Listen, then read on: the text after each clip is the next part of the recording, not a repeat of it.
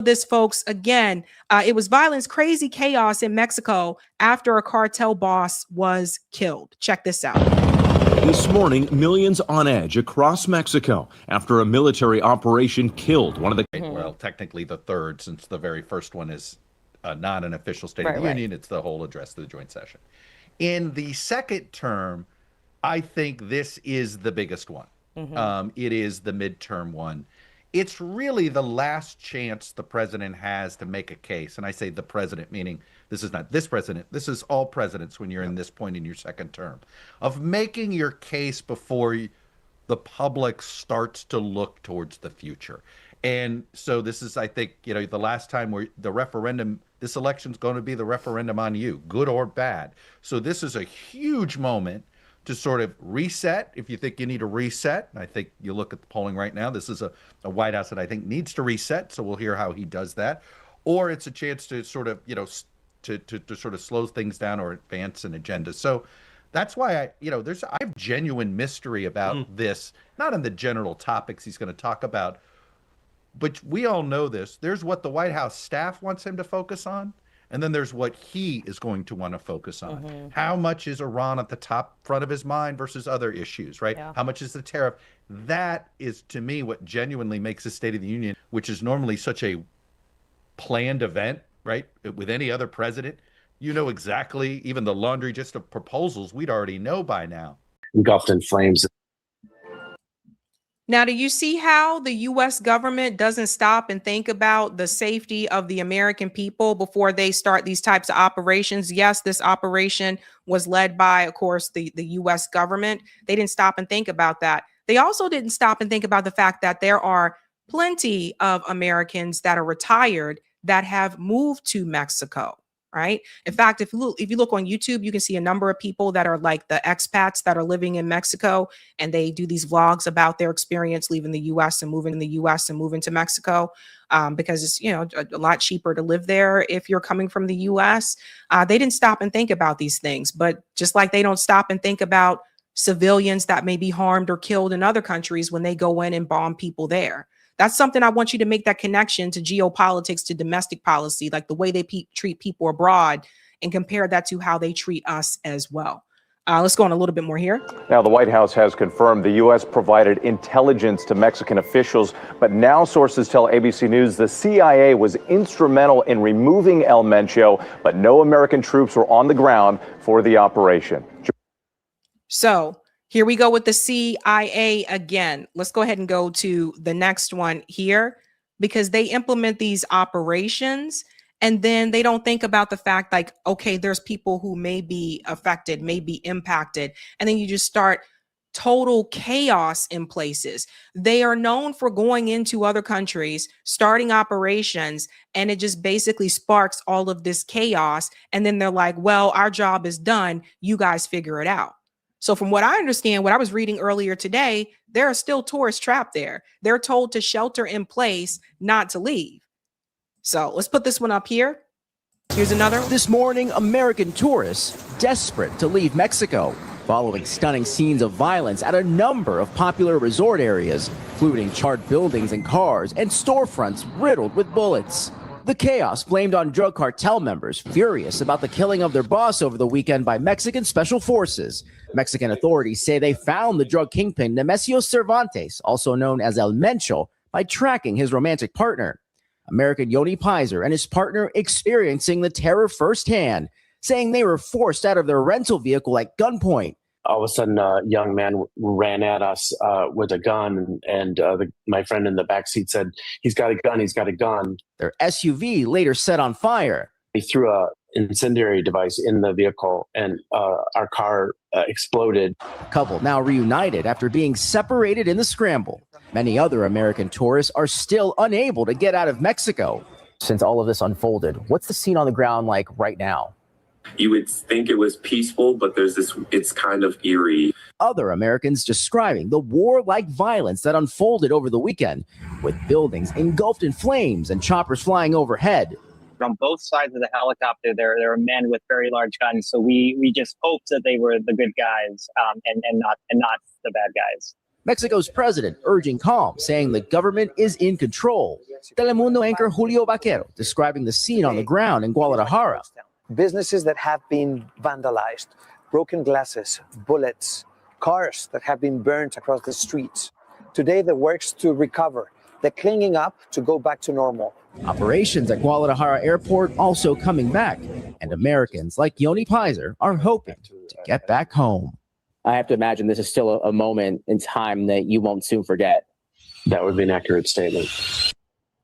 So one of the things that I want to add here as well, when we talk about destabilization, this is a good point that Money Mindset brings up. This is an old CIA tactic, destabilization.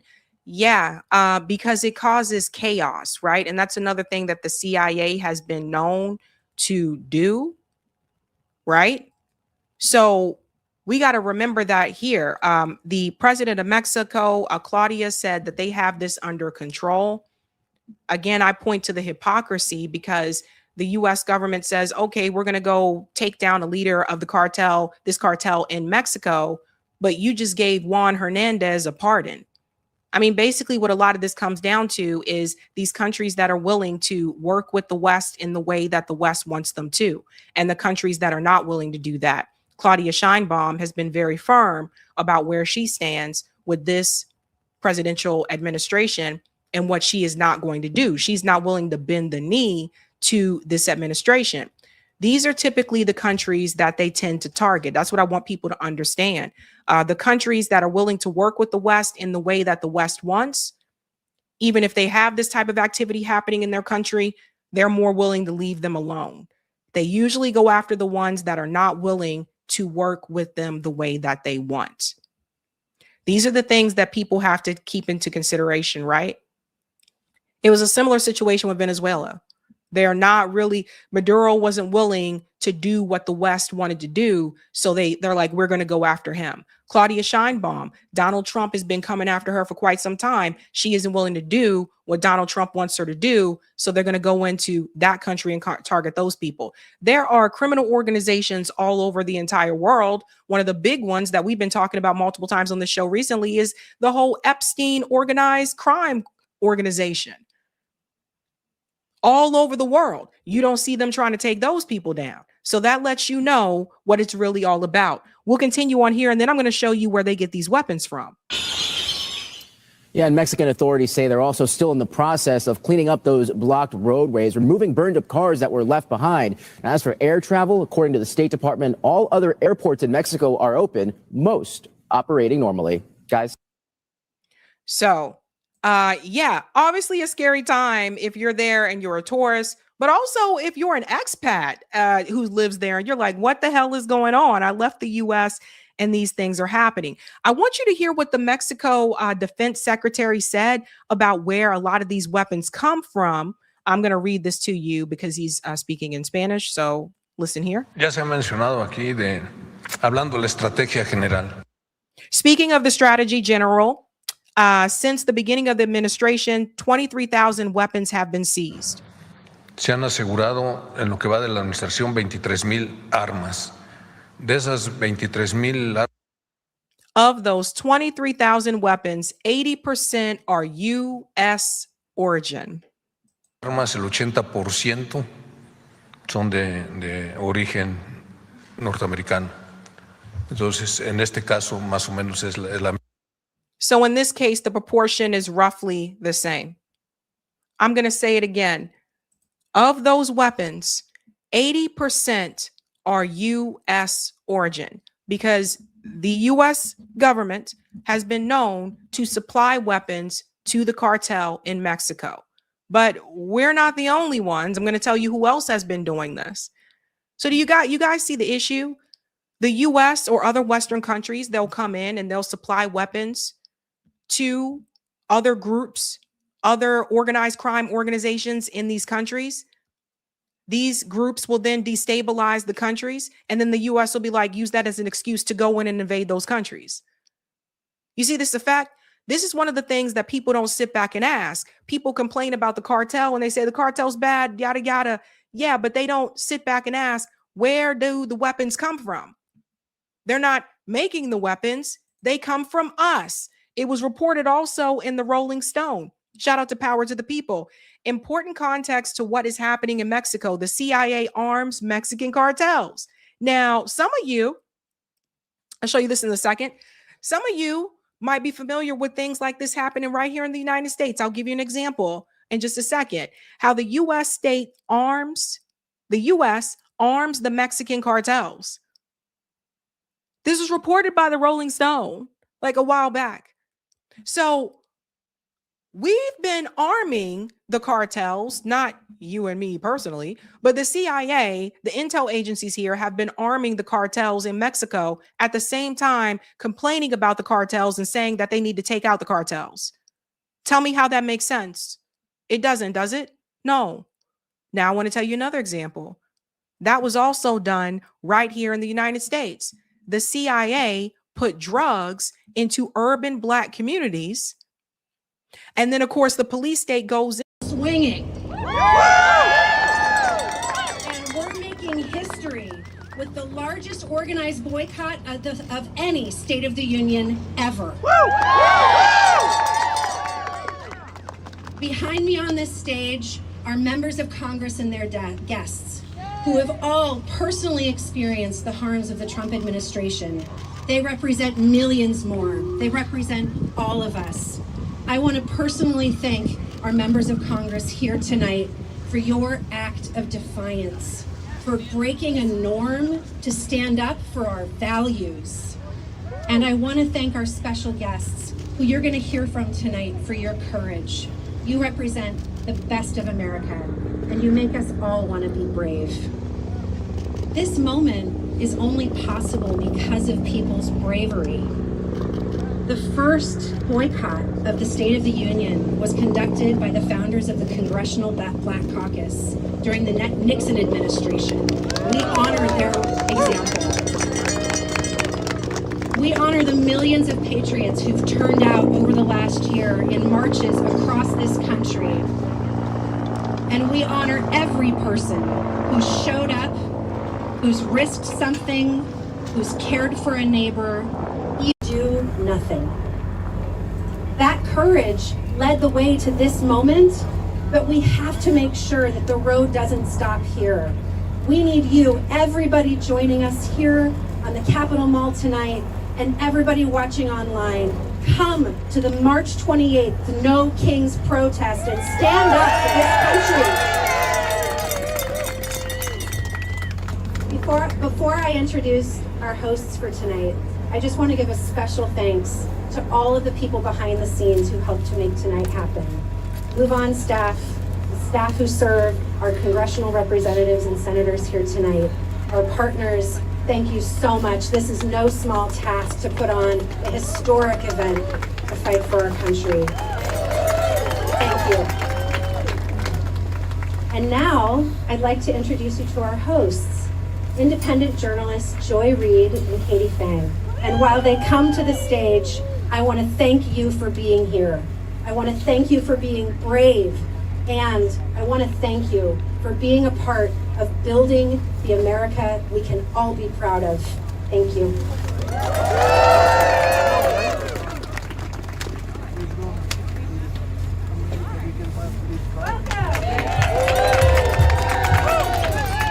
Hello there. Hello, everybody. Good evening, everyone. Are you guys excited to be here? Yeah. And not in there? That's right. Come on, I am Joy Reid, host of the Joy Reid Show. And I'm Katie Fang, host of the Katie Fang News Channel. And we are both exes of the artist formerly known as MSNBC. We are so excited to be here.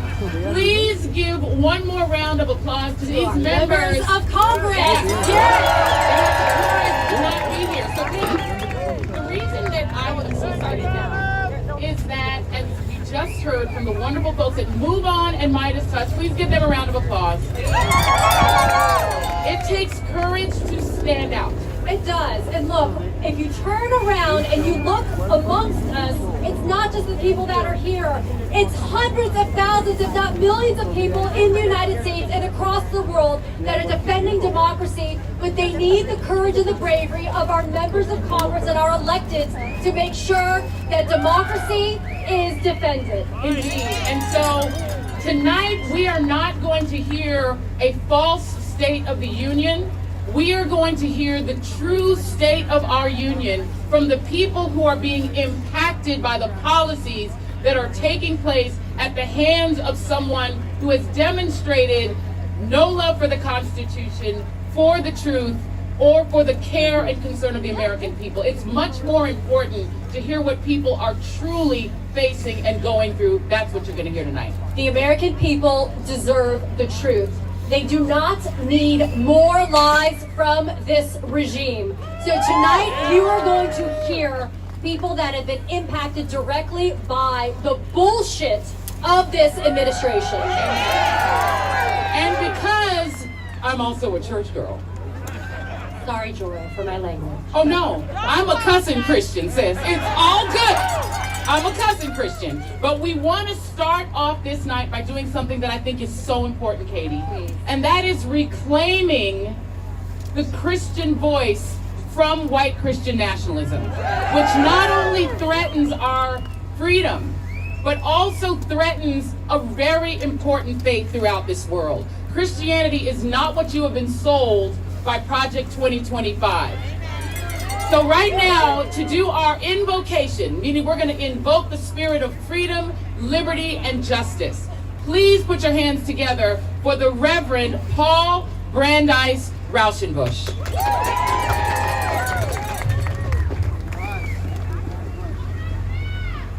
Thank you, Joy and Katie. Hello, everybody. Hello, America. Let me start by saying that my soul is so glad to be here with the People's State of the Union. I come to you as the president of Interfaith Alliance and as a Baptist minister with good news. We, the people, have the power. Is that good news? Yeah! All across America, people of diverse faiths and beliefs are showing up, are speaking out, and are proving that love for our neighbors and commitment to our democracy will prevail against the cruelty, immorality, and authoritarianism of this administration. Let me speak plainly as an American and as a Baptist minister. The Trump administration is the most hostile to religious freedom in generations. They attack any religious leader or community not in lockstep with their political agenda. The White House, the Pentagon, the Department of Justice, and ICE have weaponized religion for their white Christian nationalist crusade, which attempts to define who is a true American, conveniently made in their own image, and relegate all the rest of us to second-class status. While President Lincoln famously prayed to be on God's side, Trump instead blasphemously boasts that God is in fact on his side. In Trump's mind, God is little more than a divine mascot for his political team. But enough about that unpopular man. Tonight, we will focus and celebrate the people of America. Tonight, we will recognize all those to whom harm has been done. But we will also give thanks for the brave witness of the faith and community leaders in Minnesota, in Chicago, in Charlotte, in Portland, and here in Washington, D.C., and in towns large and small everywhere across America who are standing up against the abuse and inhumanity of ICE.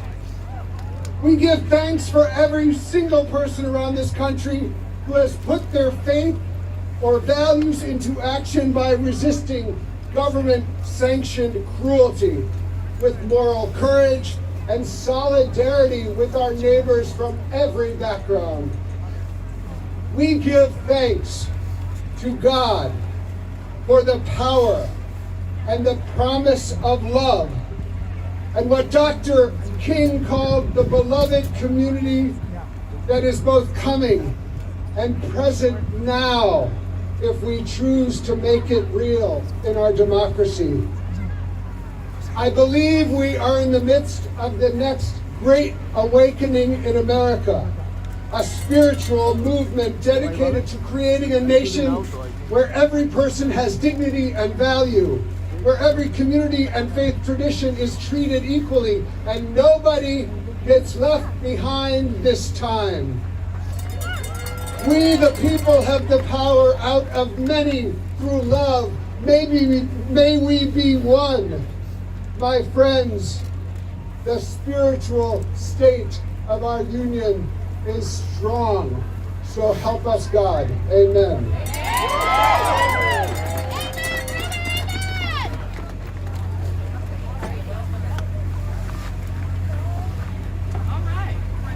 Now y'all should be well in the spirit at this point. Is everybody in the spirit? That's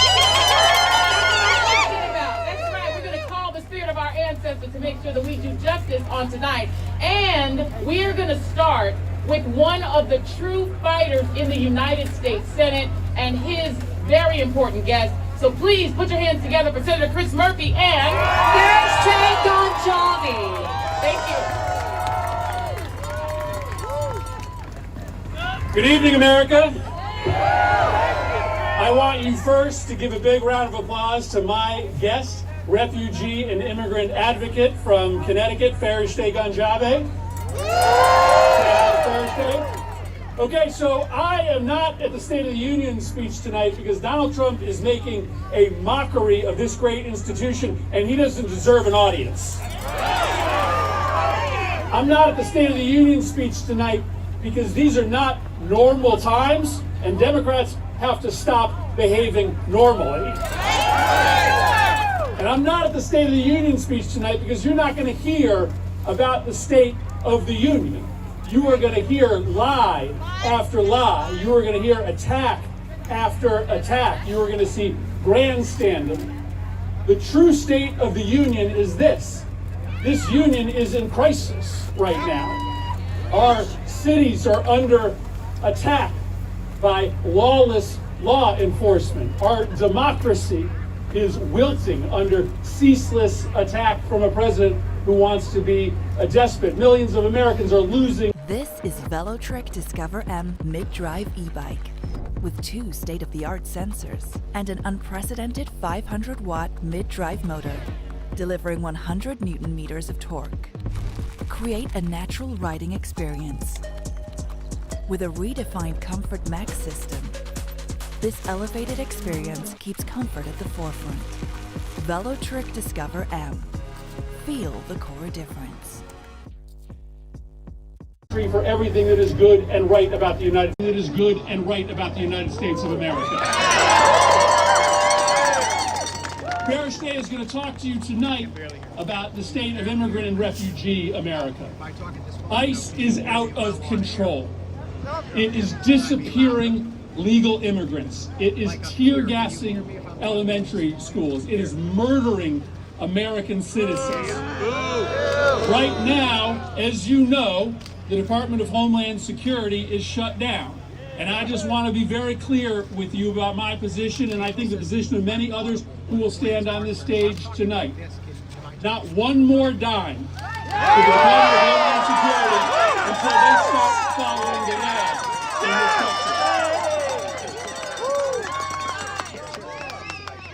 country. Farishte came to this country over a decade ago, coming to the United States from a refugee camp. She told me just off stage that this is the moment. This is the reason that she came here to the United States, to speak truth to power, to explain the trials and tribulations that every immigrant, that every refugee goes through to get here, and to press this country to order. I second the border. Go Trump! Go Trump!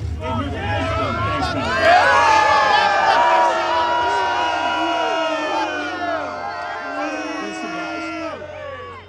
Fair Stay is here to lift us up to a common purpose and to a common goal, to understand that the best of America lies in how we treat those who have arrived to this country fleeing terror and torture and desperation. We have work to do, guys. We have a mission that we need to complete. And I want you to welcome to the podium my friend, Fair Stay Chavez.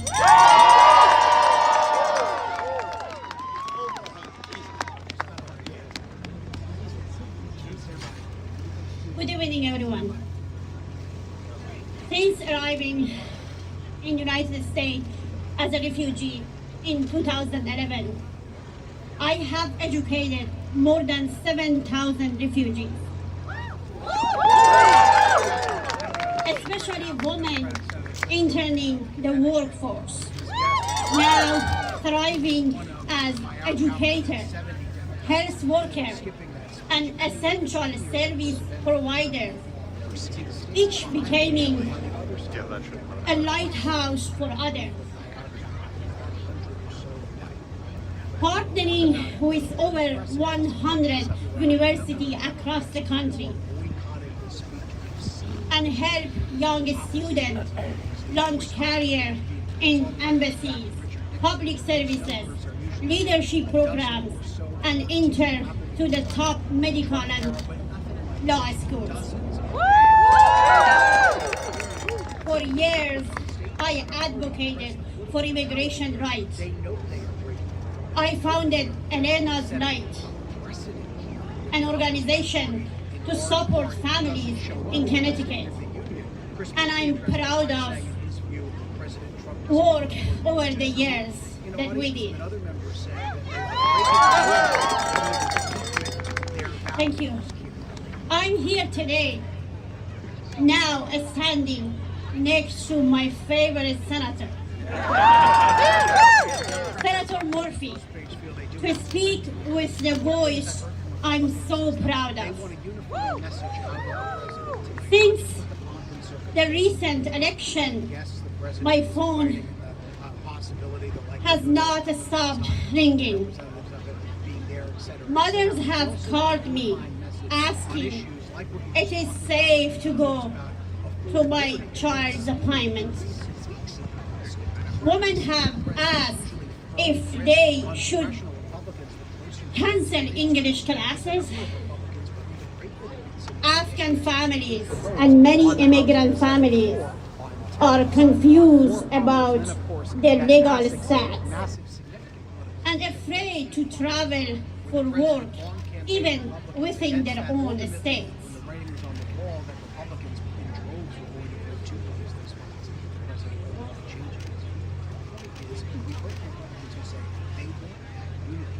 Fear is not abstract. It is in our classrooms. It is in our clinics. It is in our homes. Families feel unstable. We are living in uncertain society these days. Because of this, advocacy in Connecticut has shifted. Organizations on the ground like ours are spending more time on Know Your Rights training. Policies are shifted quickly, and we must help families with rapid response needs. Helping families with documentation for when their family members get kidnapped. And working closely with legal and health partners to support families struggling after Trump's healthcare cuts. But as hard as we try, we cannot replace health insurance. That our elderly, our children, our people with disability can no longer access. We cannot guarantee safety or peace of mind for the worker who keeps our communities running every day. This administration needs to stop separating families. Mothers, kids, and our future generation who will become our caretaker, our lawyers, our teachers, and our politicians. Our community members need safety and peace of mind to work. Leadership matters at the federal levels. We need real leaders. We need a stable federal support for integration and mental and medical health services. And we need policies rooted in dignity and education. As families can focus on building our shared community and future. When families feel secure, they build. When mothers feel safe, they live. When children feel stable, they dream. And when we protect our people, we strengthen the entire nation. This is not politics. This is humanity. This is America.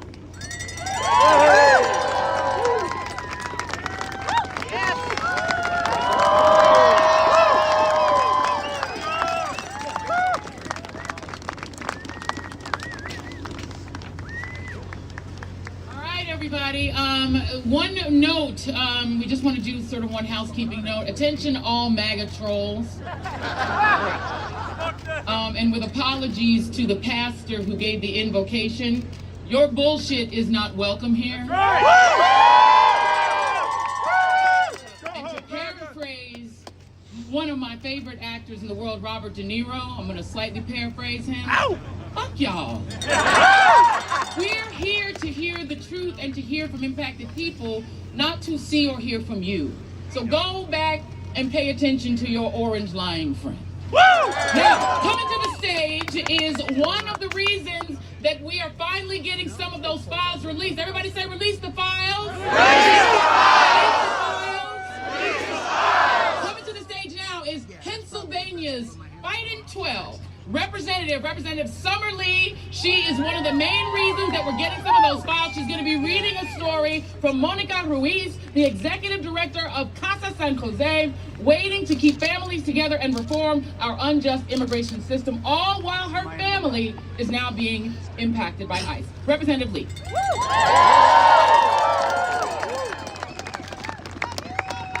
Thank you. Whew. What a start to the evening. But good evening one way or another. I am Summer Lee, representing Pennsylvania's 12th Congressional District, and I'm proud to stand here this evening with Move On, with organizers, with workers, and with everyday people who refuse to sit quietly while our country is pushed to the brink. Right now, Donald Trump is preparing to deliver his made-up version of the State of the Union. He's going to tell a familiar story tonight, that the economy is booming.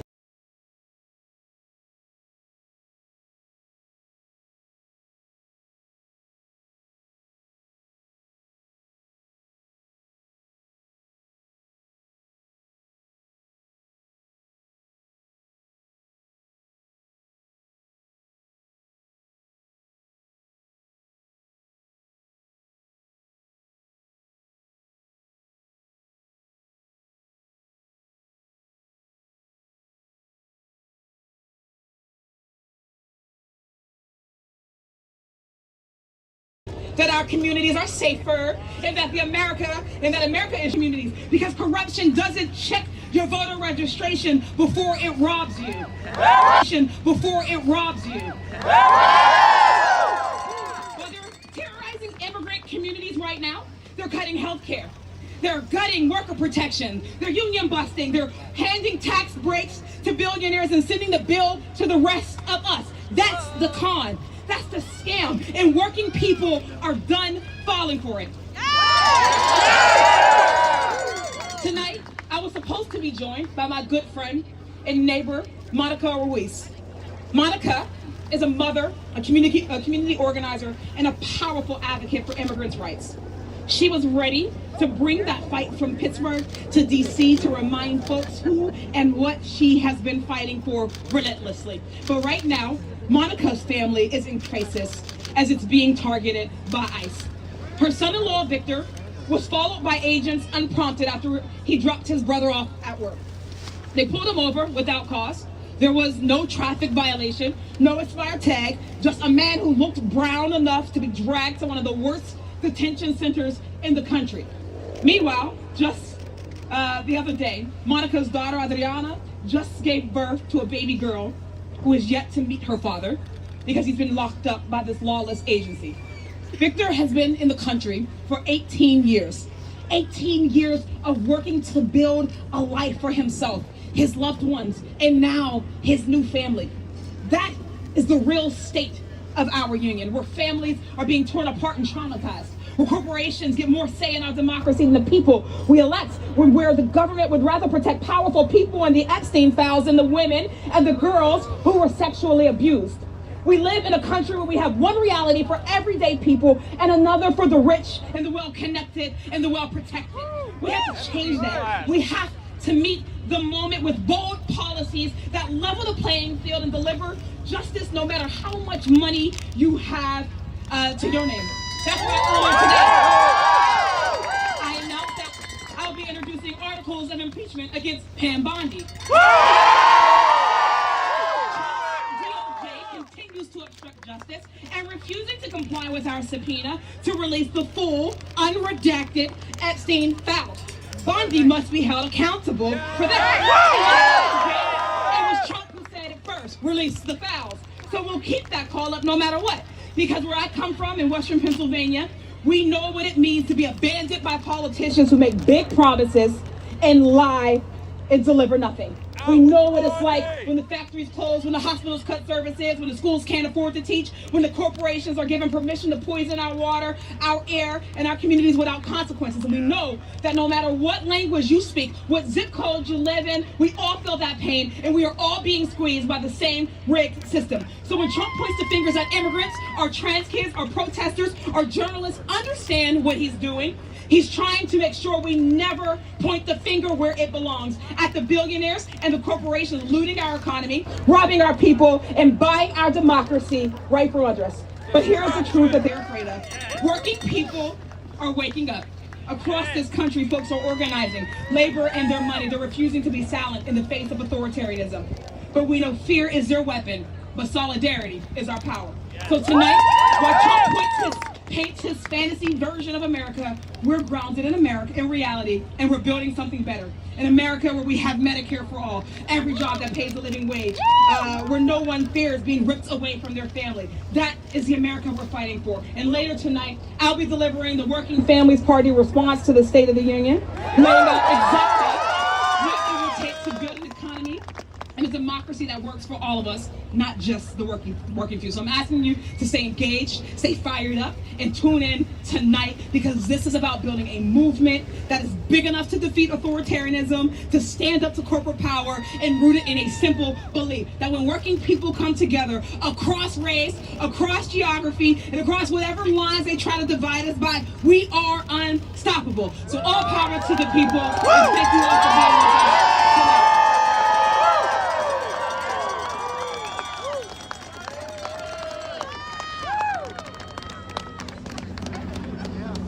Hell yeah, that's how we do it. Coming up next, a man who doesn't suffer fools from the great state of Arizona. We've got Senator Ruben Gallego. He's going to be talking about a man by the name of Steve Gomez.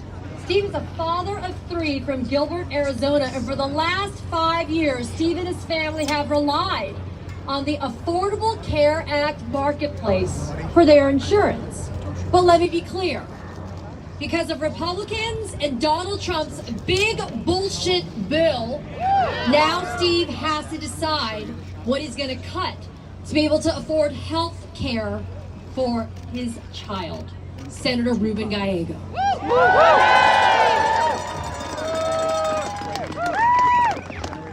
Listen, you know how important this is?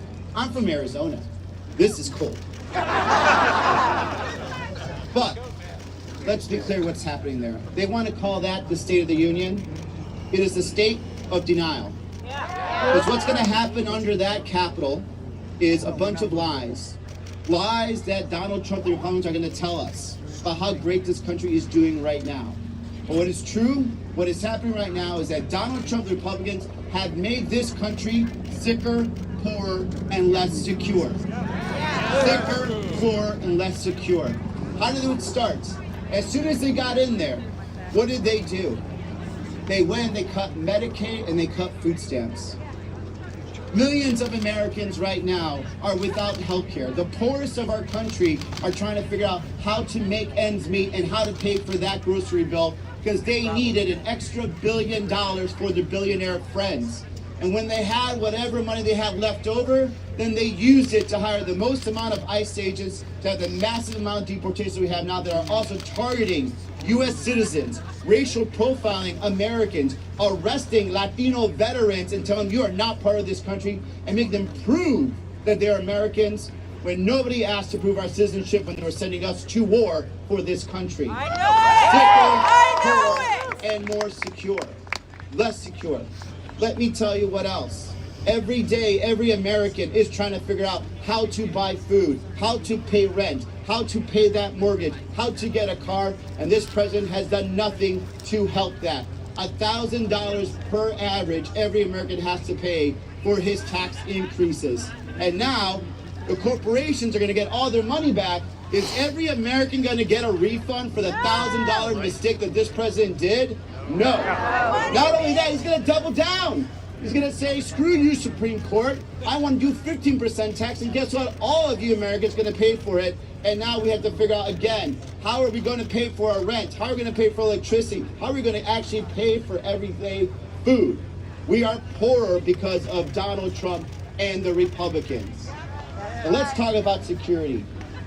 Let's talk about security. In 2 weeks, 2 Americans were gunned down by federal mass agents. In front of our eyes, in front of your eyes. And then they try to lie to you. You saw it with your own eyes. 2 Americans expressing their First Amendment rights, and they said to you that they deserve to die. 2 Americans. 2,000 federal agents, mass federal agents, suppressing citizens in Minnesota, acting as if they're a military occupation. You do not military occupy anything in any part of this country. Those are U.S. citizens. They deserve the right to free speech. They deserve the right to say there's something wrong in my community, and they deserve the right to protect themselves and say, I will not stand for this. I will revoke my First Amendment rights and get out of my city.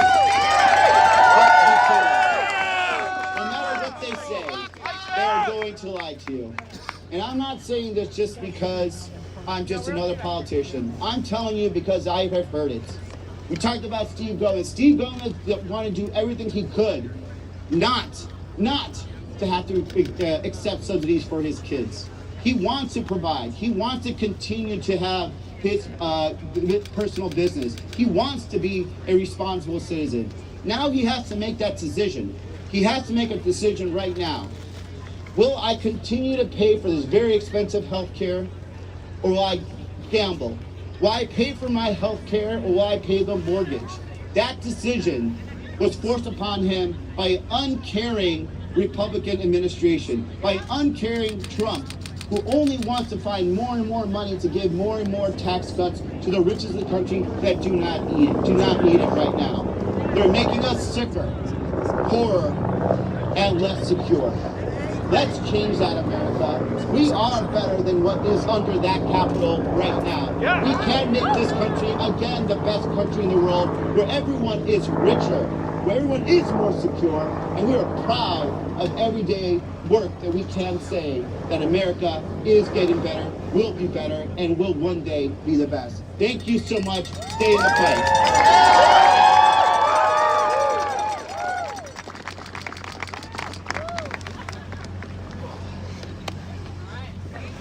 All right, y'all okay? Yeah. How many of you remember Kilmar Abrego Garcia? How many of you guys remember? Well, coming to the stage is the man who had the courage, the cojones to go and find him at CTOC. And, oh, look at that. My fans are back. What I always say is, you know who I am, and I don't know who you are. That means you're a fan, you're a fan, you're a fan, you're a fan. Keep on standing there. Keep on standing there, because I don't know who the hell you are, but you know me. Hallelujah. Keep on being my fan. Well, coming to the stage is the great Chris Van Hollen, Senator Chris Van Hollen of the great state of Maryland. He'll be joined by Jenna Norton, a public health scientist focused on health equity and data standards to improve health outcomes in kidney and urologic diseases. She was a lead organizer of the Bethesda Declaration, a whistleblower letter to the NIH director and members of Congress detailing this harm. In November 2025, she was placed on retaliatory administrative leave. So you're going to want to give her a major round of applause. Senator Van Hollen.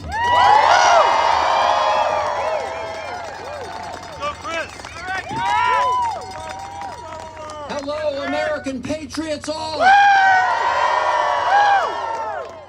We are gathered here in this place because we love our country. And we know that our democracy is not on automatic pilot. And we know that we, the people, must mobilize to save it. Are you out here to save?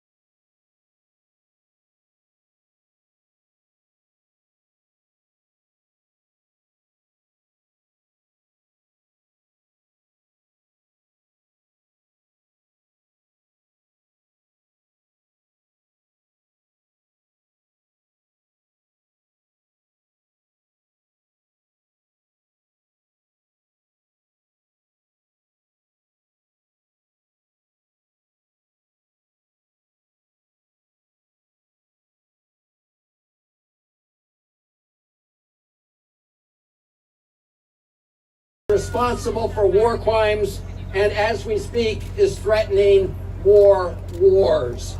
We need to stop him. We are gathered here because we know that we cannot pretend that any of this is normal and that we will not and must not pretend that this is business as usual. We must get in the way of Donald Trump's march toward fascism. We cannot take our country down that road. And what Donald Trump wants to do is what we know all bullies do, all dictators do. He wants to intimidate all of us.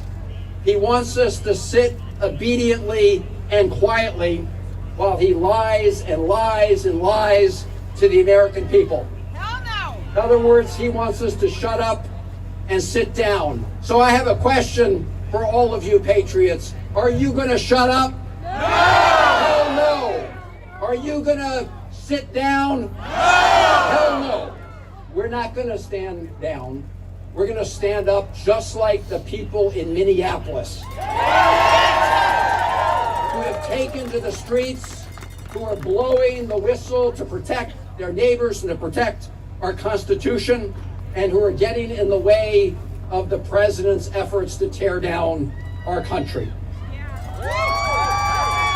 Now look, we know Donald Trump is unpopular, and we know he knows he's unpopular. So tonight, right up that hill in the United States Capitol, he's going to pretend that he really wants to help working Americans. He's going to pretend that he does want to bring down those prices. He lies!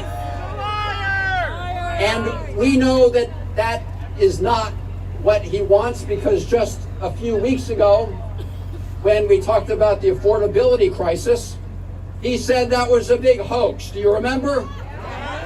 He said that was a hoax. Well, it's real. And we all need to make sure that we put forward ideas to deal with it. So in my view, it's not enough that we hold the line against Donald Trump. We must do. But let's face it, we also need to show the American people that we are willing to stand up and fight against big corporate special interests to the benefit of all of the American people. Are we going to do that together? Because we need to make sure that we unrig a tax code that right now favors people who make money off of money over people who earn a check through their hard work. Are we going to change that? Yes! We need to make sure that all of you don't pay higher electric bills, so data centers that are owned by the richest corporations on the planet can make more money. Are we going to make sure that your electricity bills don't go up for them? Yes! And we need to make sure that big oil and the biggest polluters don't pass on the check to all of us, because polluters should pay.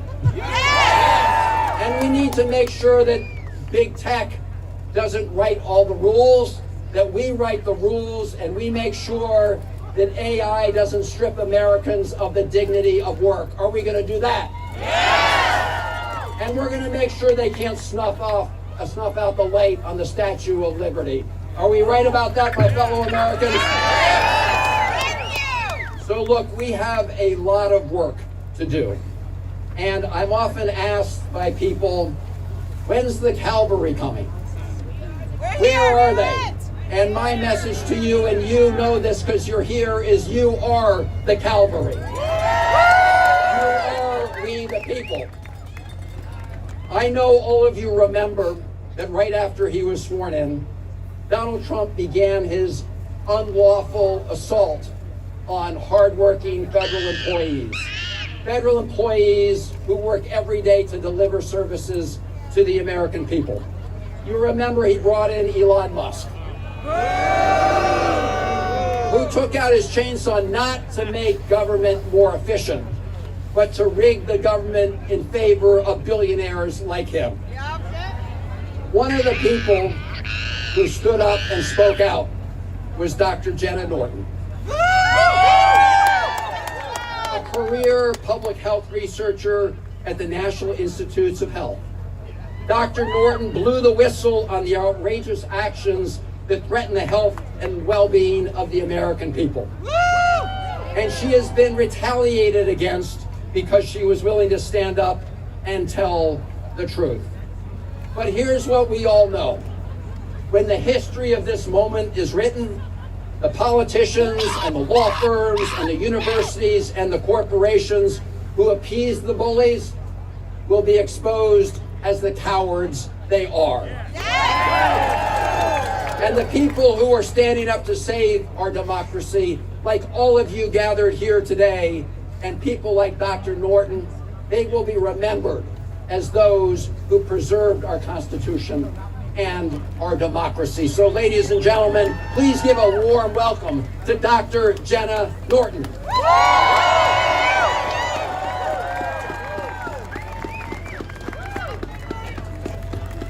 Thank you, Senator Van Hollen. I'm so honored to be here today, speaking up with so many other brave people in my personal capacity.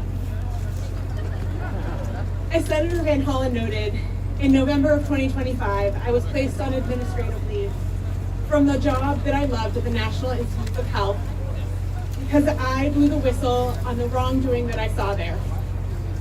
The Trump administration put research participants and public health at risk by a... Is that better? So, thank you, Senator Van Hollen, and thank you for letting me know that you couldn't hear me. I am very honored to be here today with all of the brave folks who have been speaking up, and I am here in my personal capacity. So as Senator Van Hollen noted, I was placed on administrative leave in November of last year because I spoke up about the wrongdoing that I was seeing in a job that I used to love at the National Institutes of Health until it was fundamentally changed. The Trump administration put research participants and public health at risk when they abruptly terminated NIH studies.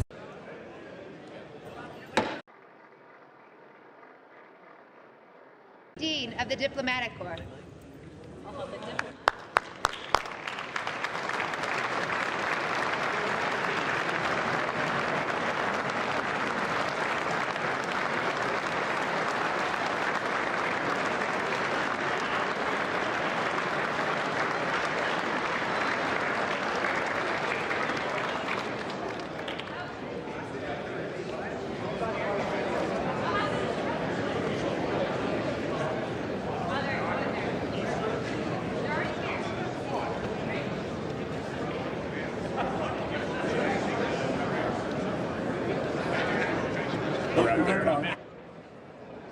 And we are live. The speech and the president should be entering in about 8-10 minutes or so.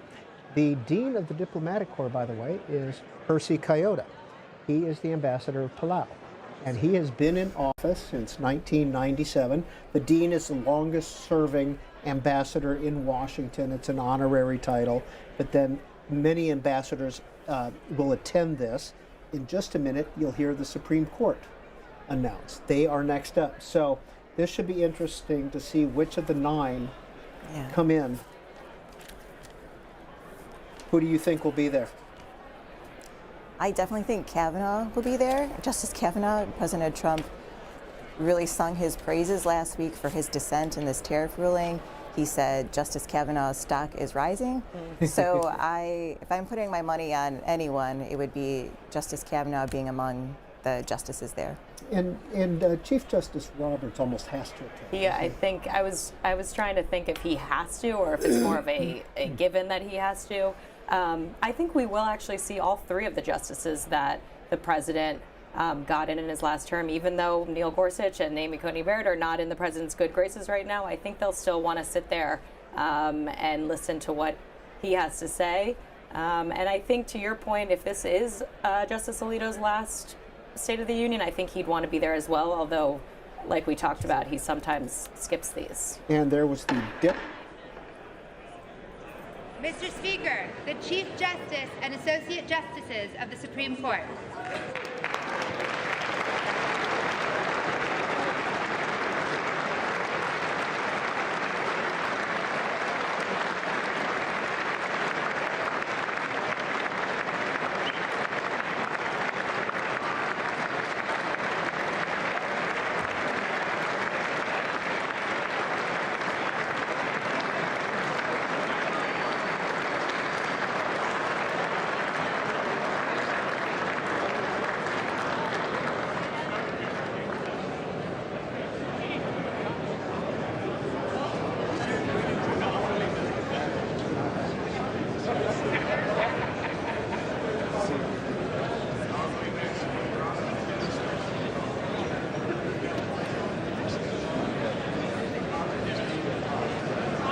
And we are still here with Alex Gangitano and Marissa Schultz, two reporters who have been with us all night.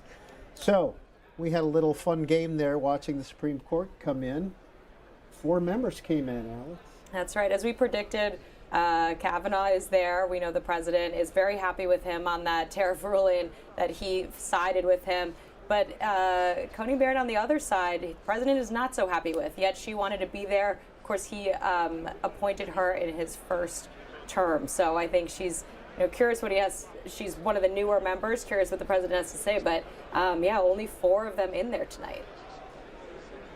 Marissa Schultz, our colleague, Greta Bronner, noted that John Fetterman, D of Pennsylvania, is wearing a suit tonight.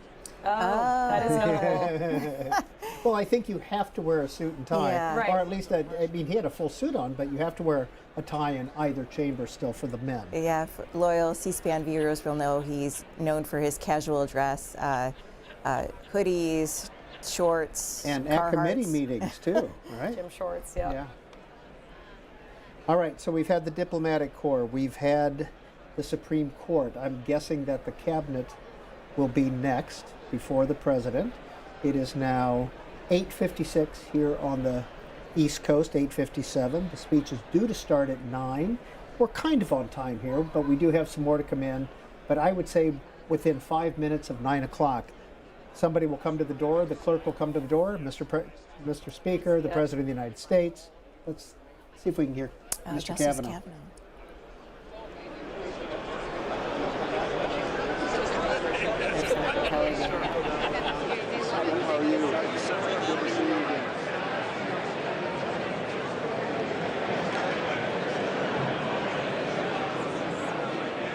And there's Mrs. Vance. Lady Vance. And she's due with their 4th in July, I right. believe it is, Yep. correct? Yep. She's there. And we have not seen Mrs. Trump enter yet. Oh, there's Senator Kelly. Is he talking with the Supreme Court? He's talking with Elena Kagan. Yeah, it looks like he's waiting to She's the head over senior justice who was appointed by a Democratic president, I believe. And the only Democratic liberal justice in the chamber tonight. Oh, we've got The only one in the chamber. Oh, Right. there's Ivanka and Barron. That's right. Is that? Yeah, that's Yeah. Barron Trump, the president's youngest son, and Ivanka Trump, who used to serve in the first administration. Yeah, up from Florida. She lives in Florida now, and of course her husband is very active in the Middle East. Oh, his policy, yeah. Here I imagine comes- he's in the chamber. Let's see who's coming. Because that must be Mrs. Trump. There she is. And with some of the guests that she brought. She announced earlier that she was bringing 2 young female students who exemplify 2 of her policies related to AI education and foster youth services. You can see how Barron Trump just towers over his mother. And he's a what, 2nd year at NYU? That's right. We'll see if he gets a shout out to the president.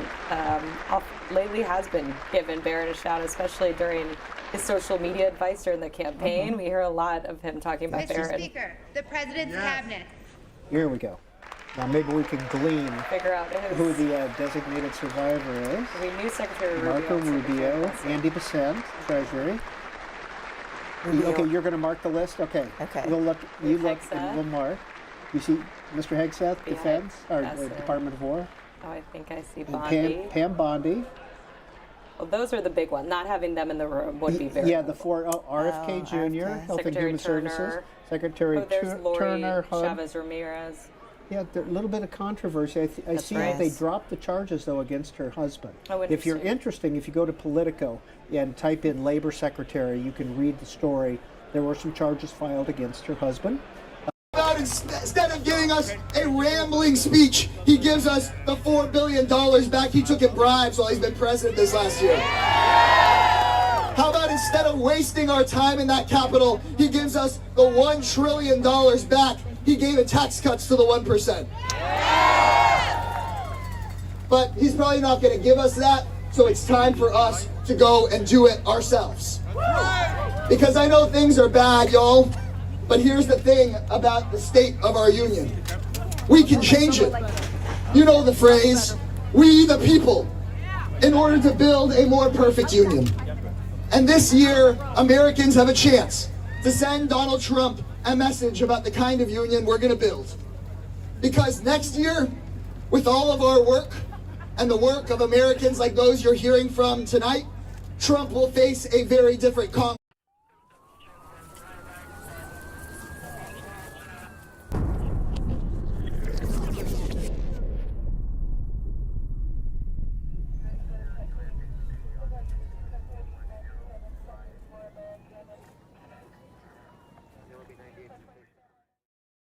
Everyday Americans are speaking up about how they're getting screwed by Donald Trump. And I have the honor of being joined by one of them tonight. Please give a very loud, very warm welcome to Jill Cordick.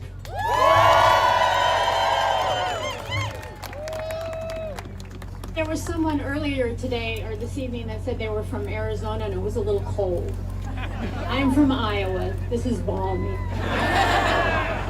So tonight, as President Trump is delivering the State of the Union and obviously bragging about the fantastic economy he's produced, I'd like to take a moment and tell you a little bit about how his economy is affecting me.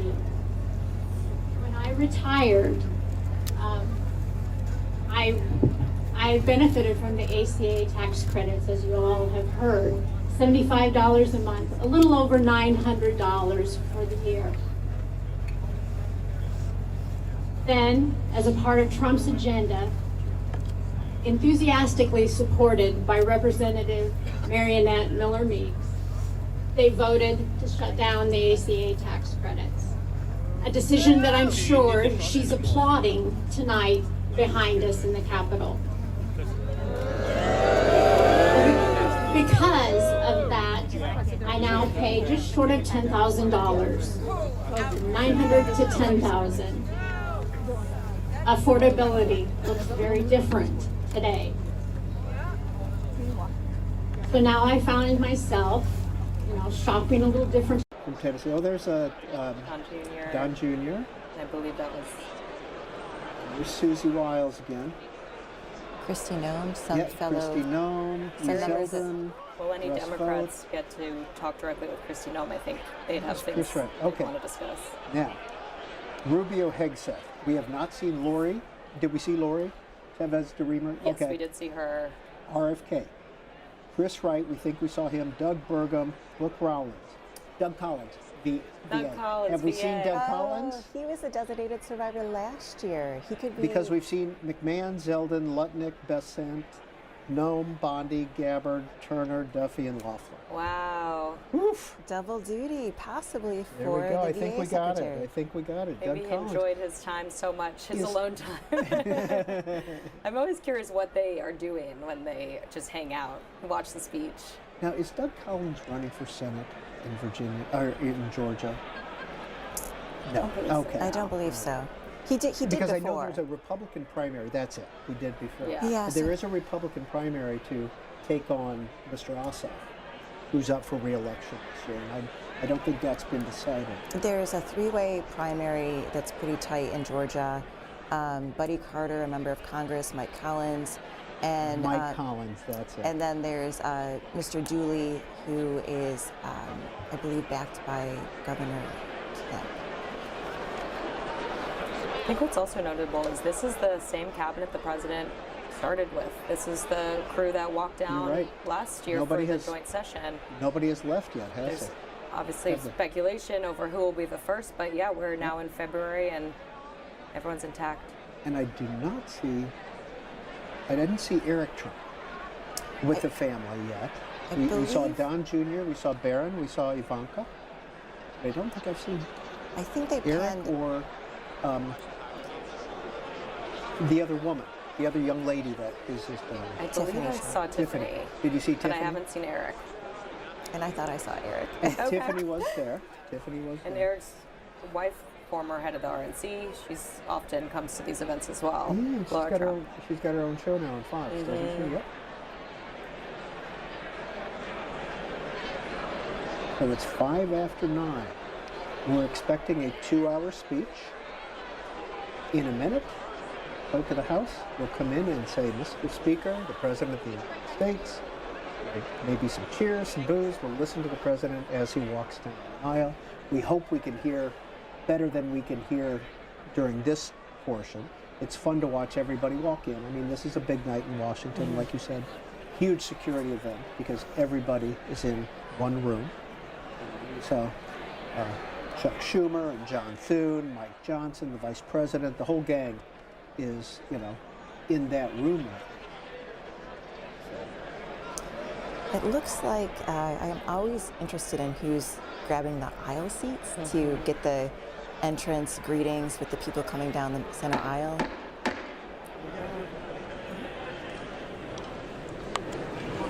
Mr. Speaker, the President of the United States.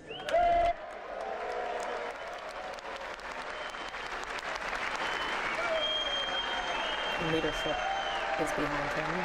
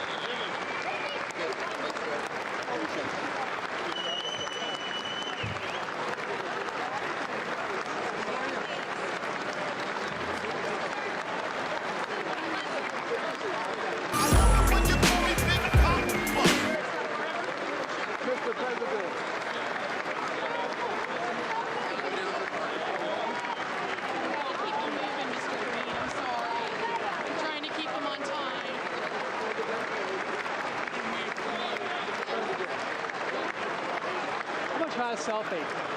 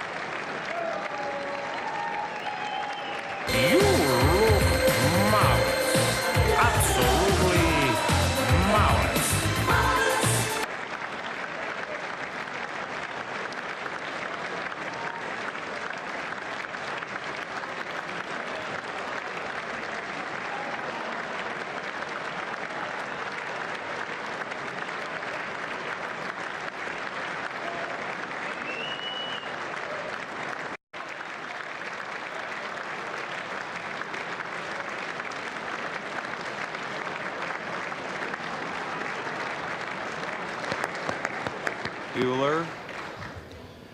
Members of Congress, I have the high privilege and distinct honor of presenting to you the President of the United States. Bueller.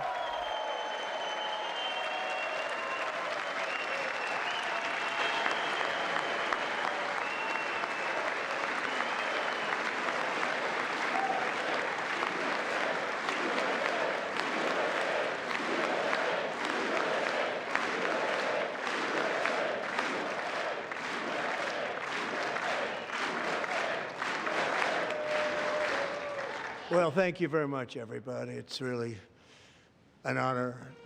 Speaker Johnson, Vice President Vance, First Lady of the United States,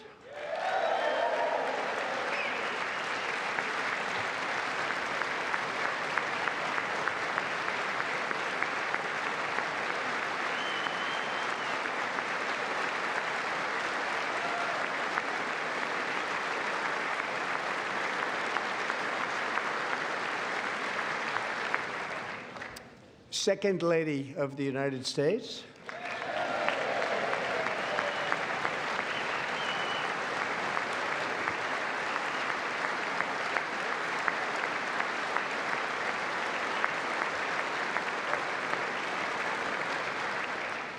members of Congress, and my fellow Americans. Our nation is back, bigger, better, richer, and stronger than ever before.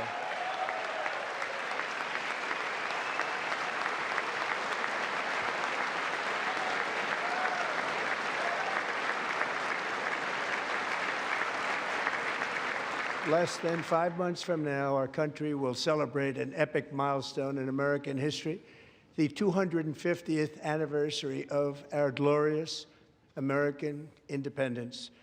This July 4th, we will mark 2.5 centuries of liberty and triumph, progress and freedom in the most incredible and exceptional nation ever to exist on the face of the earth. And you've seen nothing yet. We're going to do better and better and better. This is the golden age of America.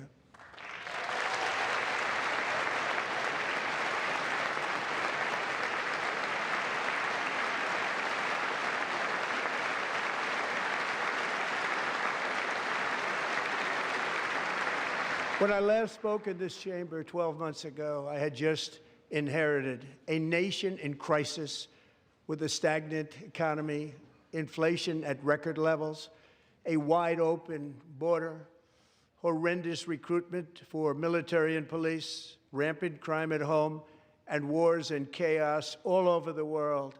But tonight, after just 1 year, I can say with dignity and pride that we have achieved a transformation like no one has ever seen before, and a turnaround for the ages. It is indeed a turnaround for the ages.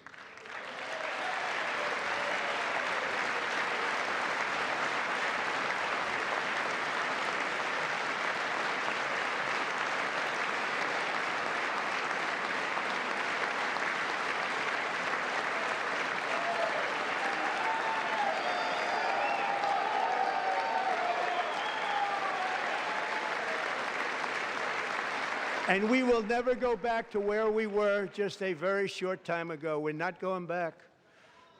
Today, our border is secure.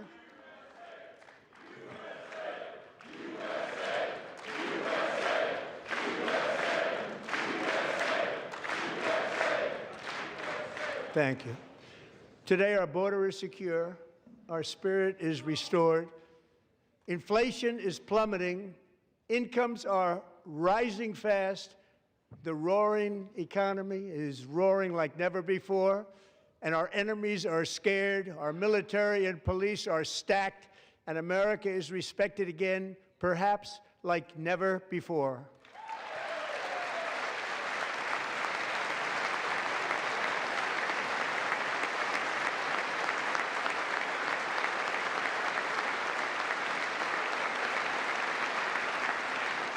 After 4 years in which millions and millions of illegal aliens poured across our borders, totally unvetted and unchecked, we now have the strongest and most secure border in American history by far.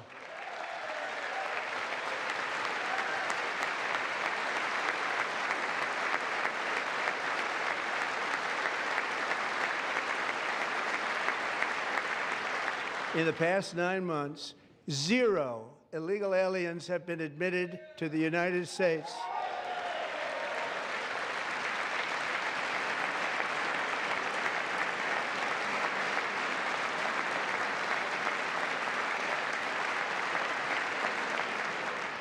But we will always allow people to come in legally, people that will love our country and will work hard to maintain our country.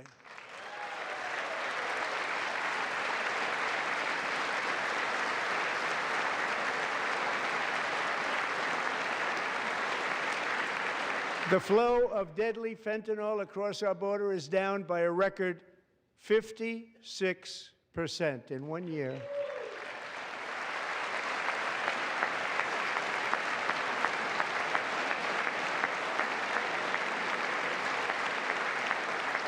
And last year, the murder rate saw its single largest decline in recorded history. This is the biggest decline, think of it, in recorded history, the lowest number in over 125 years. The lowest number in over 125 years. Year 1900. In fact, substantially before my wonderful father, I had a wonderful father, Fred, before he was born.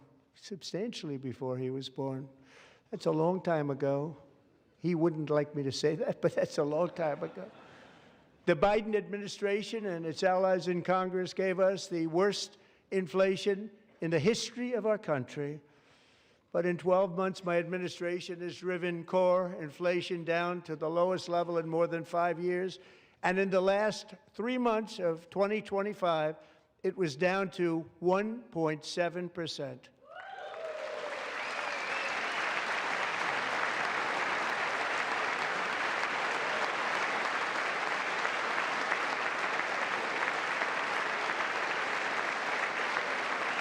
Gasoline, which reached a peak of over $6 a gallon in some states under my predecessor, it was quite honestly a disaster, is now below $2.30 a gallon in most states, and in some places, $1.99 a gallon. And when I visited the great state of Iowa just a few weeks ago, I even saw $1.85 a gallon for gasoline.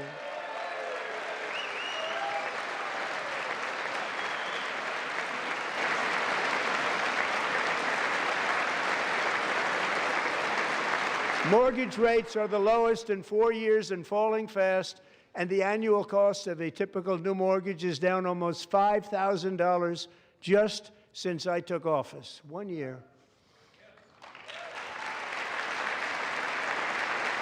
And low interest rates will solve the Biden-created housing problem while at the same time protecting the values of those people who already own a house that really feel rich for the first time in their lives. We want to protect those values. We want to keep those values up. We're going to do both.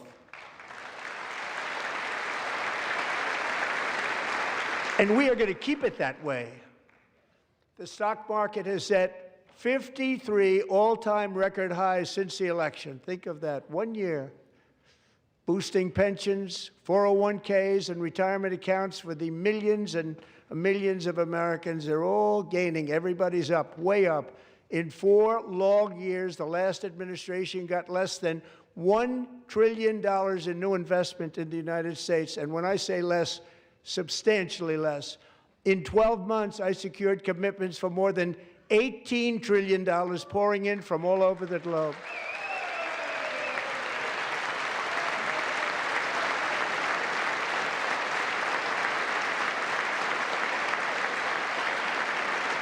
Think of it, much less than $1 trillion for 4 years versus much more than $18 trillion for 1 year. What a difference a president makes.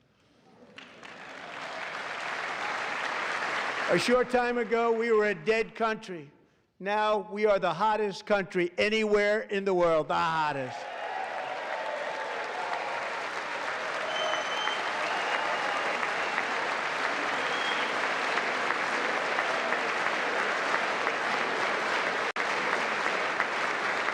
As thousands of new businesses are forming and factories, plants, and laboratories are being built, We have added 70,000 new construction jobs in just a very short period of time. It's getting bigger and bigger and stronger.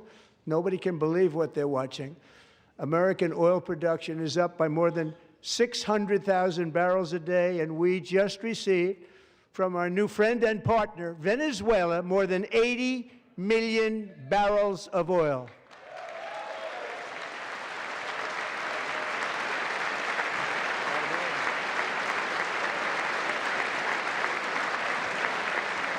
American natural gas production is at an all-time high because I kept my promise to drill, baby, drill.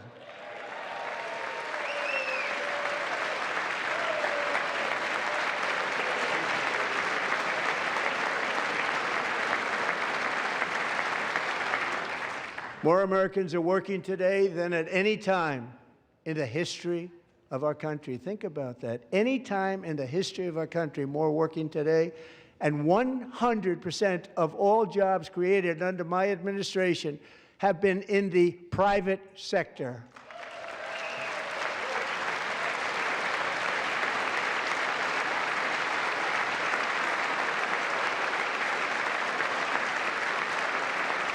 We ended DEI in America.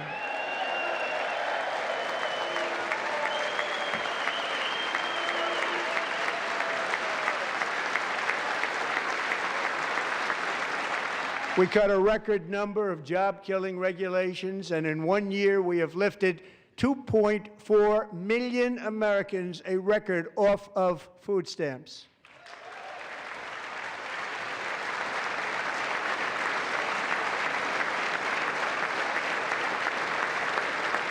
And for all of these reasons, I say tonight, members of Congress, the state of our union is strong.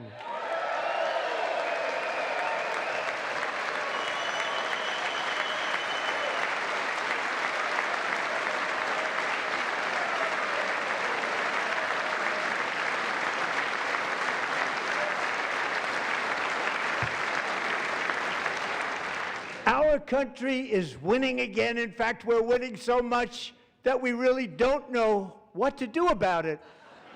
People are asking me, please, please, please, Mr. President, we're winning too much. We can't take it anymore. We're not used to winning in our country. Until you came along, we're just always losing, but now we're winning too much. And I say, no, no, no, you're going to win again. You're going to win big. You're going to win bigger than ever. And to prove that point, here with us tonight is a group of winners who just made the entire nation proud. The men's gold medal Olympic hockey team. Come on in.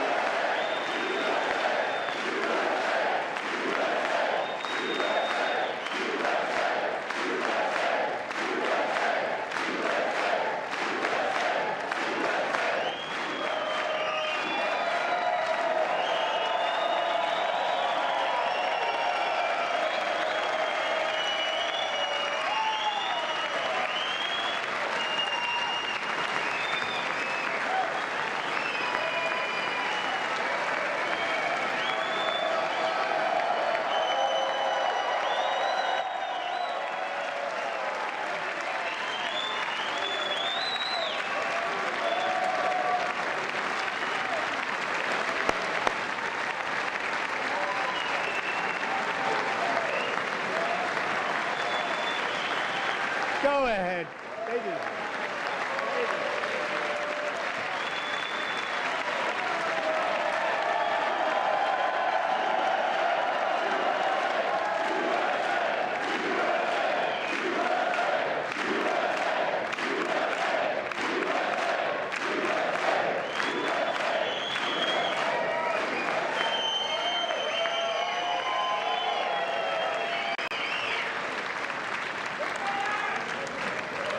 That's the first time I've ever seen them get up.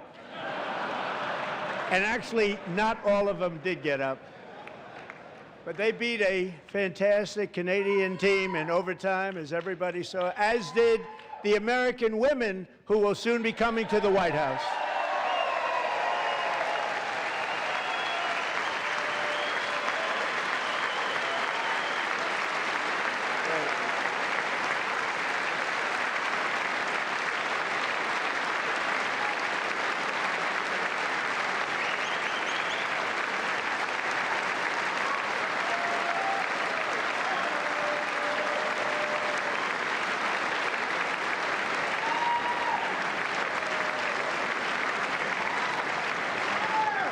They were in the Oval Office before, and I just want to say a second very big congratulations to Team USA. But I have to say that, and I told them this, and we took a vote of the team. I said, anybody votes no, I'm not doing it.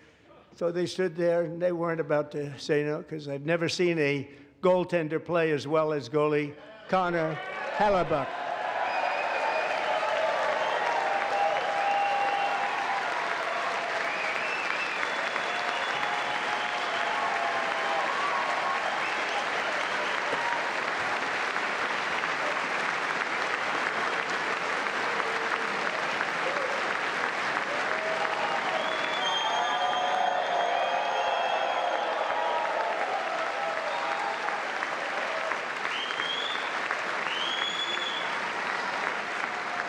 Think of it, 46 shots on goal, and I asked him, the one shot, the one where you put your stick in the back and it hit the neck of your stick and bounced off, do you practice that, or was that a little lucky? He refused to answer that question. But I just want to tell you that the members of this great hockey squad will be very happy to hear, based on their vote and my vote, and in this case my vote was more important, that I will soon be presenting Connor with our highest civilian honor, which we will be given and which has been given to many athletes over the years. But when I say many, not too many, like 12, it's called the highest civilian honor in our country, the Presidential Medal of Freedom.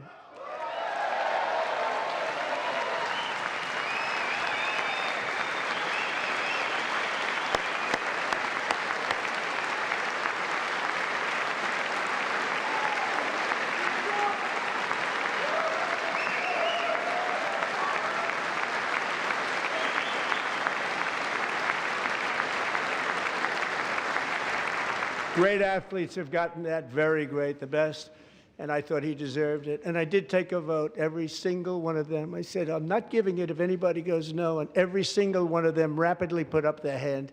So I want to thank you. What a special job you did. What special champions you are. Thank you very much.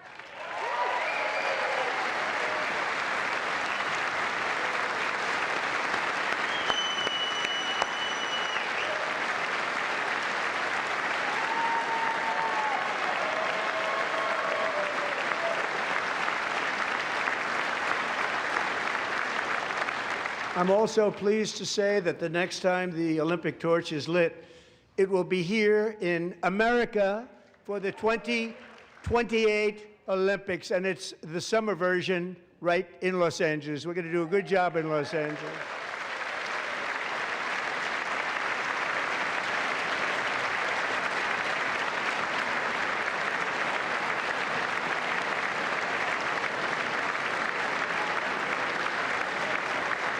And Los Angeles is going to be safe, just like Washington, D.C. is now one of the safest cities in the country.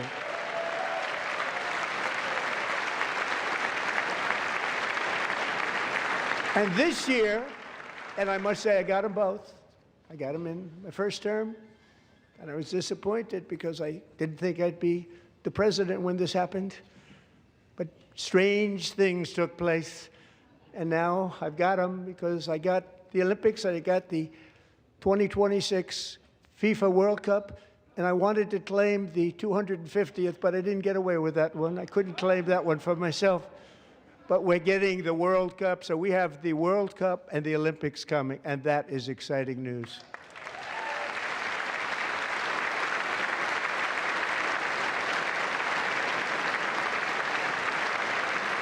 So this will be a year to celebrate our country and the heroes who have kept it free. Men like Buddy Taggart. At age 17, Buddy volunteered to defend America in World War II, serving in the Pacific under the great General Douglas MacArthur. He fought bravely in the famous Battle of Manila, worked so hard. He was badly wounded and almost killed by enemy machine guns in Luzon. And 81 years ago this month, he liberated the largest internment camp in the Philippines, one of the largest anywhere in the world. But he earned many honors, including a Purple Heart and a Bronze Star, came home, started a family, and tonight he is in the gallery looking forward to July 4th, 2026, his 100th birthday.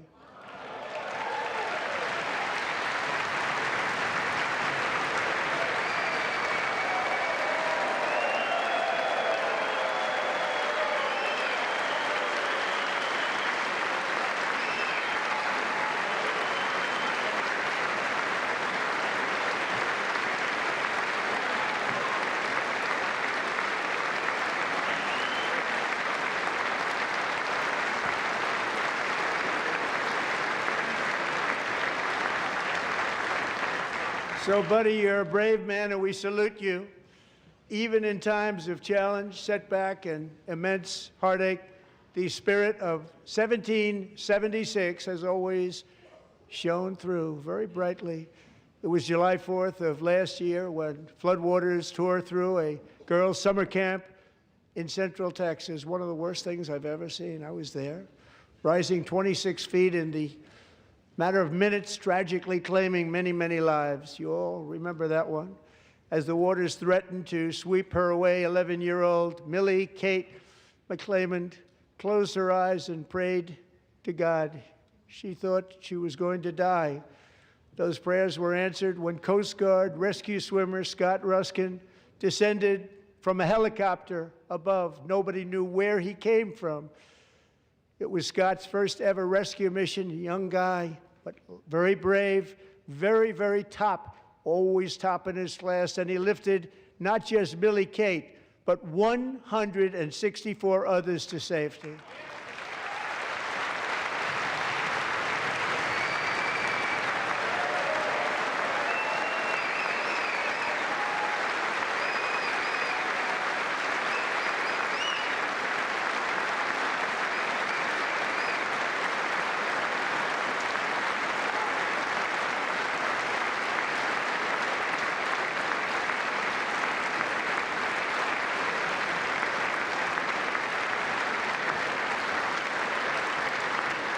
People watched Scott from a distance, and they couldn't believe what they were seeing. The winds were blowing, the rain was pouring, everything was going, and that rapid water, nobody's ever seen anything like it. They said, wow, that's something.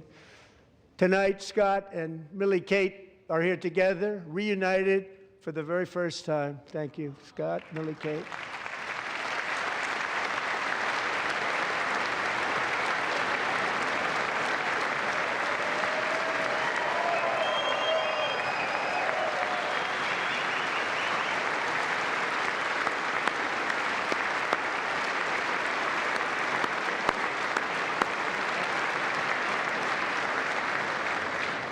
And Petty Officer Ruskin, I'm pleased to inform you that I am now awarding you the Legion of Merit for extraordinary heroism, which is what it was, extraordinary heroism. Thank you.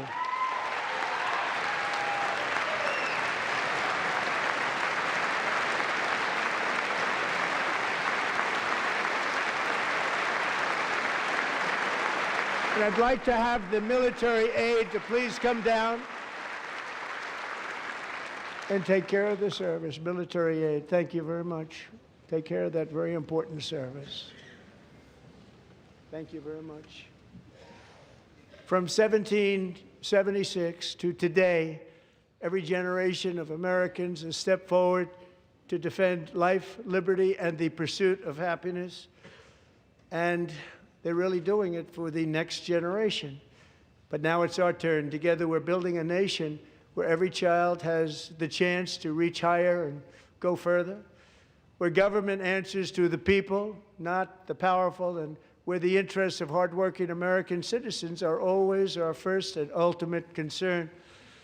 That is the debt we owe to the heroes who came before us, and that is the promise we must keep to America for our 250th year.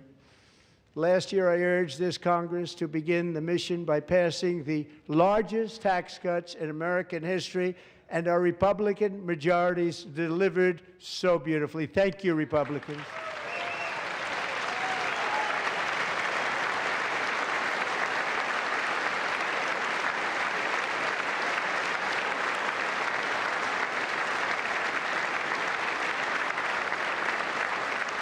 All Democrats, every single one of them, voted against these really important and very necessary massive tax cuts.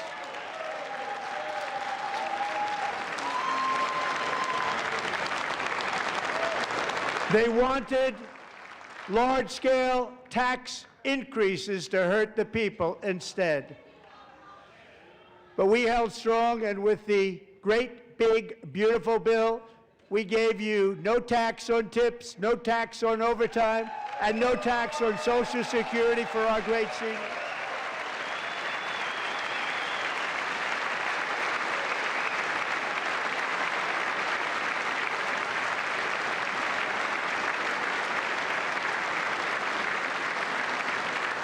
And we also made interest on auto loans tax deductible the first time, but only if the car is made in America.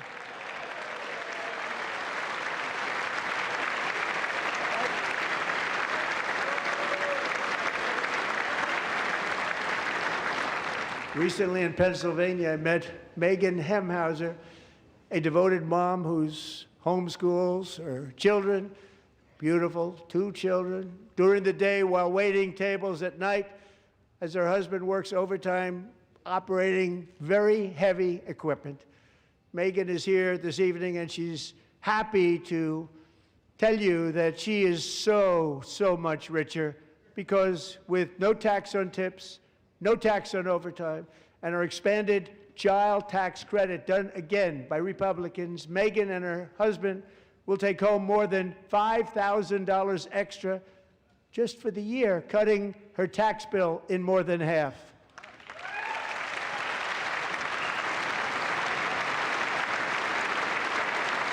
Megan, please stand up. We're fighting for you, Megan.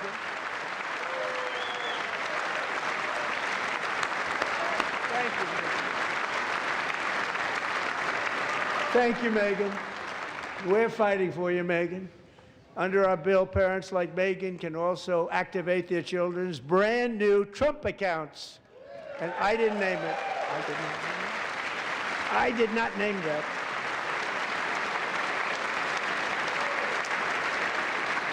Nobody believes me, but I did not name it. It was named by a very tall man sitting right there in the 3rd row.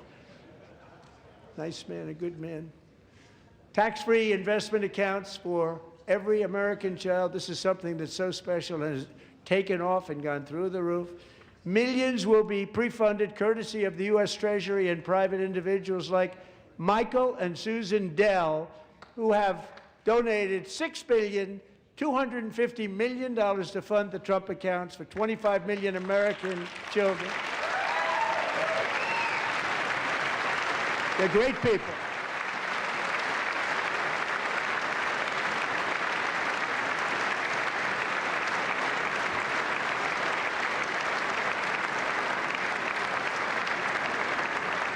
When I asked Michael Dell, how do you make all that money? He said, well, I just sat on my dorm in school, and I made computers, and I'd sell them to people, and I just kept selling and selling and selling, and pretty amazing story. That's called the American dream. He sold a lot of computers, a lot of those laptops, so I congratulate him on that, but I really thank him and Susan, as well as others like Brad Gerstner, a very tremendous guy. He was behind it right from the beginning. Brad Gerstner. Thank you, Brad.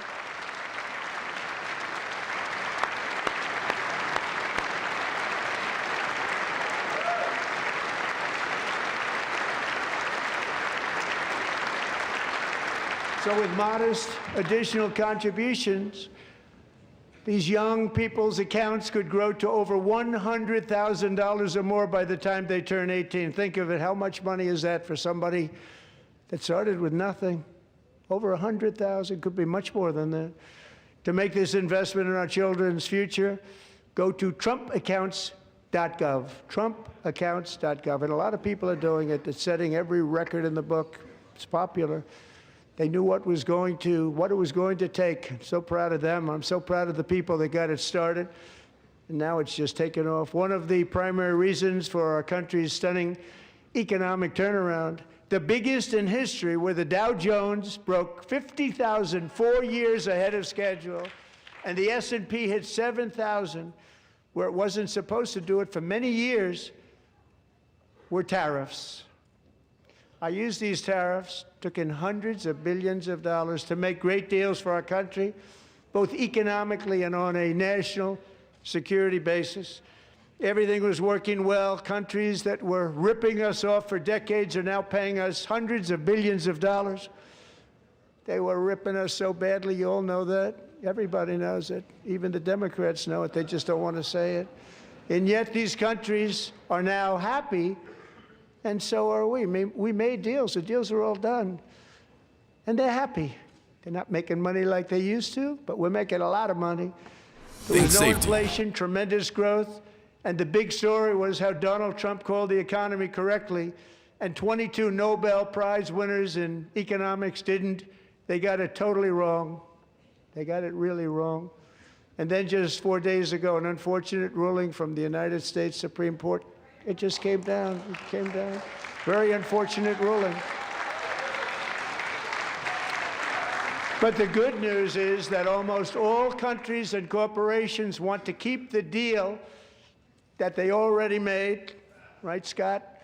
Knowing that the legal power that I, as president, have to make a new deal could be far worse for them, and therefore they will continue to work along the same successful path that we had negotiated before the Supreme Court's unfortunate involvement. So despite the disappointing ruling, peace protecting many of the wars I settled was because of the threat of tariffs. I wouldn't have been able to settle them without. Will remain in place under fully approved and tested alternative legal statutes. And they have been tested for a long time. They're a little more complex, but they're actually probably better, leading to a solution that will be even stronger than before. Congressional action will not be necessary. It's already time-tested and approved. And as time goes by, I believe the tariffs paid for by foreign countries will, like in the past, substantially replace the modern-day system of income tax, taking a great financial burden off the people that I love.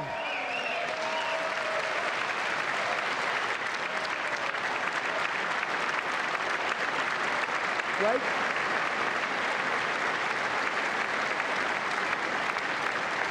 Moving forward, factories, jobs, investment, and trillions of dollars will continue pouring into the United States of America because we finally have a president who puts America first. I put America first.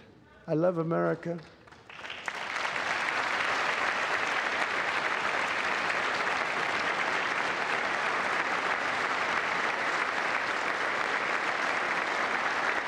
For decades before I came along, we had the exact opposite. From trade to healthcare, from energy to immigration, everything was stolen and rigged in order to drain the wealth out of the productive, hardworking people who make our country great, who make our country run. Under Biden and his corrupt partners in Congress and beyond, it reached a breaking point with the Green New scam, open borders for everyone. They poured in by the millions and millions from prisons, from mental institutions. They were murderers, 11,888 murders. They came into our country. You allowed that to happen. And record-setting inflation that cost the typical family $34,000 in just a speck of time. Now the same people in this chamber who voted for those disasters suddenly use the word affordability, a word They just used it. Somebody gave it to them, knowing full well that they caused and created the increased prices that all of our citizens had to endure. You caused that problem. You caused that problem.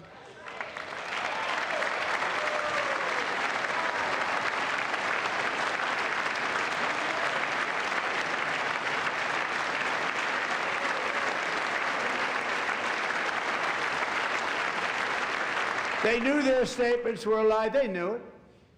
They knew their statements were a dirty, rotten lie. Their policies created the high prices. Our policies are rapidly ending them. We are doing really well. Those prices are plummeting downward.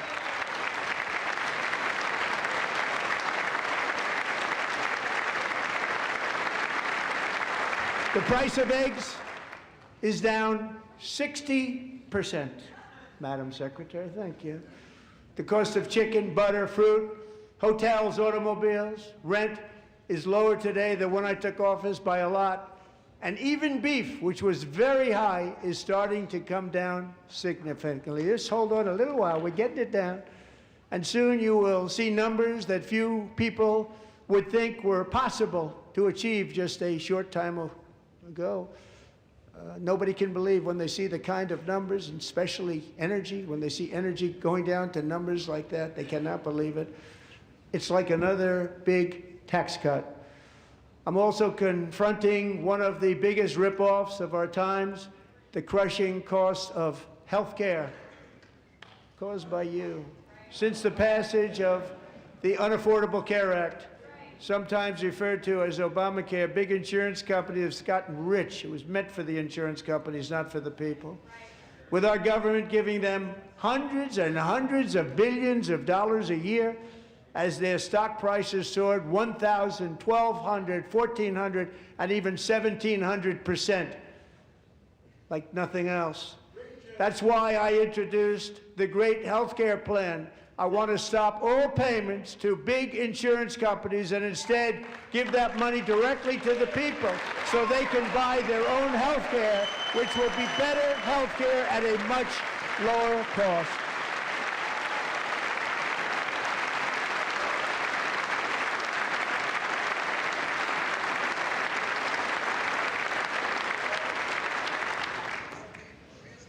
In addition, my plan requires maximum price transparency. That's a big deal. Sounds so simple, so big. And I did that in my first term, and the Democrats immediately terminated it with full knowledge that they were doing a very bad thing for the people. Costs were going to go way up, and that's what happened, and now I'm bringing them way down on health care and everything else. I'm also ending the wildly inflated cost of prescription drugs like has never happened before.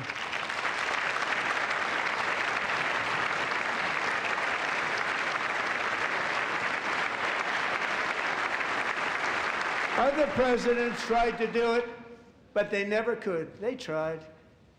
Most didn't try, actually. But they tried. They said they tried. They couldn't do it. They didn't even come close. They were all talk and no action, but I got it done. Under my just enacted most favored nation agreements, Americans who have for decades paid by far the highest prices of any nation anywhere in the world for prescription drugs will now pay the lowest price anywhere in the world for drugs. Anywhere, the lowest price.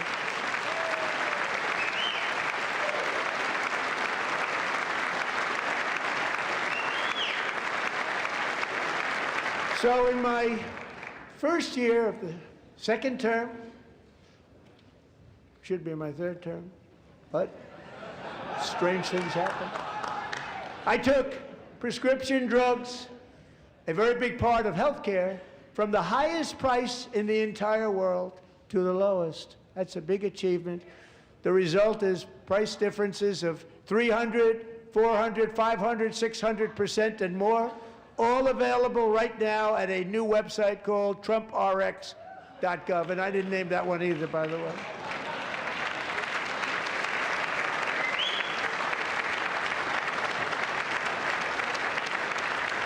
And here tonight is the very first customer ever to get that big discount, and it is big, Catherine Rayner. For 5 years, she and her husband have struggled with infertility, and they turned to IVF. One drug has been costing Catherine $4,000 to purchase. But a few weeks ago, she logged onto the Trump RX website and got that same drug that cost $4,000, got it for under $500, a reduction of much more, actually, than $3,500. Catherine, we are all praying for you, and you're going to be a great mom.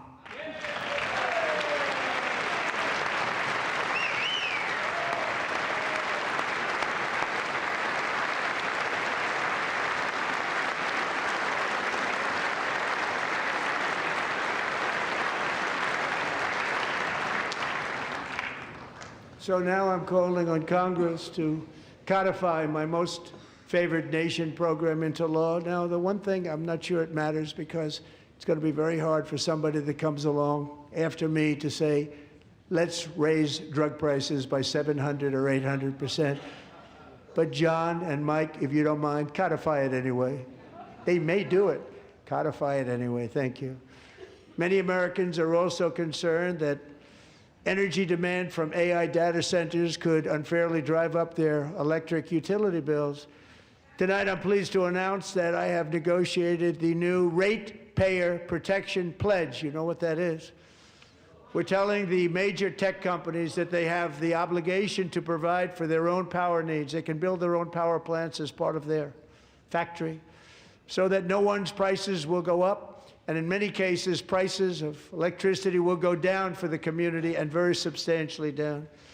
This is a unique strategy never used in this country before. We have an old grid. It could never handle the kind of numbers, the amount of electricity that's needed. So I'm telling them they can build their own plant. They're going to produce their own electricity. It will ensure the company's ability to get electricity while at the same time lowering prices of electricity for you, and could be very substantial for all of you cities and towns. You're going to see some good things happen over the next number of years. Another pillar of the American dream that has been under attack is home ownership. With us tonight is Rachel Wiggins, a mom of 2 from Houston. She placed bids on 20 homes and lost all of those bids to gigantic investment firms that bypassed inspection, paid all cash, and turned those houses into rentals, stealing away her American dream. She was devastated.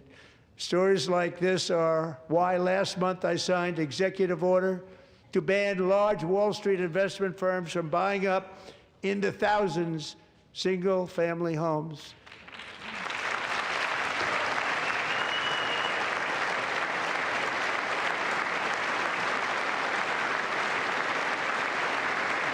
And now I'm asking Congress to make that ban permanent, because homes for people, really, that's what we want. We want homes for people, not for corporations. Corporations are doing just fine. Rachel, thank you very much. Good luck with your home. You'll get one soon.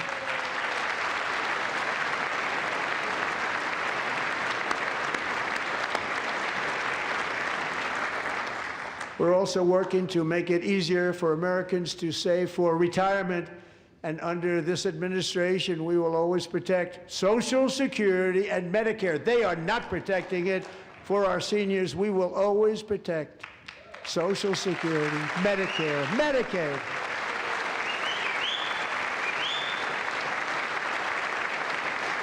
Since I took office, the typical 401k balance is up by at least $30,000. That's a lot of money. We have millions and millions of people, because the stock market has done so well, setting all those records. Your 401ks are way up. Yet half of all of working Americans still do not have access to a retirement plan with matching contributions from an employer.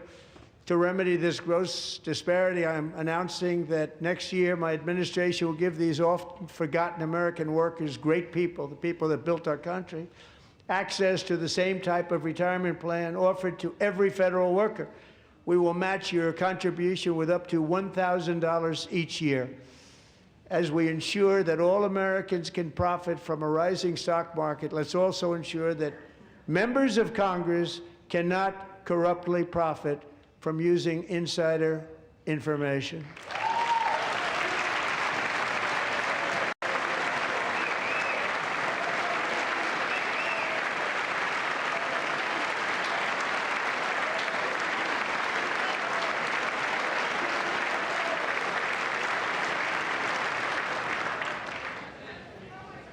They stood up for that. I can't believe it.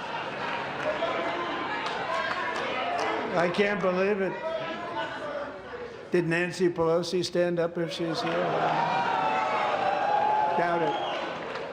Pass the Stop Insider Trading Act without delay.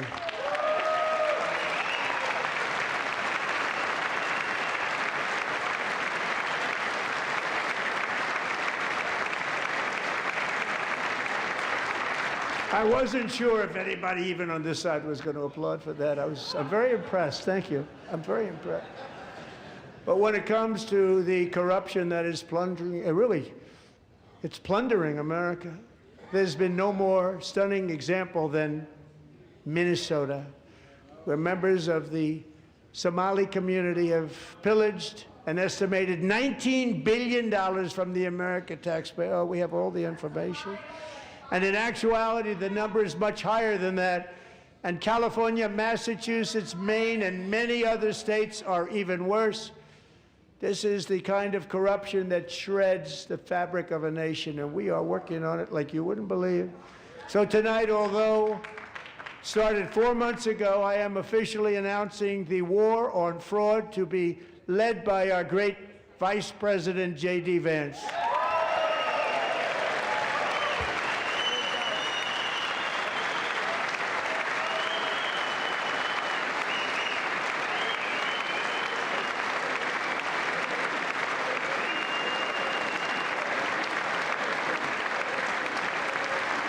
We'll get it done.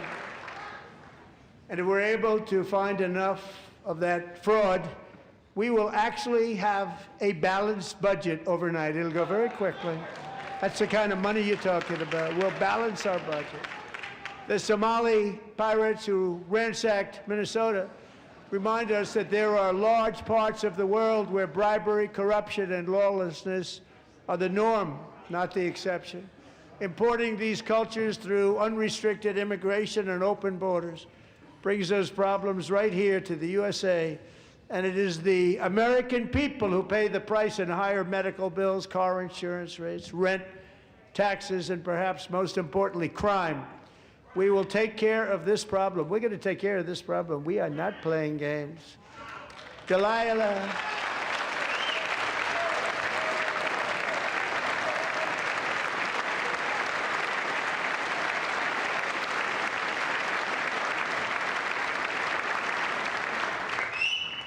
Delilah Colvin was only 5 years old in June 2024 when a 18-wheel tractor trailer plowed into her stopped car traveling at 60 miles an hour or more. The driver was an illegal alien let in by Joe Biden and given a commercial driver's license by open borders politicians in California. Doctors said Delilah would never be able to walk or talk, have a good life. She wouldn't even be able to eat again. But against all odds, she is now in the first grade learning to walk. And she's here this evening with her dad, Marcus, a fantastic man. Delilah, please, you are a great inspiration. Please stand up.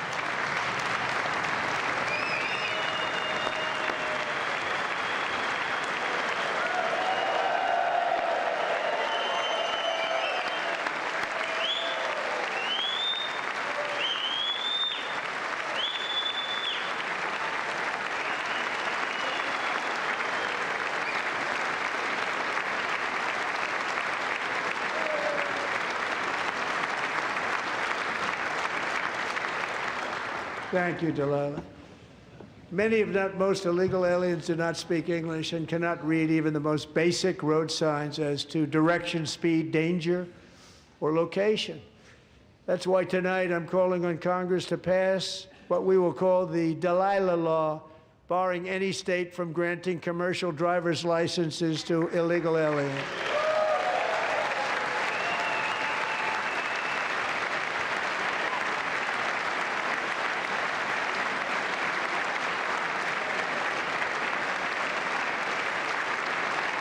And yesterday, as you probably saw at the White House, I hosted a ceremony with Americans who lost their treasured loved ones to the scourge of illegal immigration. People came into our country, how we allowed this to happen with our open borders. These are the angel moms and families that for decades our government betrayed and our media totally ignored. It was terrible. Hard to believe, actually. In 2023, a 16-year-old high school cheerleader named Elizabeth Medina was supposed to perform in her town's Christmas parade, but she never arrived. Her mother, Jacqueline, went home to look for her, and she found her lying dead in a bathtub, bleeding profusely after being stabbed 25 times. Elizabeth's killer was a previously arrested illegal alien who had broken in and brutally extinguished the brightest light in her family's life, violently and viciously. Her heartbroken mother is in the gallery to remind everyone in this chamber exactly why we are deporting illegal alien criminals to our country at record numbers, and we're getting them the hell out of here fast. We don't want them.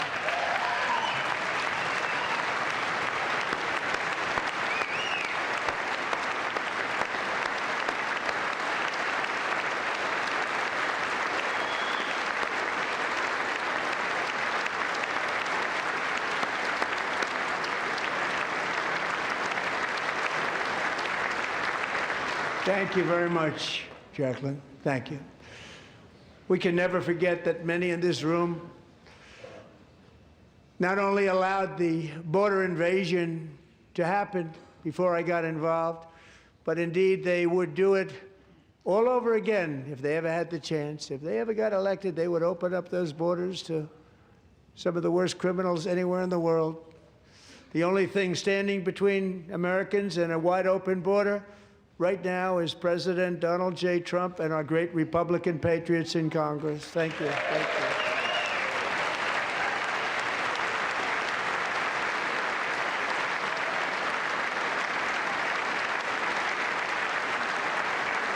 As we speak, Democrats in this chamber have cut off all funding for the Department of Homeland Security. It's all cut off.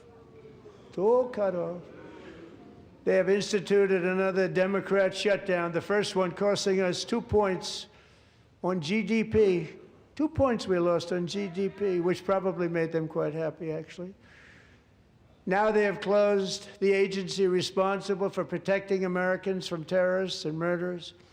Tonight I'm demanding the full and immediate restoration of all funding for the border security, homeland security of the United States, and also for helping people clean up their snow.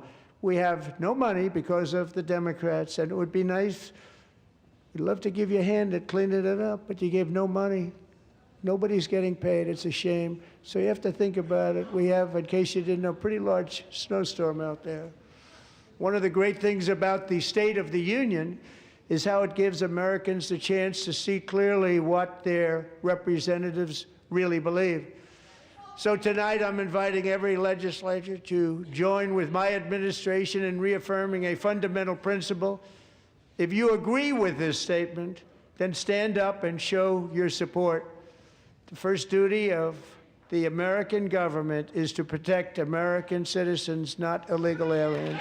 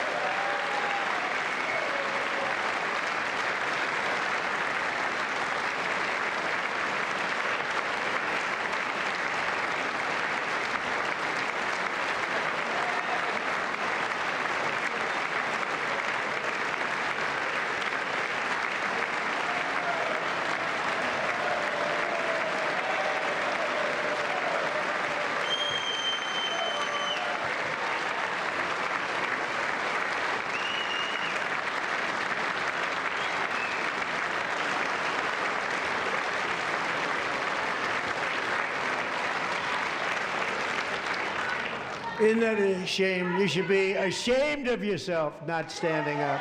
You should be ashamed of yourself. That is why I'm also asking you to end deadly sanctuary cities that protect the criminals and enact serious penalties for public officials who block the removal of criminal aliens.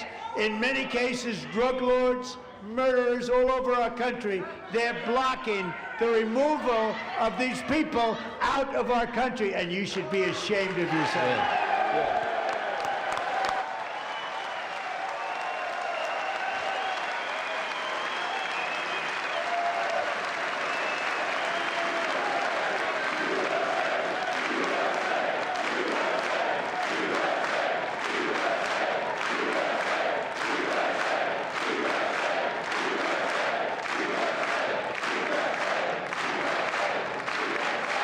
And perhaps most importantly, I'm asking you to approve the Save America Act.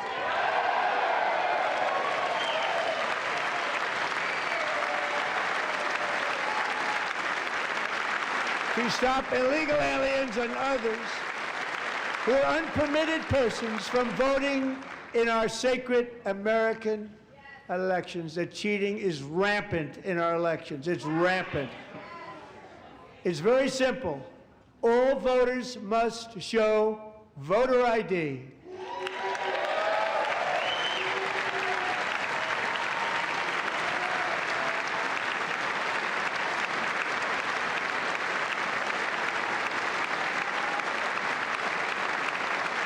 All voters must show proof of citizenship in order to vote.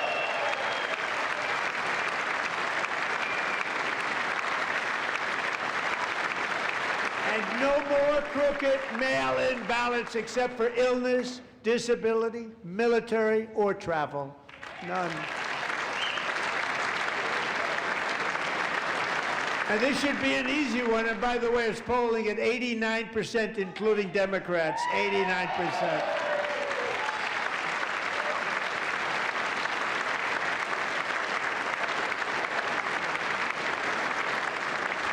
And even the new communist mayor of New York City, I think he's a nice guy, actually. Speak to him a lot. Bad policy, but nice guy. Just said they want people to shovel snow. They got hit hard. Wants them to shovel snow, but if you apply for that job, you need to show 2 original forms of ID and a Social Security card. Yet they don't want identification for the greatest privilege of them all, voting in America. No, it's no good. No good. Both Republicans and Democrats overwhelmingly agree on the policy that we just enunciated. And Congress should unite and enact this common sense, country-saving legislation right now, and it should be before anything else happens.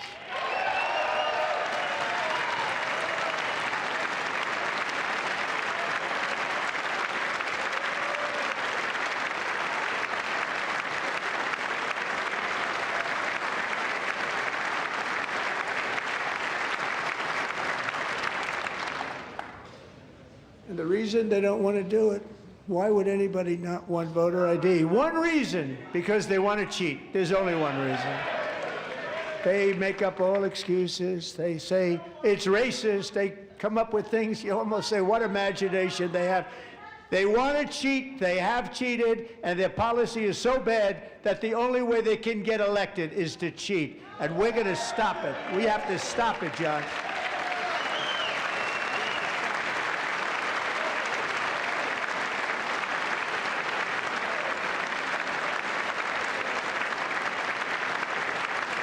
And here is one more opportunity to show common sense in government. In the gallery tonight are Sage Blair and her mother, Michelle. In 2021, Sage was 14 when school officials in Virginia sought to socially transition her to a new gender, treating her as a boy and hiding it from her parents. Hard to believe, isn't it? Before long, a confused Sage ran away from home after she was found in a horrific situation in Maryland A left-wing judge refused to return Sage to her parents because they did not immediately state that their daughter was their son. Sage was thrown into an all-boys state home and suffered terribly for a long time. But today, all of that is behind them because Sage is a proud and wonderful young woman with a full-ride scholarship to Liberty University. Sage and Michelle, please stand up.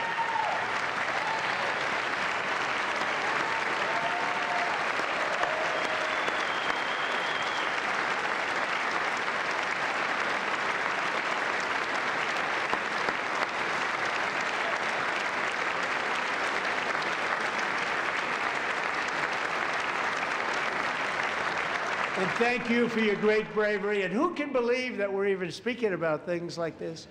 15 years ago, if somebody was up here and said that, they'd say, what's wrong with him? But now we have to say it because it's going on all over numerous states without even telling the parents. But surely we can all agree no state can be allowed to rip children from their parents' arms and transition them to a new gender against the parents' will. Who would believe that we're even talking about this? We must ban it, and we must ban it immediately.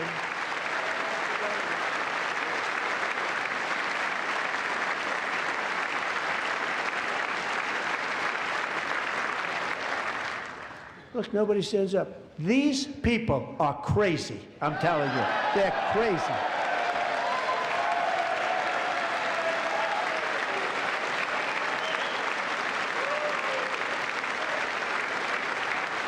Amazing.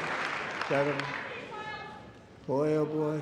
We're lucky we have a country. With people like this, Democrats are destroying our country, but we've stopped it just in the nick of time, didn't we?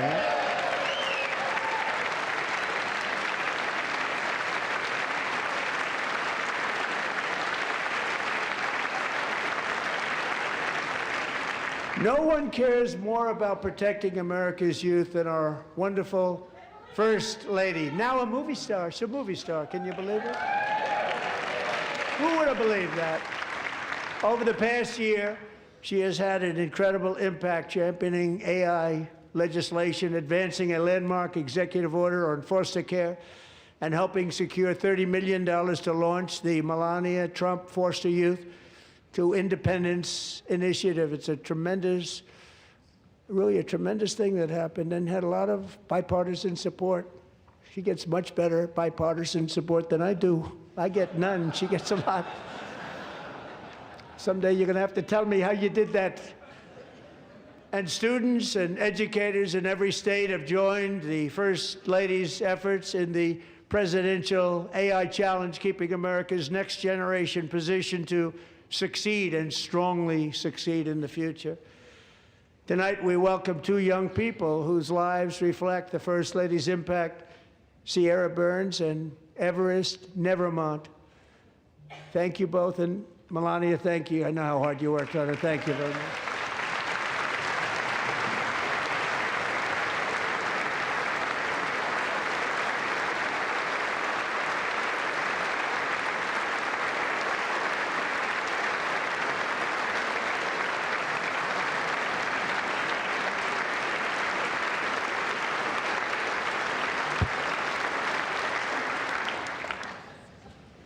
I'm very proud to say that during my time in office, both the first 4 years and in particular this last year, there has been a tremendous renewal in religion, faith, Christianity, and belief in God.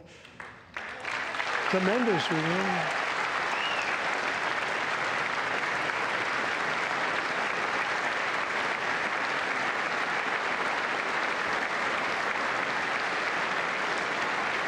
This is especially true among young people, and a big part of that had to do with my great friend, Charlie Kirk, a great guy, great man.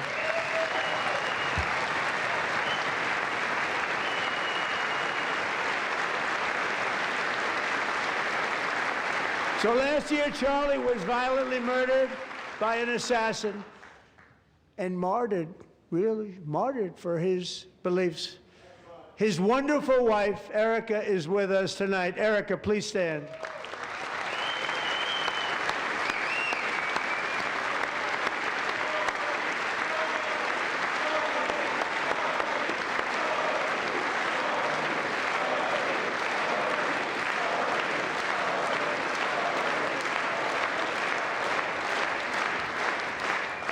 Thank you, Erica. Been through a lot. In Charlie's memory, we must all come together to reaffirm that America is one nation under God, and we must totally reject political violence of any kind.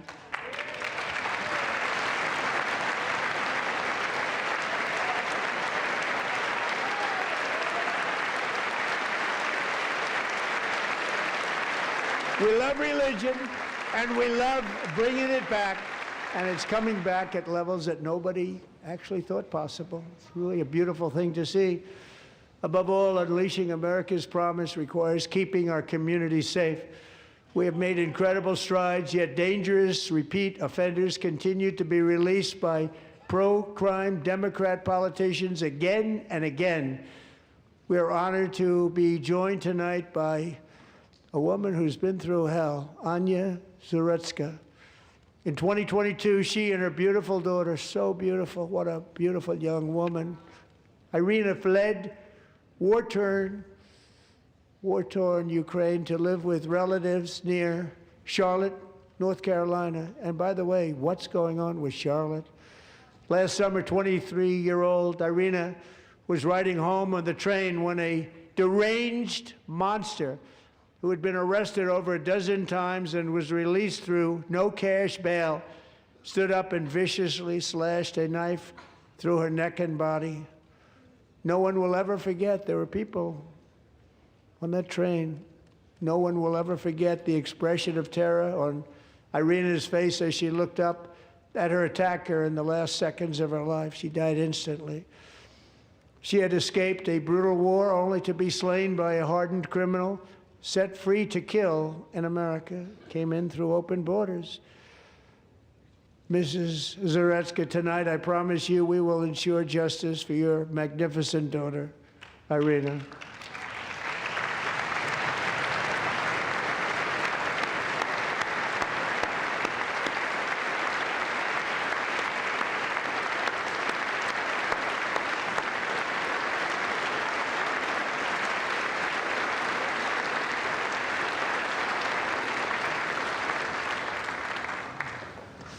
How do you not stand? How do you not stand? I'm asking this Congress to pass tough legislation to ensure that violent and dangerous repeat offenders are put behind bars, and importantly, that they stay there.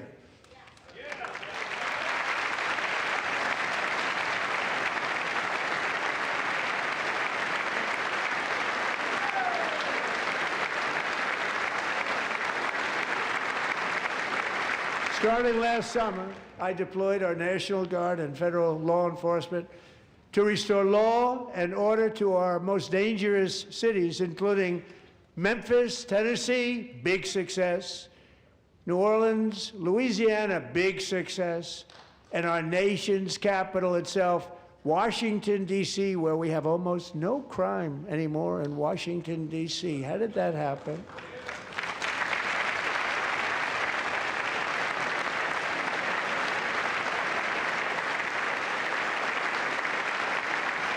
In fact, crime in Washington is now at the lowest level ever recorded, and murders in D.C. this January were down close to 100% from a year ago.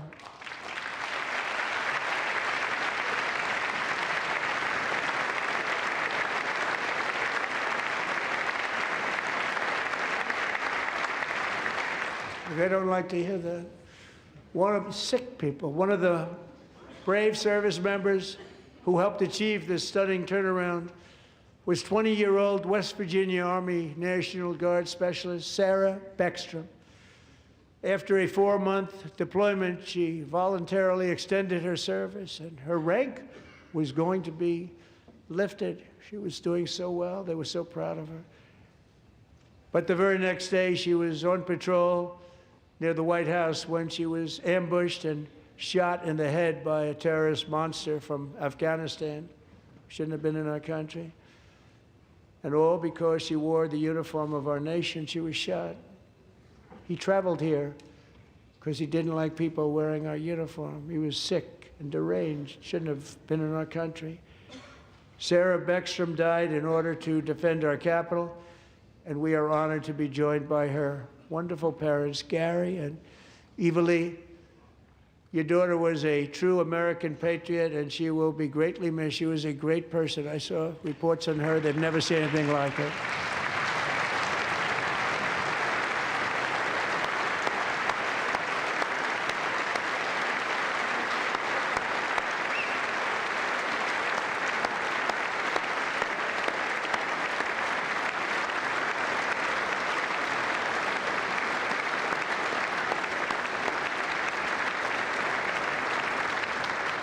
So sorry. Thank you very much. She's a great young lady. I saw reports that were like, perfect. She was perfect. Serving alongside Sarah that day was Staff Sergeant Andrew Wolf. The terrorist shot Andrew in the head, and no one thought he could possibly make it. The two of them, Sarah and Andrew, both shot violently in the head. Neither was expected to make it. They weren't even given a chance, except his wonderful mother, named Melody, who I spoke to the same night, and she was so positive. The doctors thought that Andrew was gone, but his mother said, no, no, Mr. President, Andrew will be fine. He's going to make it. I've never seen anything like it. I mean, he was given almost no chance. She said, I have no doubt, sir, he's going to be okay. This was a conversation that I had with her that night, with her son laying helplessly in bed, blood all over. Everybody is praying, she said, sir, he will be okay. The doctors didn't understand what she was saying, and after looking at the results of the damage done, neither did I. She was so strong and conclusive that even Andrew's great father felt she didn't really understand the gravity of the situation. But she turned out to be right. Right, Melody? She turned out to be right.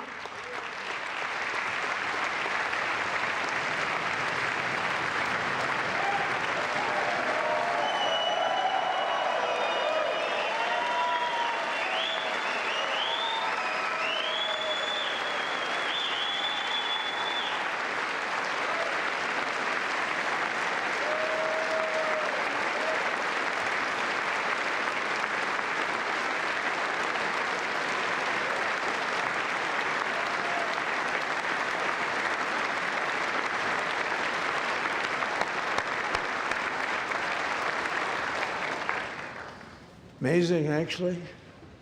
I said, where does this woman come from? She's the most positive person I've ever met.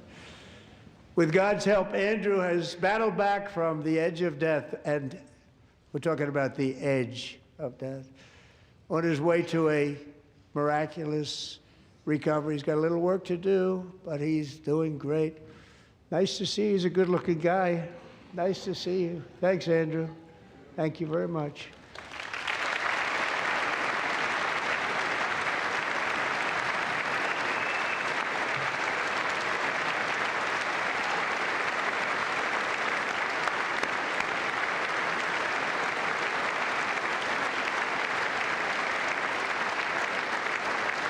So, Andrew, while you're up, now I'm going to ask a highly respected General James Seward to present Staff Sergeant Andrew Wolf and the great family of Sarah Beckstrom with the award created by our late, great President George Washington himself. It's called the Purple Heart.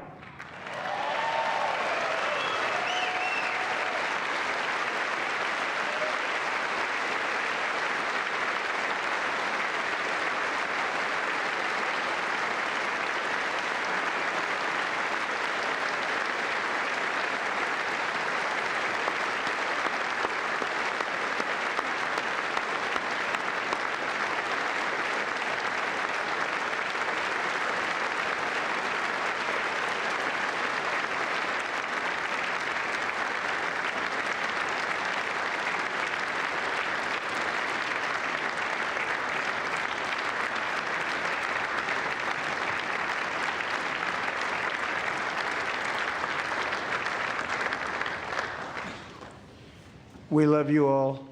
Love you. We're proudly restoring safety for Americans at home, and we are also restoring security for Americans abroad. Our country has never been stronger. My first 10 months, I ended 8 wars, including Cambodia. Isn't it funny? Sick people. Cambodia and Thailand, Pakistan and India. Would have been a nuclear war. 35 million people said the Prime Minister of Pakistan would have died if it were not for my involvement. Kosovo and Serbia, Israel and Iran, Egypt and Ethiopia, Armenia and Azerbaijan, the Congo and Rwanda, and of course the war in Gaza, which proceeds at a very low level. It's just about there. And I want to thank Steve Witkoff and Jared Kushner for your help. Thank you, Steve. Thank you, Jared.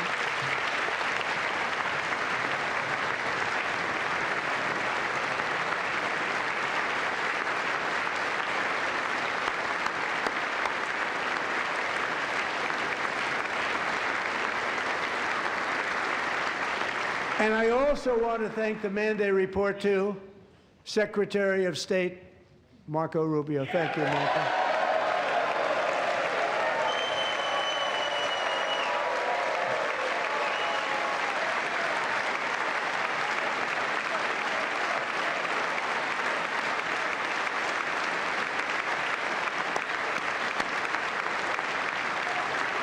People don't like you.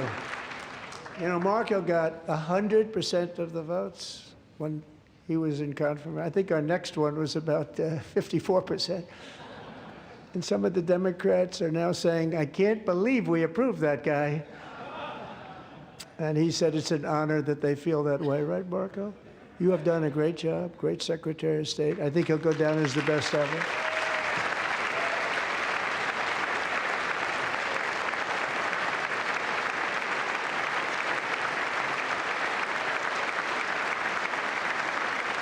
Under the ceasefire I negotiated, every single hostage, both living and dead, has been returned home. Can you believe that?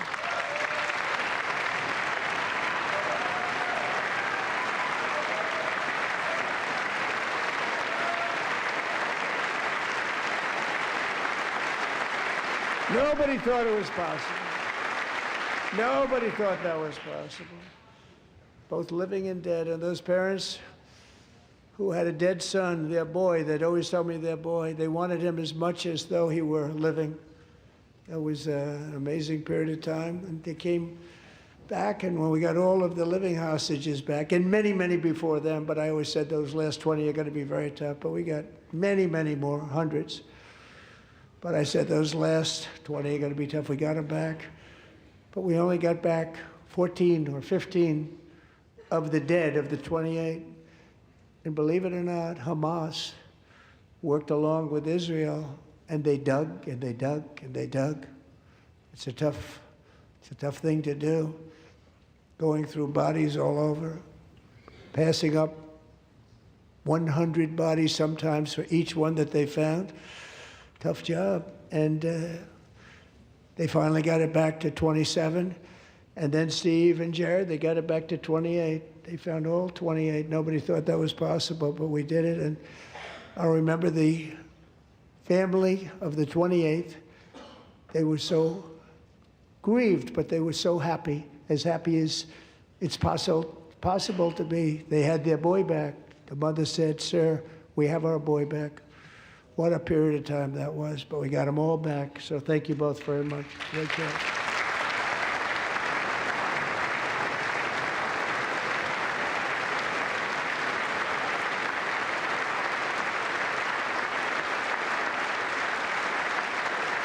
And we're working very hard to end the 9th war, the killing and slaughter between Russia and Ukraine, where 25,000 soldiers are dying each and every month. Think of that, 25,000 soldiers are dying a month. A war which would have never happened if I were president, would have never happened. As president, I will make peace wherever I can, but I will never hesitate to confront threats to America wherever we must. That's why in a breakthrough operation last June, the United States military obliterated Iran's nuclear weapons program with an attack on Iranian soil known as Operation Midnight Hammer.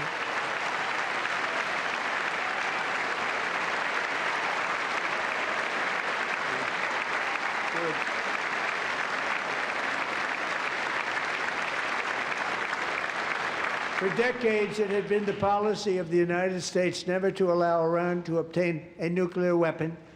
Many decades. Since they seized control of that proud nation 47 years ago, the regime and its murderous proxies have spread nothing but terrorism and death and hate.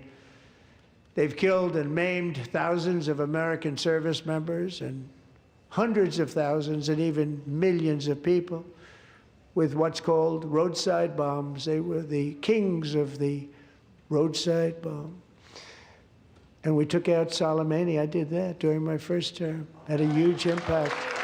He was the father of the roadside bomb.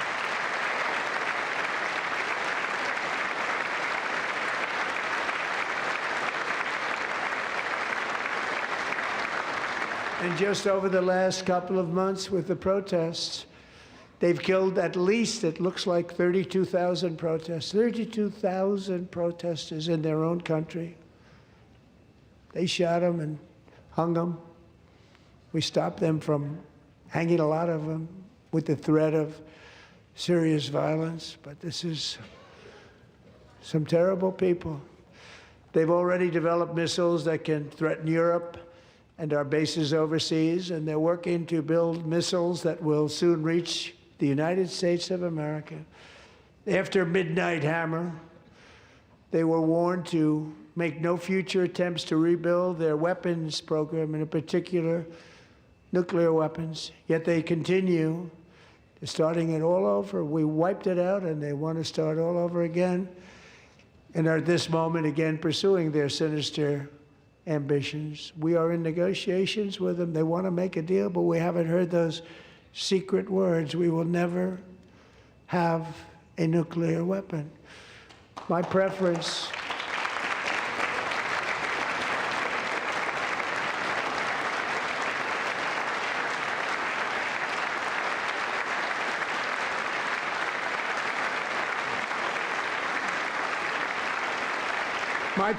is to solve this problem through diplomacy. But one thing is certain, I will never allow the world's #1 sponsor of terror, which they are by far, to have a nuclear weapon. Can't let that happen.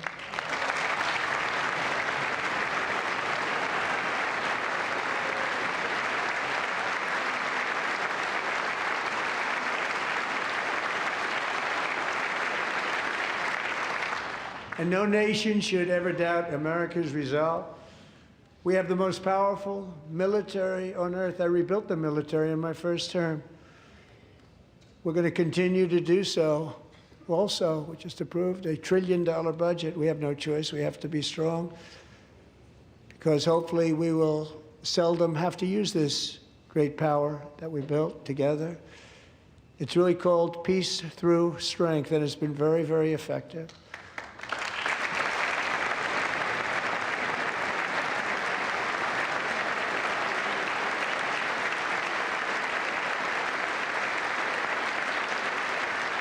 So thanks to Republicans in Congress, we're investing that record number of dollars, have no choice, in the United States Armed Forces. Also creating a lot of jobs, but we're not even doing it for that reason. Because as I said, we have more jobs, more people working today than ever before in the history of our country. And NATO countries are friends and allies. They are. They're our friends and they're our allies. Have just agreed, at my very strong request, to pay 5% of GDP for military defense rather than the 2%, which they weren't paying. We were paying for almost all of NATO. Now they're paying 5 as opposed to not paying 4.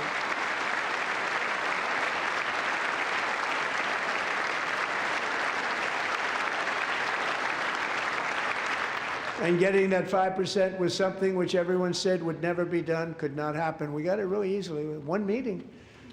And big difference between 2% that's not paid. We were paying the freight of many of them. Very few were paid up. Now 5%, then they're paid. And everything we send over to Ukraine is sent through NATO, and they pay us in full. They pay us totally in full. Every branch of our armed forces is setting records for recruitment. This is so exciting. And every service member recently.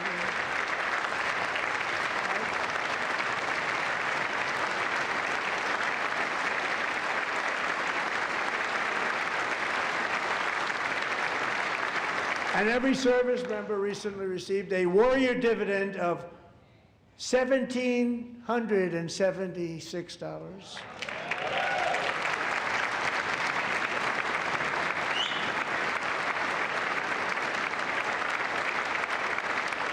You know, they put it on my desk. We got the money from tariffs and other things, a lot of money we have. We have much more money than people understand. Have to rebuild that program a little bit, but it won't take long. But we got the money, and it was $1,775, and they wanted my approval. And I said, what's the number? $1,775. I said, wait a minute, for $1 more we can have $1,776. It's going to...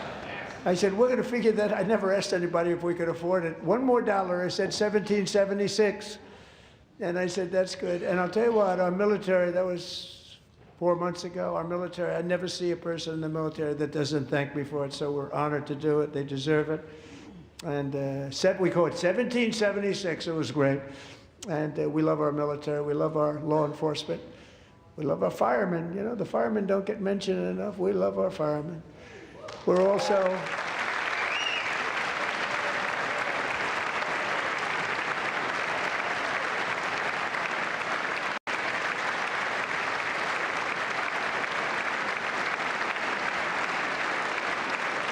We're also restoring American security and dominance in the Western Hemisphere, acting to secure our national interests and defend our country from violence, drugs, terrorism, and foreign interference. For years, large swaths of territory in our region, including large parts of Mexico, really large parts of Mexico, have been controlled by murderous drug cartels. That's why I designated these cartels as foreign terrorist organizations, and I declared illicit fentanyl as a weapon of mass destruction.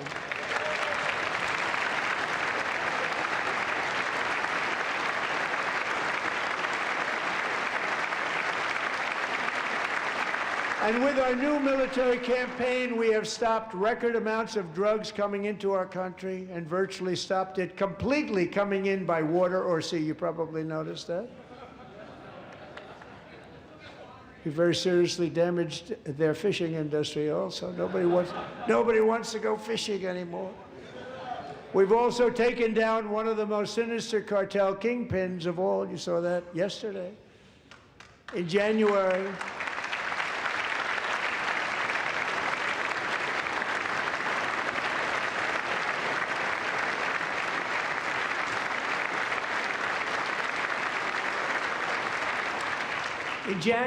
elite American warriors carried out one of the most complex, spectacular feats of military competence and power in world history. No one's seen anything like it. Foreign leaders, I won't tell you who, called me and they said, very impressive, very good. They couldn't believe, they all watched, they saw what happened. This is a different fighting force that we had years ago when we fought to tie. You know, it's a great fighting force. I'm so proud of it. Look at Space Force. Space Force is my baby, because we did that. My baby is becoming so important.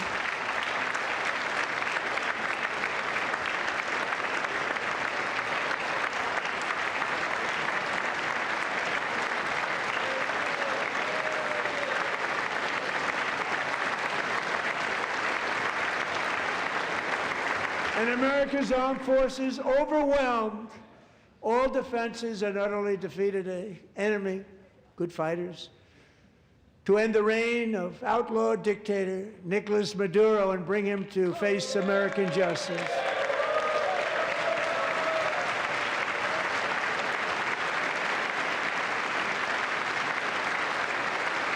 And this was an absolutely colossal victory for the security of the United States, and it also opens up a bright new beginning for the people of Venezuela.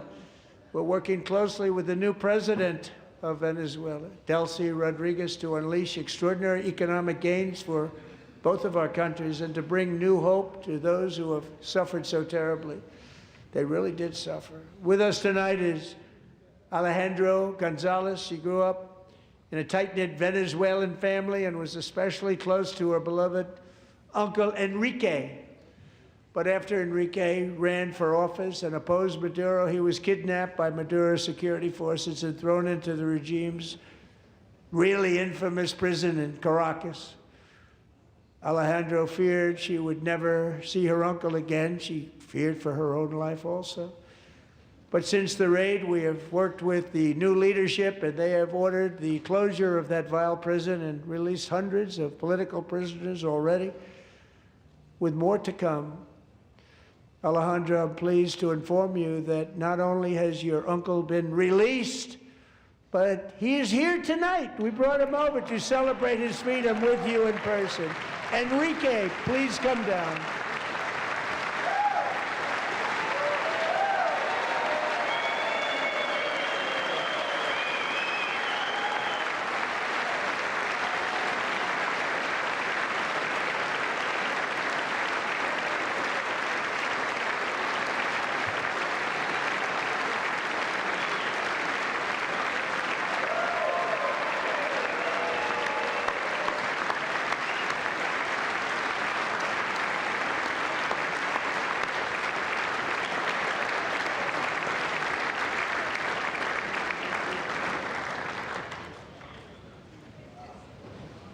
Thank you, Enrique. Have a good time.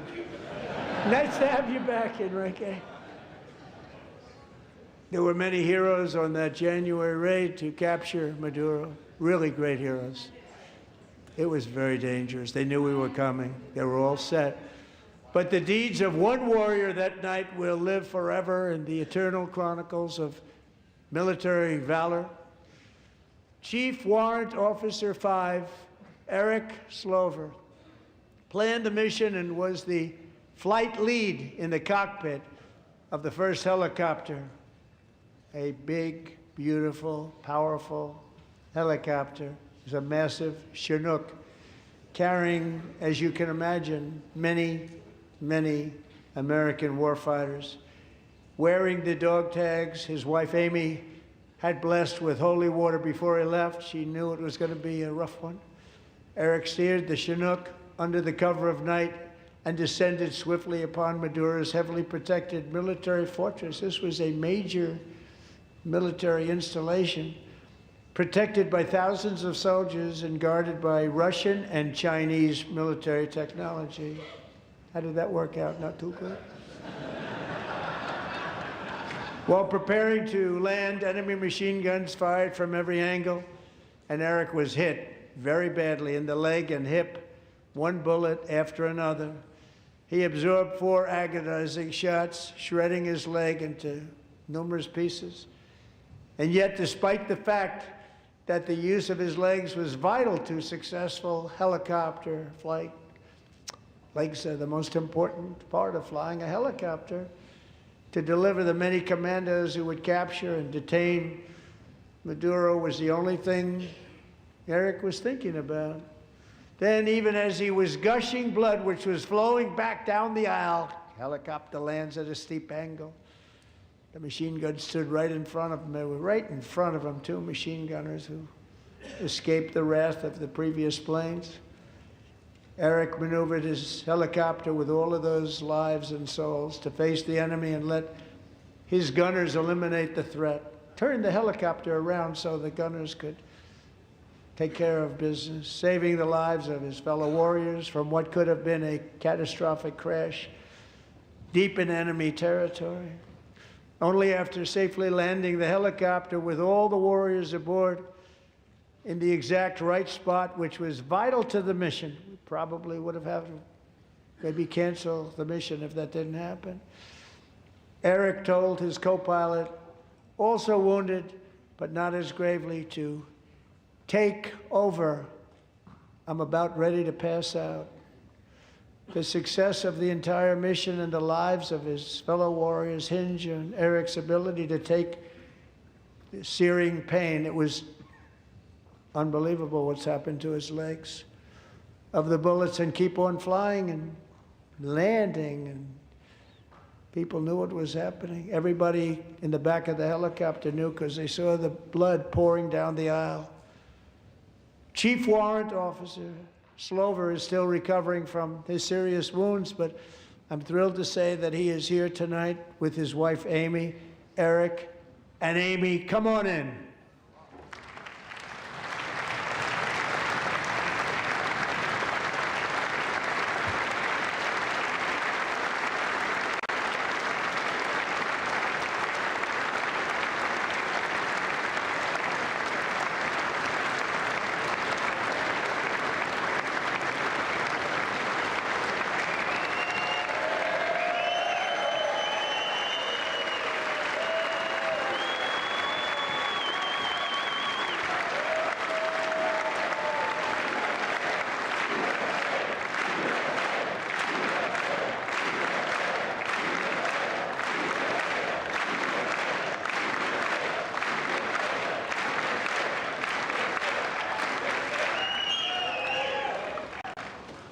So we have a surprise for Eric and Amy. In recognition of Eric's actions above and beyond the call of duty, I would now like to ask General Jonathan Braga to present Chief Warrant Officer Slover with our nation's highest military award, the Congressional Medal of Honor.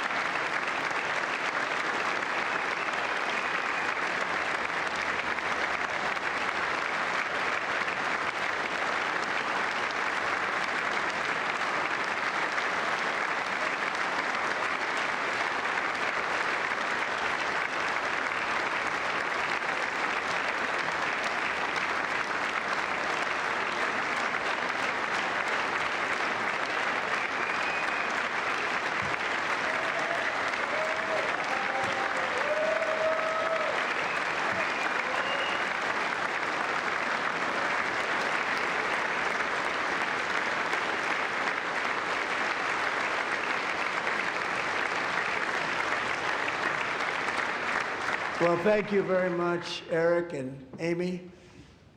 Great to get to know you. I met with them and with a lot of their fellow warriors at Fort Bragg recently. You notice the name Fort Bragg, we have it back, we brought it back. We won the First World War with it, the Second World War with it, and then they decided to change the name. So we changed it back. Everybody wanted to change back too. And 10 of Eric's fellow warriors from that incredible night of victory will also be receiving medals at a private ceremony that will soon be held at the White House. And Eric will be there. Thank you.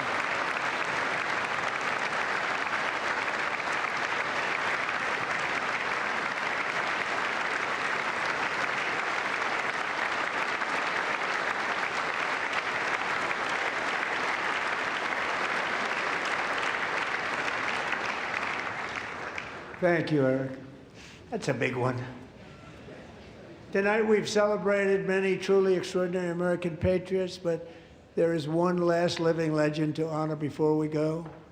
He is one more heroic American aviator, Navy fighter pilot. Royce Williams served in World War II, Korea, Vietnam, flying more than 220 missions. In the skies over Korea in 1952, Royce was in the dogfight of a lifetime, legendary dogfight. Flying through blizzard conditions, his squadron was ambushed by 7 Soviet fighter planes. It was his first aerial combat of the war, and despite being massively outnumbered and outgunned, Royce led the takedown of 4 enemy jets and almost destroyed the others, vanquishing his adversaries while taking 263 bullets to his own plane and being seriously hurt. His story was secret for over 50 years. He didn't even want to tell his wife, but the legend grew and grew. But tonight, at 100 years old, this brave Navy captain is finally getting the recognition he deserves. He was a legend long before this evening. Royce, please stand up, and I will ask the First Lady of the United States to present Captain Royce Williams with his Congressional Medal of Honor.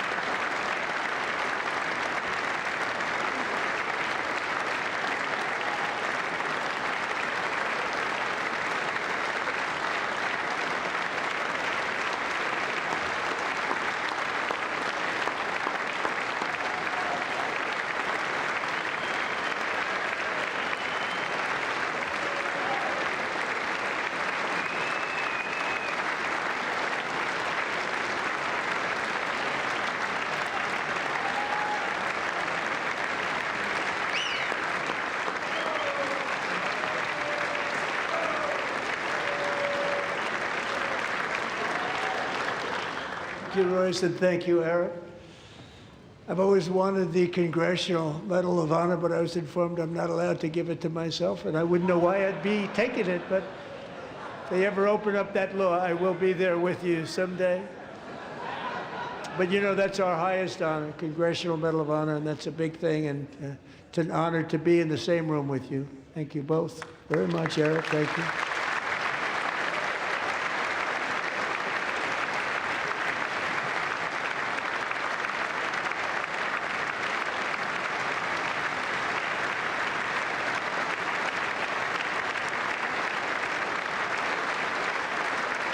Thank you.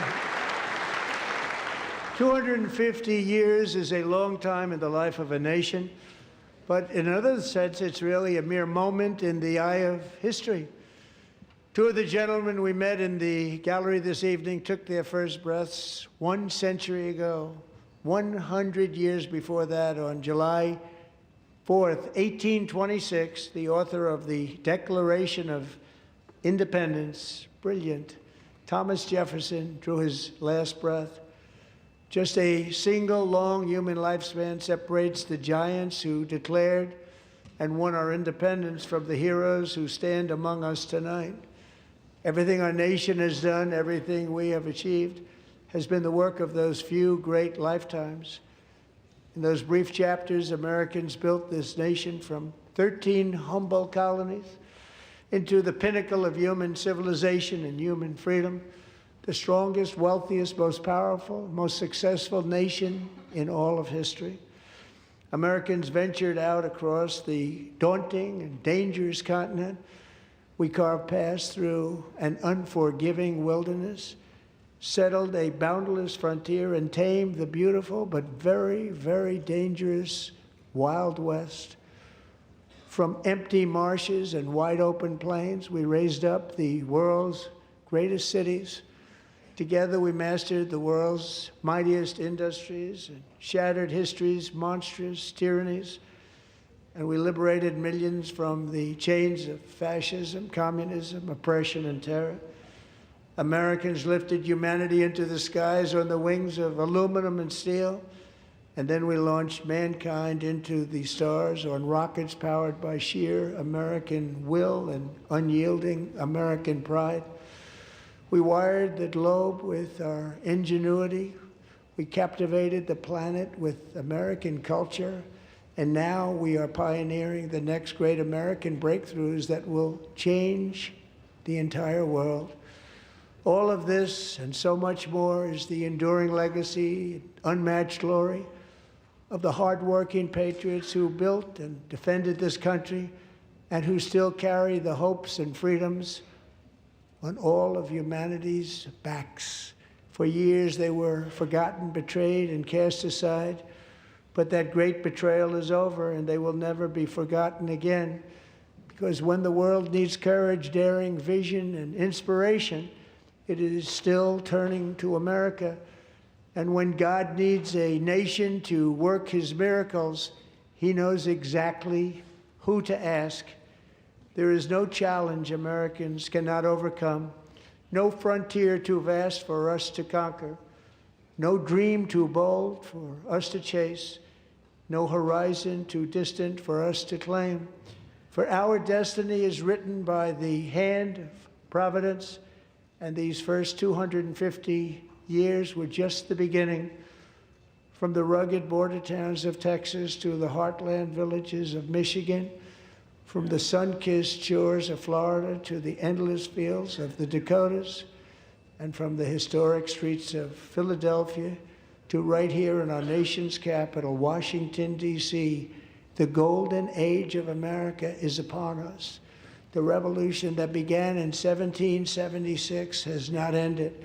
It still continues because the flame of liberty and independence still burns in the heart of every American patriot. And our future will be bigger, better, brighter, bolder, and more glorious than ever before. Thank you, God bless you, and God bless America.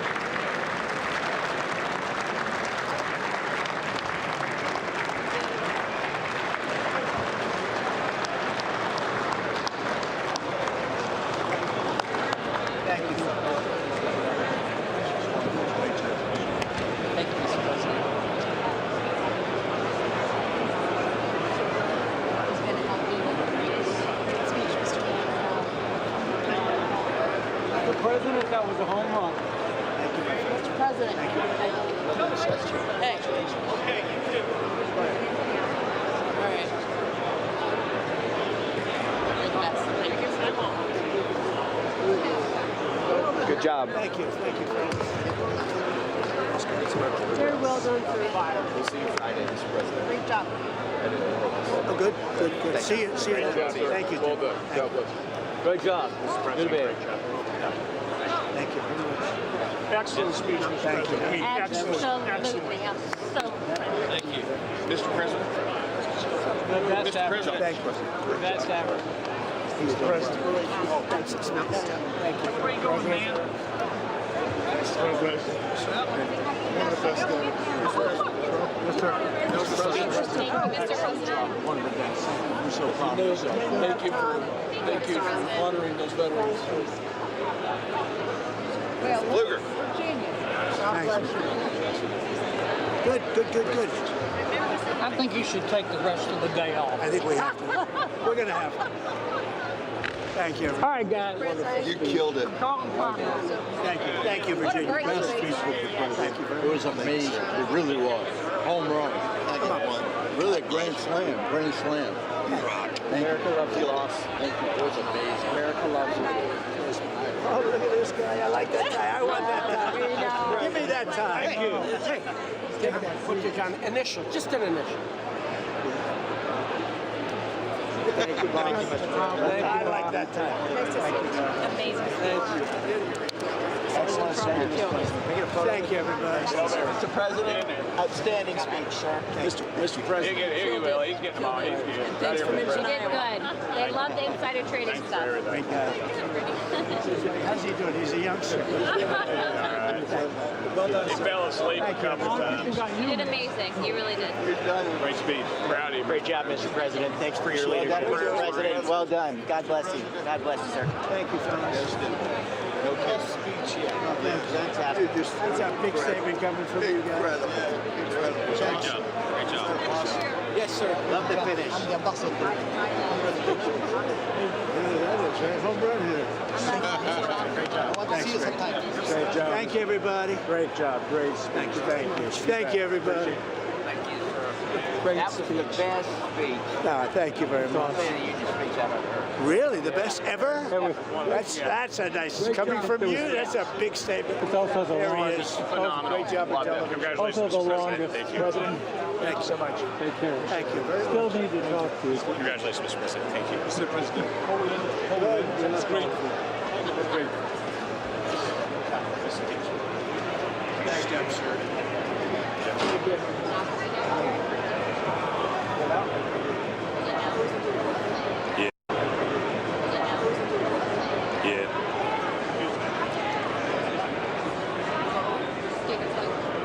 Can we go out?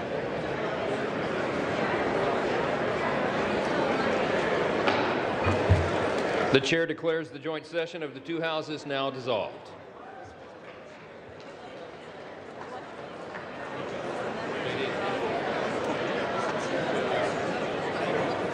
All right, buddy.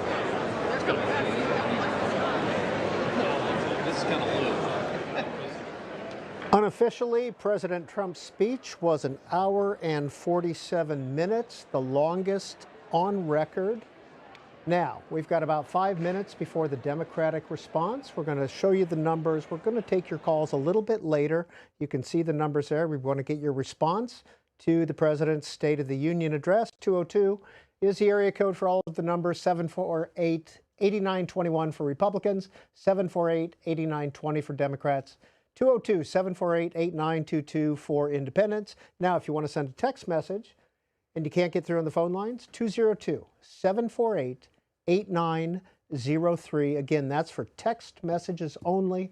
Please include your first name and your city, if you would, and we'll try to get to some of those as well.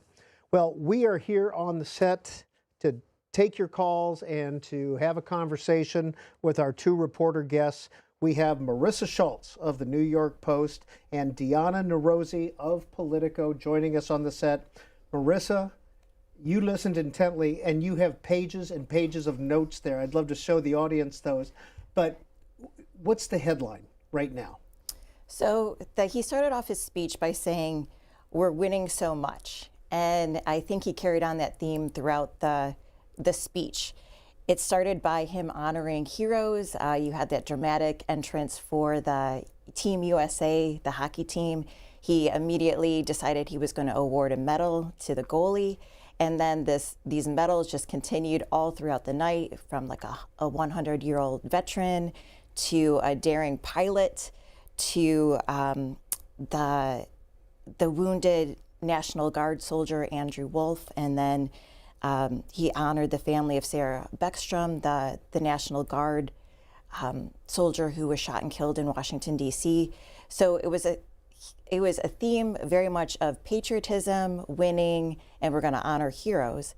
And then on the flip side, it was very much a campaign speech. He was trying to flip the script on Democrats regarding affordability. And he went through President Biden's record on things like immigration, rising inflation, and he looked Democrats right in the eye and he said, you caused that problem. You caused this. Things like rising healthcare costs, he said, you own this. So he was trying to take back the narrative that had dogged him a bit in his presidency and in his approval ratings on things like economic issues. Deanna Nerozzi, Politico, your headline. I think the headline would be a changed Donald Trump with a question mark. Because I think, as we saw, I think the biggest surprise was just how measured he was for about 75% of his speech. I was expecting a little bit more back and forth with the Democrats, but I don't think I counted any new insults or nicknames in that speech. He didn't go after the Supreme Court justices, and everyone was wondering how he was going to handle that. He barely talked about the tariffs, and he barely talked about international things and really focused on domestic. So again, question mark, we'll see how this goes forward, but this may be his new approach to the midterms. Now, in less than a minute, Governor Abigail Spanberger of Virginia, just elected in November, will be giving the Democratic response from Williamsburg, Virginia. She'll have a small audience with her. We will bring that to you live, and so we might abruptly go because it's supposed to start in about 30 seconds, and we will bring that to you immediately. After that, though, we will be taking your calls. Now, if you've noticed, if you've been flipping through the C-SPAN channels, you've got us on C-SPAN. There's C-SPAN 2, which was just sights and sounds, no commentary, no conversation. And then on C-SPAN 3, we were showing some of the alternative State of the Unions that some of the Democrats were holding, one on the National Mall, one at the National Press Club. After the Democratic response, we will be here to take your calls and to hear from our two guests. Now, beginning now from Williamsburg, in just a second, you're going to hear Abigail Spanberger, former CIA agent, former member of Congress, just elected to the governorship of Virginia, first woman governor.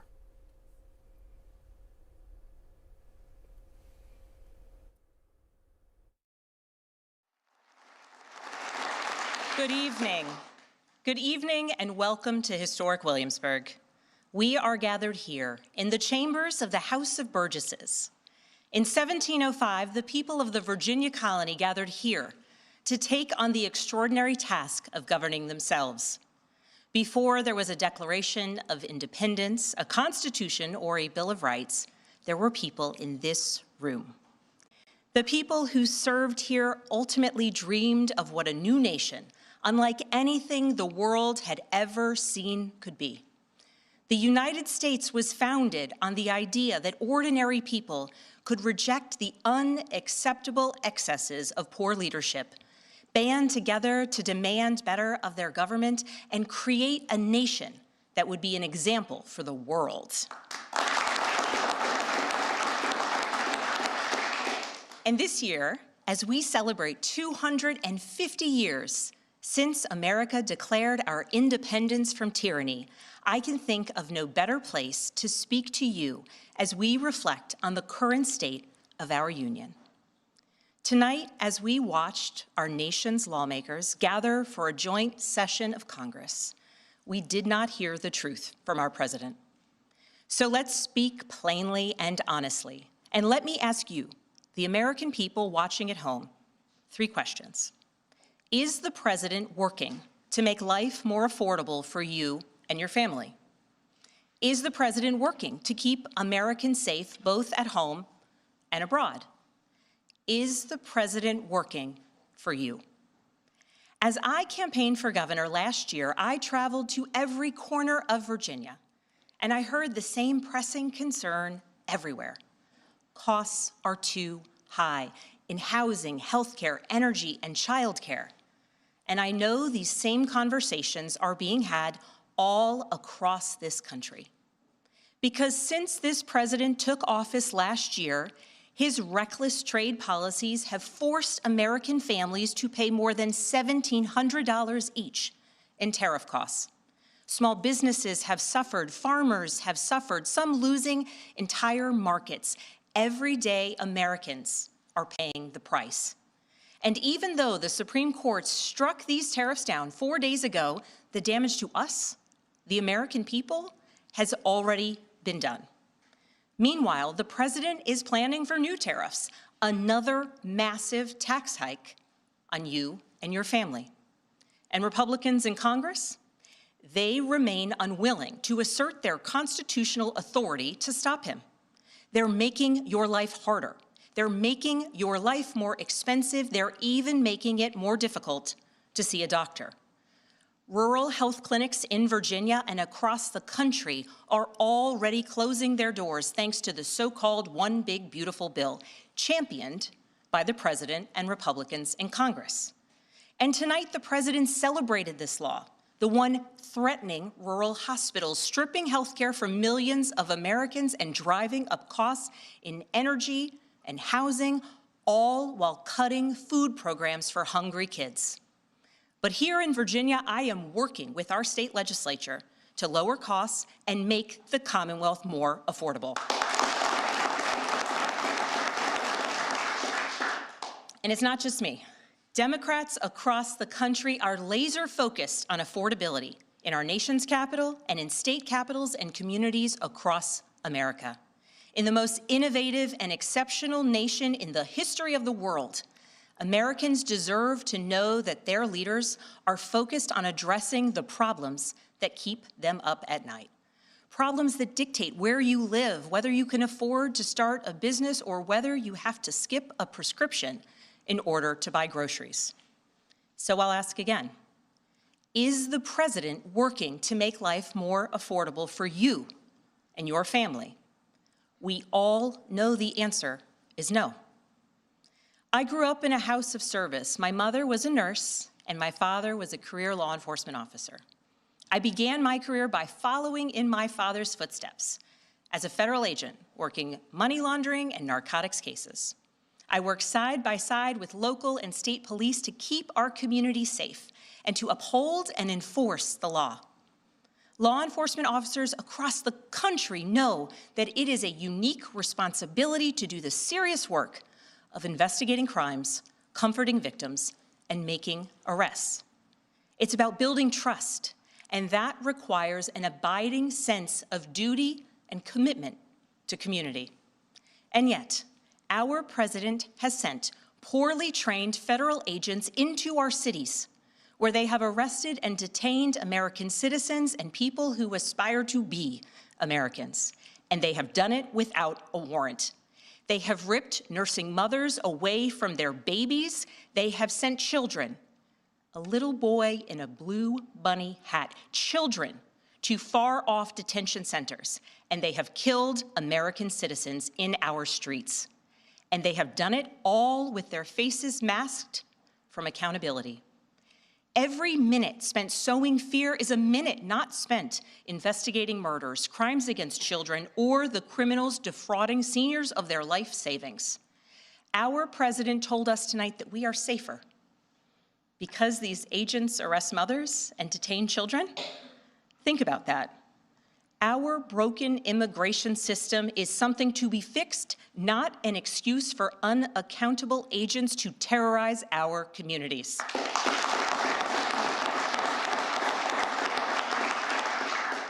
After working in law enforcement, I continued my career of service as a CIA officer, working undercover to protect the United States and our allies from global threats, terrorism, nuclear weapons, and the aggression of adversarial nations around the globe.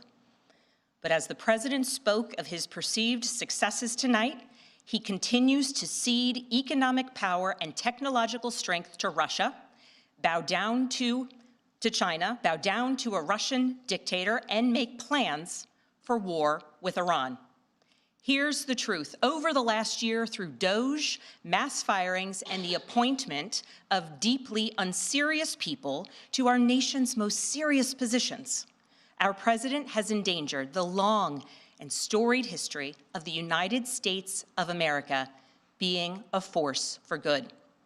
So I'll ask again, is the president working to keep Americans safe, both at home and abroad? We all know the answer is no. In his speech tonight, the president did what he always does. He lied, he scapegoated, and he distracted. And he offered no real solutions to our nation's pressing challenges, so many of which he is actively making worse. He tries to divide us. He tries to enrage us, to pit us against one another, neighbor against neighbor. And sometimes he succeeds. And so you have to ask, who benefits from his rhetoric, his policies, his actions, the short list of laws he's pushed through this Republican Congress? Somebody must be benefiting. He's enriching himself, his family, his friends. The scale of the corruption is unprecedented. There's the cover-up of the Epstein files, the crypto scams, cozying up to foreign princes for airplanes and billionaires for ballrooms, putting his name and face on buildings all over our nation's capital. This is not what our founders envisioned, not by a long shot.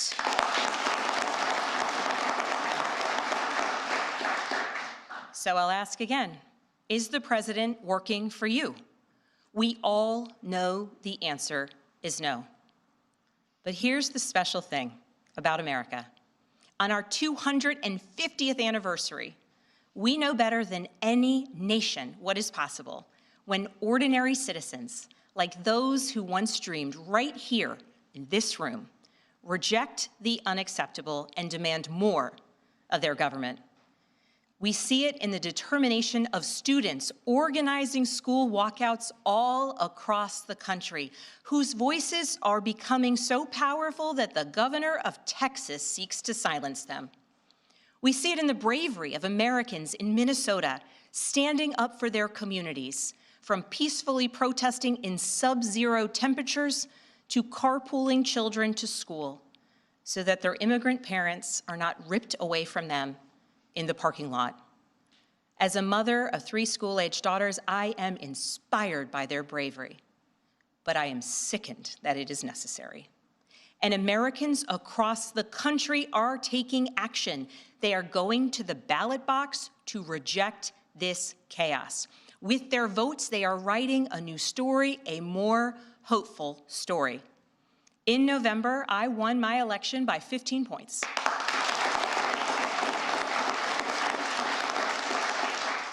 And we won 13 new seats in our state legislature. Because voters decided they wanted something different. Our campaign earned votes from Democrats, Republicans, independents, and everyone in between. Because they knew as citizens they could demand more, that they could vote for what they believe matters, and that they didn't need to be constrained by a party or political affiliation. This is happening across the country. New Jersey elected Mikey Sherrill as governor in a double-digit victory. Democrats flipped state legislative seats in places like Georgia, Iowa, Mississippi, and Texas. The list goes on and on. Ordinary Americans are stepping up to run in the spirit of our forefathers. They are running to demand more and to do more for their neighbors and communities. I know the story well. I first ran for office in 2018 alongside dozens of other Democrats who did the seemingly impossible, flipping 41 seats in Congress. In my case, I was the first Democrat elected in 50 years, swinging our district 17 points. Those who are stepping up now to run will win in November because Americans, you at home, know you can demand more and that we are working to lower costs. We are working to keep our communities and our country safe, and we are working for you.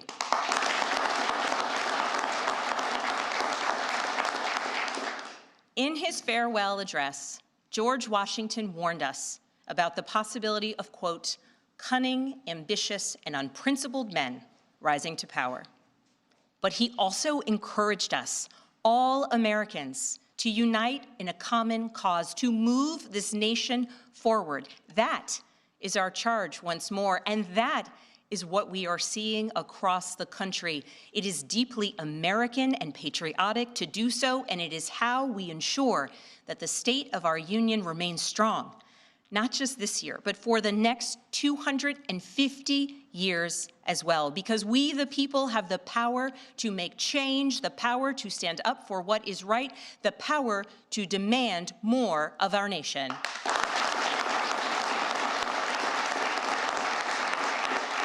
May God bless the Commonwealth of Virginia, and may God bless the United States of America.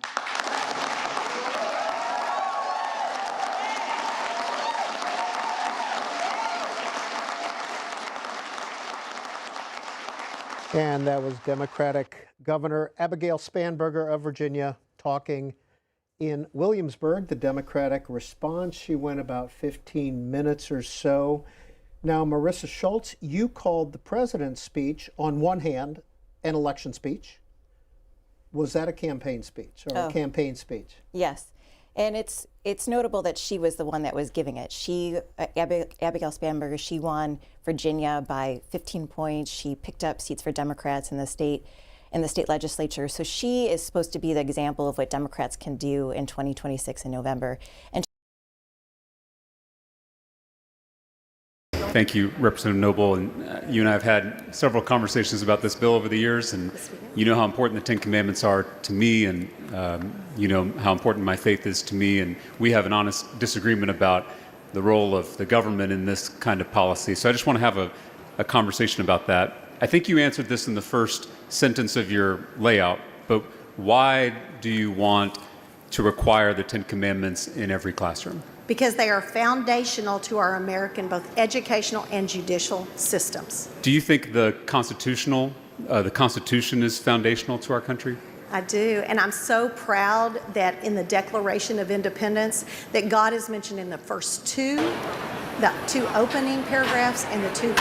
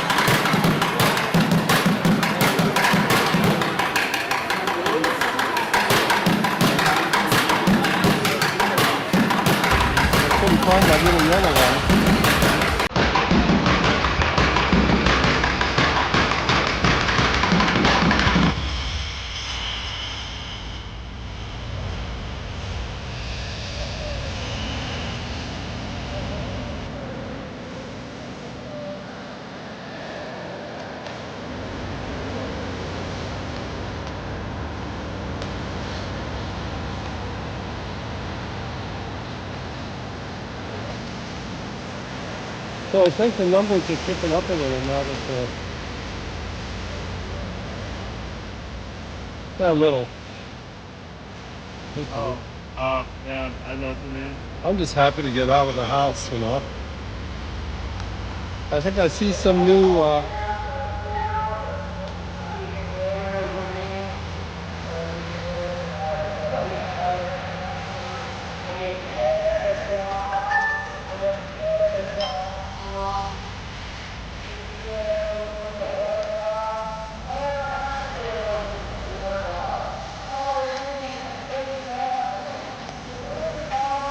it's really raining now. I'm gonna go look at the tree because I think they've added some artwork to it.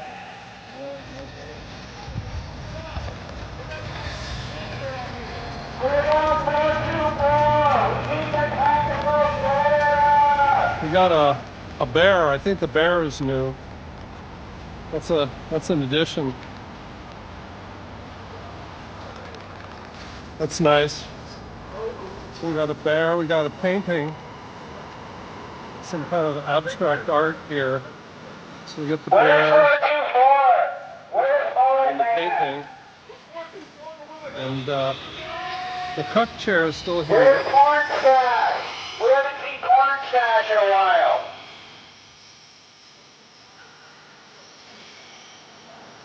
Still too many white babies. But the black baby has been moved to the cuck chair. So the black baby is now in a more prominent position. 424, the one that got their fingernail. See that? I'm asking for a friend. And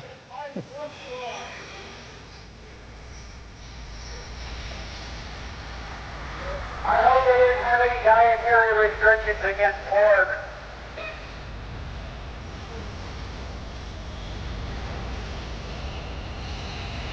So 1424, got their fingernail.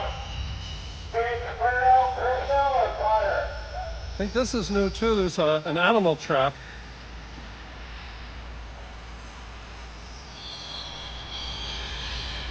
And the chicken is there. That doll, I think that doll is...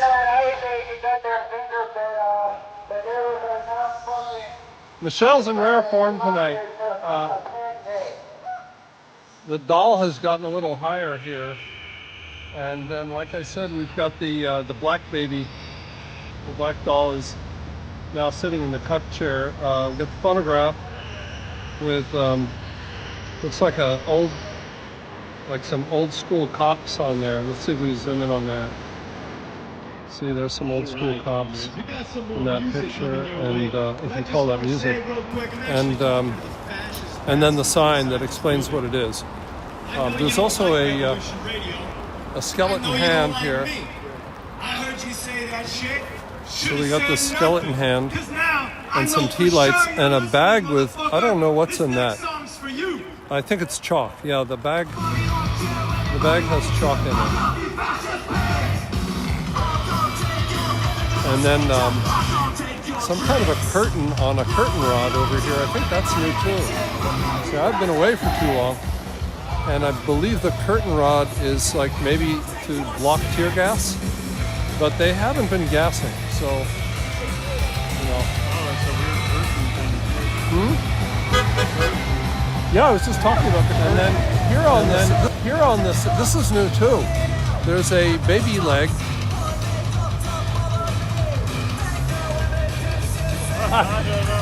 I'm never disappointed. Let's look at this from every angle. It reminds me something of a Mad Max movie. I mean, that's why I keep old Mad Max. So I don't know what this is supposed to symbolize. Maybe it symbolizes families being torn apart, or. Oh no, we have a Spider-Man house key. A leg. I can't really make out something underneath. I don't know. These are the questions that men have asked since the dawn of time, and so let's check out the protests. You know, these people are really dedicated, and I mean that as praise.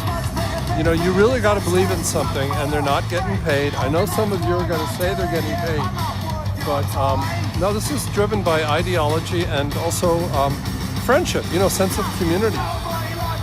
And so there's Blaze, the dinosaur, and 1, 2, 3, 4, 5, 6 other protesters, including Mary Poppins, as some of you call Michael and Michelle. This is great, man. I like this umbrella's working great. This one's the perfect width. Yeah, I could probably just angle it back a little like this, and you're good, man. And now you won't have May's face teasing you. I'm still gonna carry it for me. I'm like a house cat. I don't like the rain. So that car right there, that's where Jade, the journalist, was sitting in that spot this afternoon filming. Filming, man. Yeah, on TikTok. Yeah. And we've got a DJ across the street here.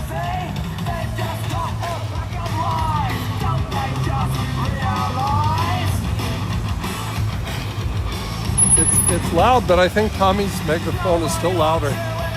If he were here. Oh, that thing, yeah. I can't hear anything, and that thing still hurts my ears.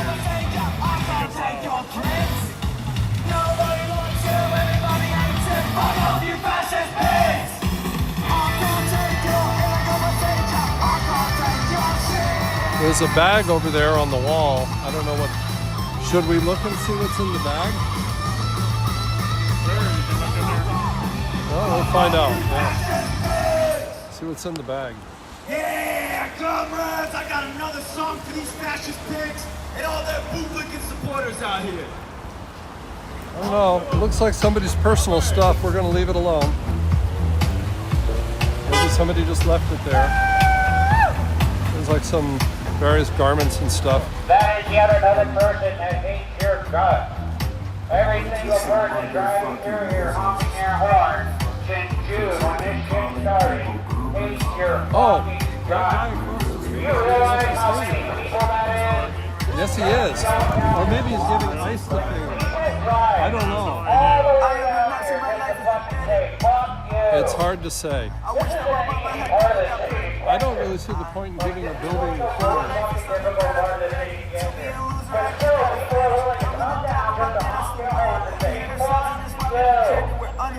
So that's kind of an aggressive move, but they are peaceful protesters, so I'm not at all concerned.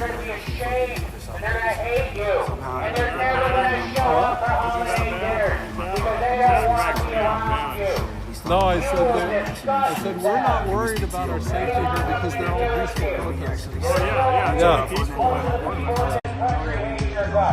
I just wear those things for the warm. It keeps me warm. Yeah, that's why Chris has all that tactical gear on there.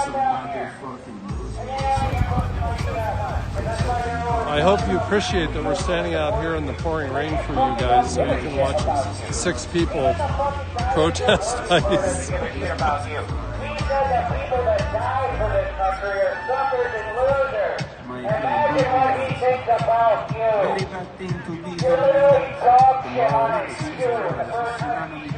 Yeah, the bag's been there all day. Yeah, well, we could say abandoned property, but... Are you fucking stupid? Well, that's a redundant question. You can't have it. All right, we got more requests coming on the line, comrades. Seriously, how do you not hold a $200 across the first week that you have? Everybody that's worked for him has been kicked under the bus the first chance he has. And he even thinks his best friend, Jeffrey Epstein, under the bus. Like, I don't know that guy. He doesn't know that guy. How the fuck is he in the Epstein? Oh, this is wet. My hood is soaked. Fucking Bible. Seriously.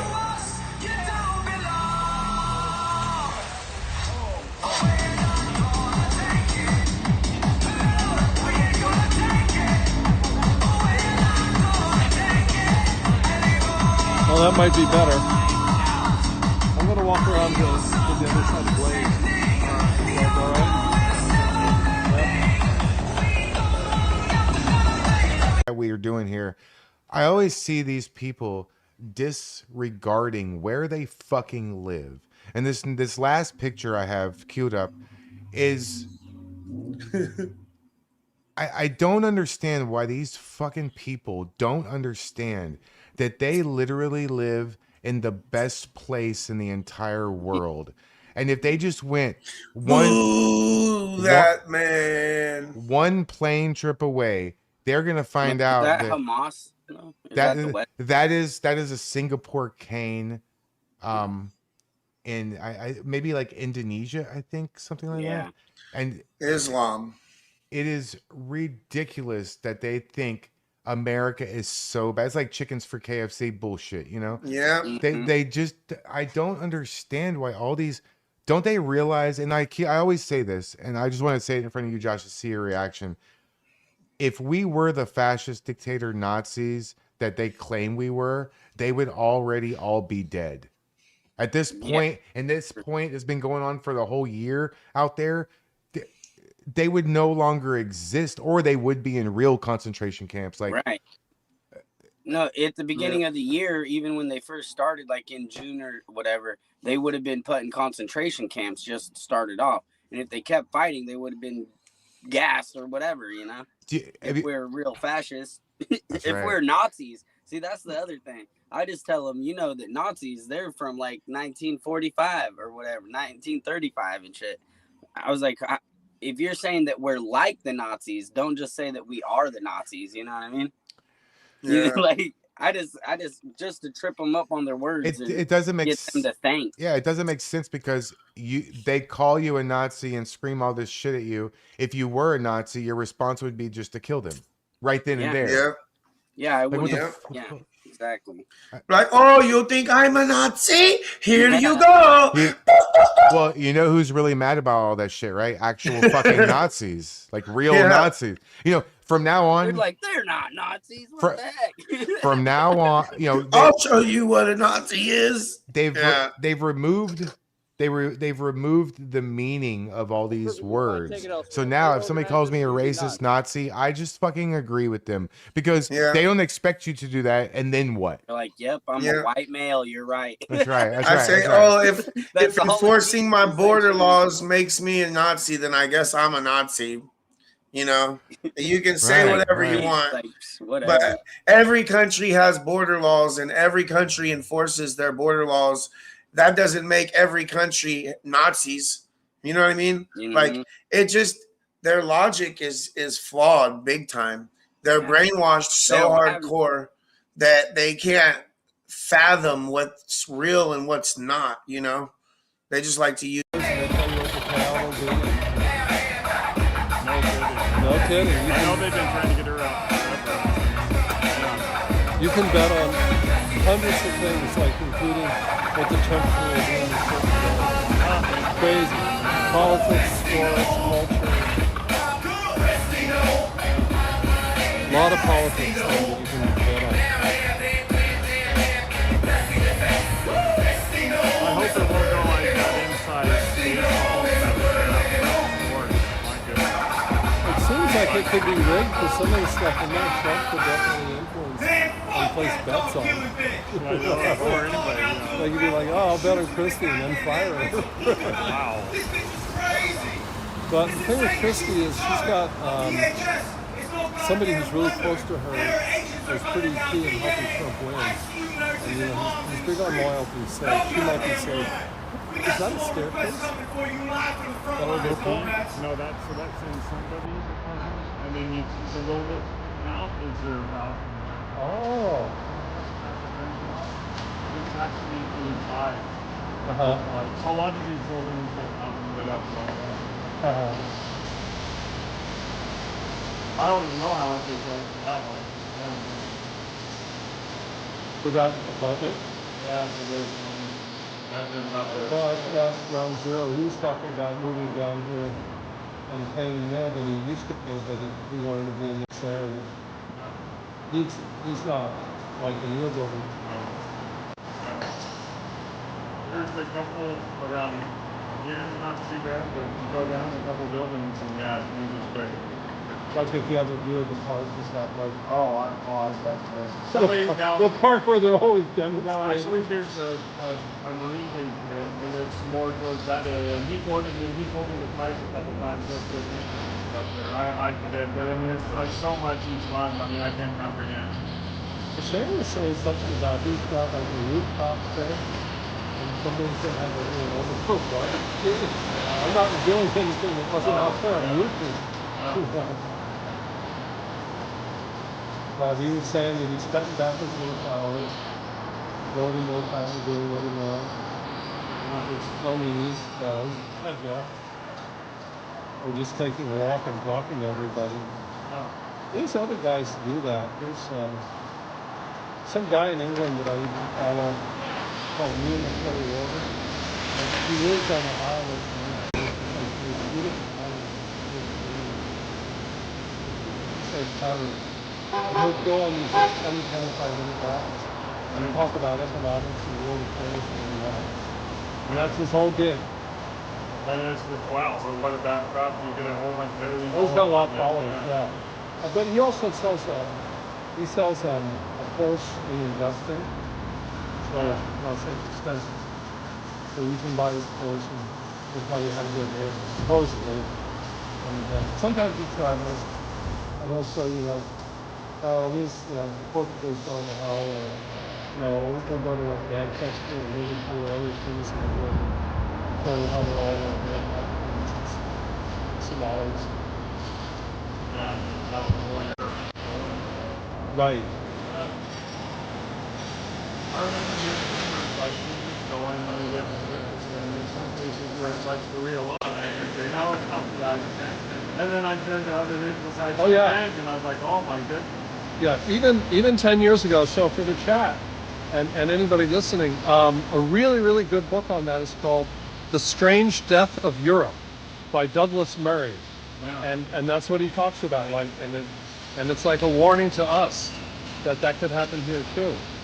And it's about how Europe went, how places like Sweden and Norway that used to be the safest countries became like the rape capital of Europe. And they don't want to talk about it, but like nearly 100% of the rapes are immigrants, are migrants from North Africa. And if they see a woman who's dressed like women dress in the West, they think, oh, well, you're a whore, and I can just take you, And just even under the whole because her head's not covered, yeah. And that's happening all over Europe. That's happening in France and Germany, where if you're an attractive young woman,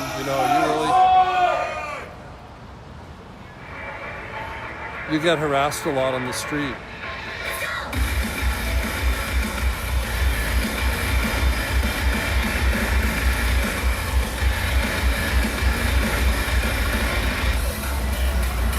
I don't know if they saw some lights in there or...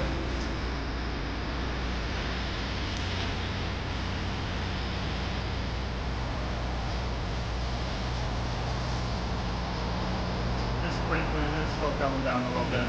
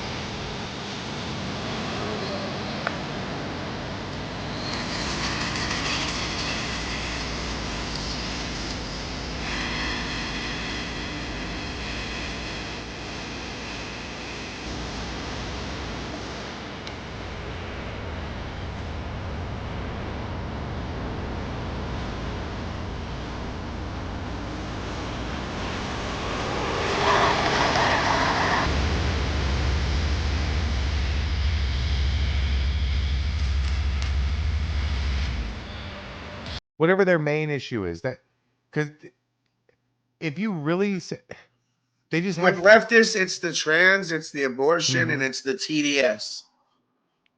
Oh, thank you, Jazz. Pizzazz. Okay. That's all they really fight for.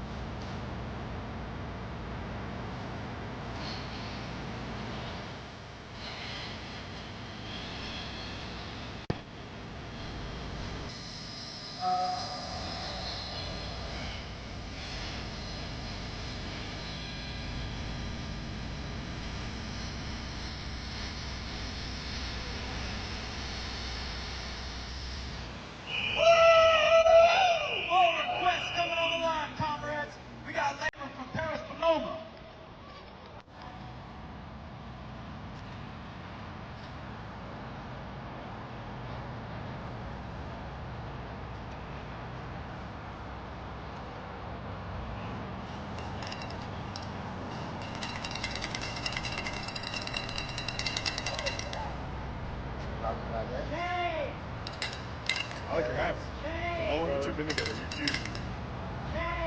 Very funny. Very funny.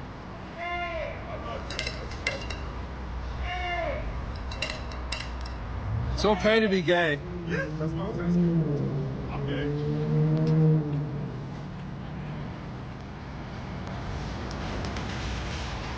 They're lucky I didn't tell them you were available. Huh? I said they're lucky I didn't tell them you were available.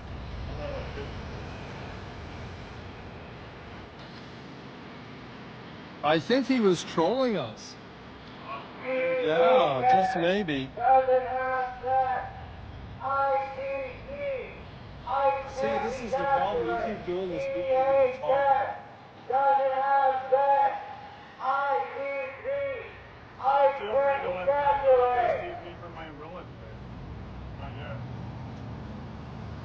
I'm proud of it.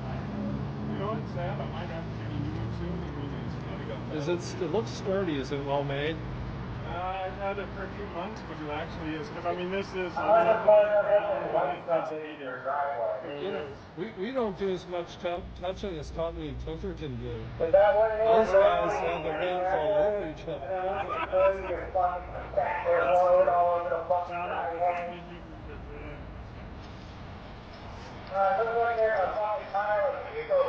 If you're just tuning in, I'm going to take one more look at the bizarre tree art installation of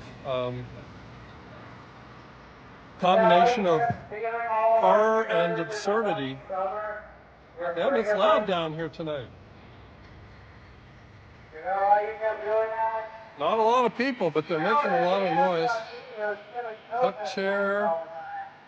I know you are denying that was a clear First Amendment violation.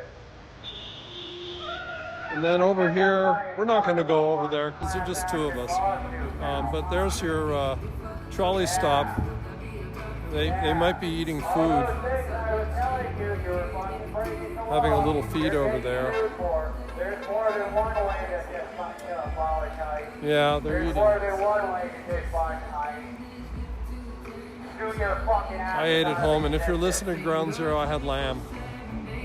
Love lamb.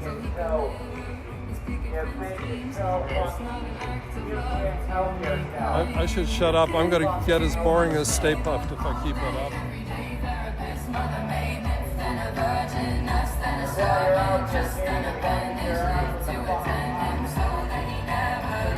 Well, we got more people coming out.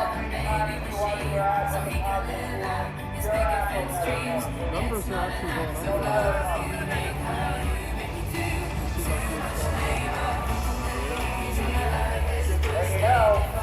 At some point, there's going to be a database of every one of you motherfuckers that work for this position. Yeah. They're peaceful people. It's going to follow you around for the rest of your life.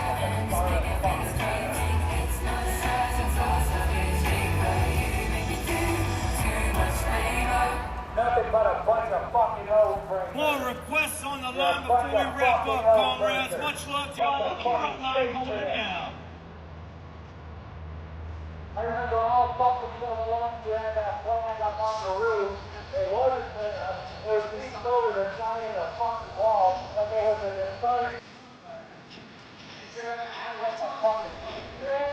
Fuck you, you're fucking favorite. Just like your big fucking birthday.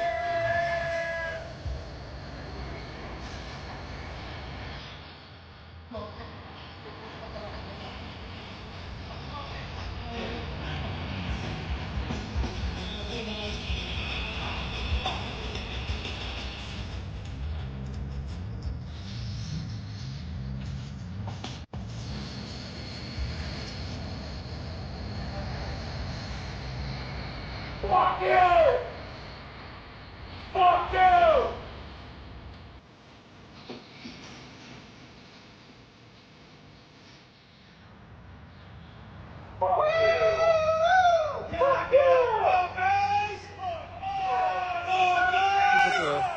We didn't get all graffiti tonight. We have a melt ice here. And,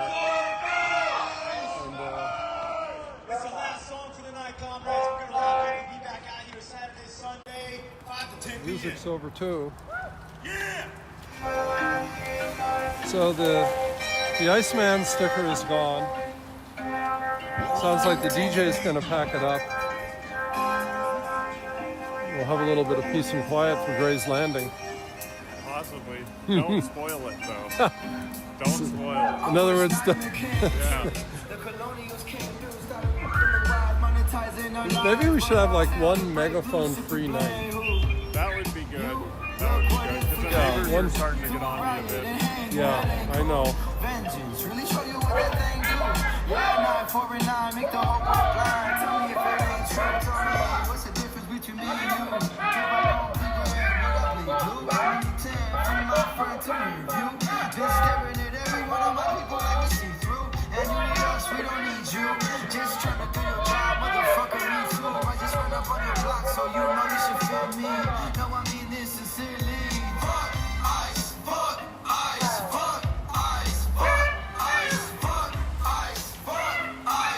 Well, they should be glad we're here because, you know, you need diversity. They got to have a couple chuds down here, even if we're just token chuds. And we're not even very good at being chuds. We're not MAGA violent, you know. No, I saw somebody in a comment, I can't remember whose stream, maybe it was Ground Zeroes, I can't remember, or Climatics, but they said, I'm not a Chad, I'm a Chad. Like, yeah, we're Chad. Oh, I remember that term. Chad was like, I was supposed to be like a cool guy or something.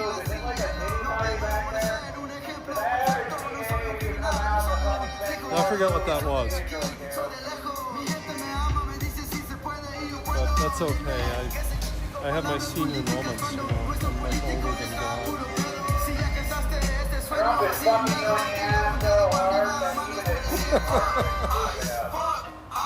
You didn't pick that up? No. Mary Poppins said something about effing you in the ass so hard that it's a spicy night. Like, and I gotta give her credit. Like, most of them need to read off their phone, but not this one. Like, oh yeah, it's like all, she's an extemporaneous troller. I do gotta admit, some of the comments have me rolling. Sometimes. Yeah. He can be funny. No, a lot of them when they're at the party, they have to read off their phone. You know, they can't even. They have to read the chant off their phone. Like, I know the chants. Come on. And they're like, go to sleep and you're in my head. Like, say it once, say it twice. Oh yeah, we will not put up with ice.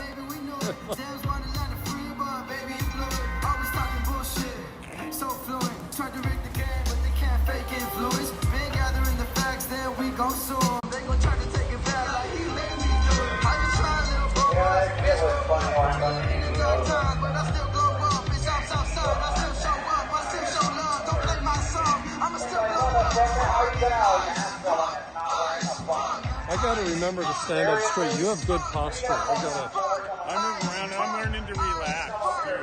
I don't have good posture. I'm lazy. I'm always No, when I see myself on film, I'm like this, you know, it's not good. I always look funny to myself on film too. This thing kind of straightens me out. Yeah, but it's because I'm like kind of Much love to all unitronic. my friends and neighbors who are standing up for the constitutional Blaze has his rights head off. of everybody living in this country.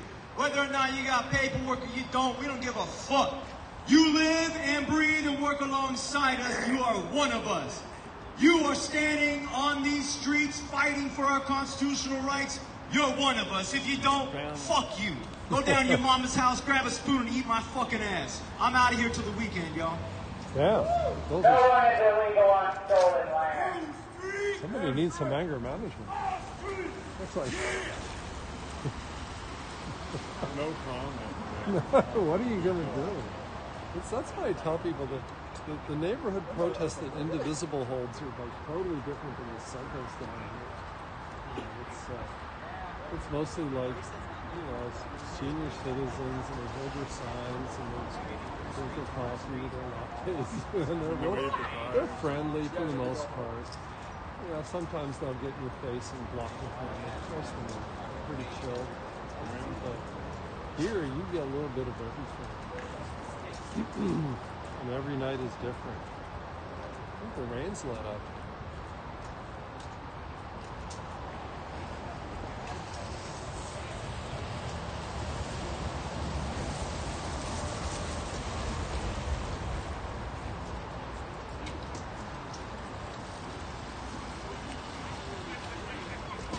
Just a quiet night in the South Waterfront. This tree got everybody. I put this up in a post. I dropped something. Everybody got like really triggered by it. Oh, and the rest of the people in the world saw it. I'm like, no, leave it up. It gives me something to film. All right, don't get mad. I know it's private property, but it just gets more macabre every day. It's just so bizarre. I don't know if the tree will live. It is. Somebody did post that too. So where does all this stuff come from? Like Goodwill or? That's what's several funny. I think you made a comment last week. I can't remember. Several people did. Like, wow, they went to Goodwill and robbed it. Could be. Well, if you go down to a little bit south of Selwood, is the Goodwill bins. I've never smelled anything like that in my life. It's insane. Really? Oh, it just smells like a garbage dumpster. That bad? Oh, it's bad. Yeah. Because I've heard from several people, especially homeless, that said they would go there and you can find jewelry and sell it. But yeah, well, if it's that bad, though. Well, I mean, I've done it, but I used to go down there and get like little stuffed animals for plinking, and but the way Goodwill bins works is they bring in these carts and they just dump them on tables. There's no organization to it, and nothing has a price tag, so it's by the pound. Wow. Well, they have some furniture that might be priced, but the stuff on the tables is just like, most of it is by the pound. So stuff like this, you just fill up a basket and they weigh it, and you can get stuff. I used to get like little tiny toys like this for geocaches, and I'd stick them in the I go geocaching, and put them on like on geocaching.com. I'm Puddle Jumper, and I would put geocaches out on these like trails that we would explore to get people to go hike on them. Because I have friends that we like to go find lost trails in the woods. Man. Yeah, we do a lot of off-trail stuff up on like Larch Mountain and out in the gorge. Cool.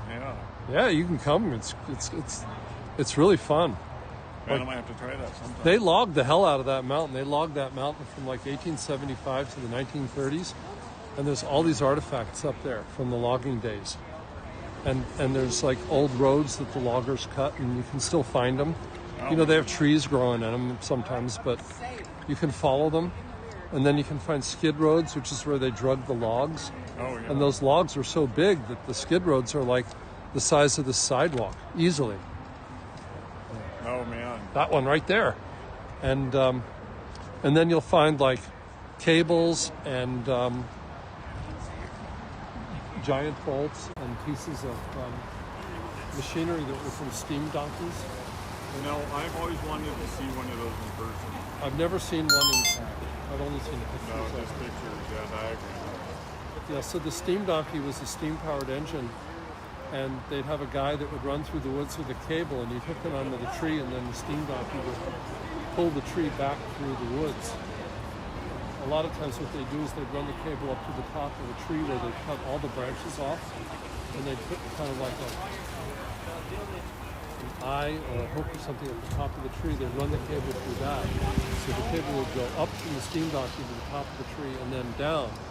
And that way they could get lift and get the log up off the ground and pull it in. It was crazy dangerous work. I want to say logging is still dangerous. Really, I mean, we have a lot more safety conscious, but when you have massive machinery on the hill. No, it is, because like the trees can split. It's called barber chair, and the tree splits with such force that you can get killed by the. When the butt kicks out. No, it's like the sides. Maybe it's a little rod in the middle, and the sides can split sideways like that and split out. Oh man! I don't know why it's called barber chair. And or the tree can like twist on the stump unpredictably and follow you. And yeah, you got to run. It's but those big trees, they were so big, it was all old growth.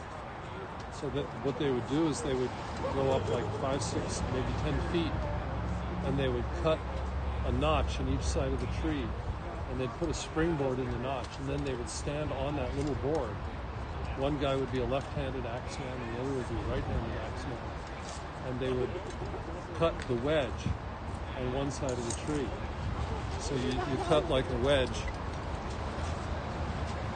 like a 45-degree angle, kind of like this, on one side of the tree, and then you take the crosscut saw on the other side of the tree, and that little piece that's left in the middle, that's the hinge. Yeah. And the tree should fall away from the wedge. I mean, that's how I do it when I cut trees down on my property. Only they're not that big, but I've cut 2 foot diameter trees down. 20, And you still got to be inches. careful, yeah. Oh shit, yeah. Nothing pops out at you. Well, you cut the wedge first, and then you come in and you make the back cut like an inch higher than the back of the wedge. And as you're cutting, you can knock little tiny splints into the tree, like they're wedges, and that helps push the tree in the direction you want it to fall. But first you have to kind of look at the tree and figure out which way it wants to fall. Yeah. And I've gotten it wrong. Oh, we've all seen the videos where somebody thinks it's going to go right and then into the house or something. Oh yeah, like that. yeah, they're all over YouTube. Yeah, yeah. Yeah. Sometimes I've had it where it just doesn't fall at all; it just stands there. Shit. What do you do now?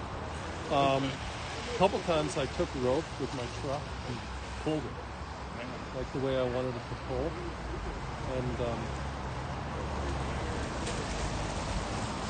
Miss Mary says Mindy is live.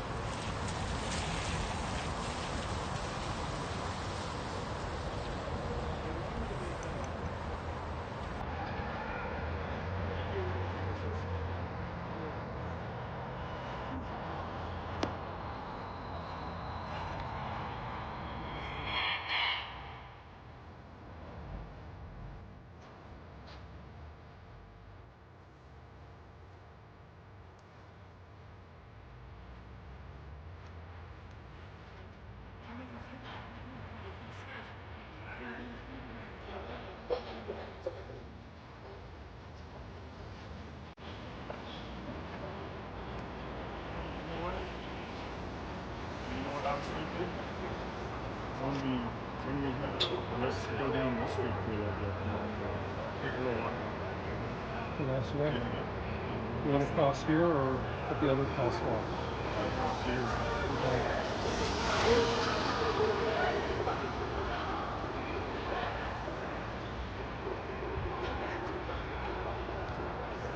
Whoa, the wind got under that a little bit.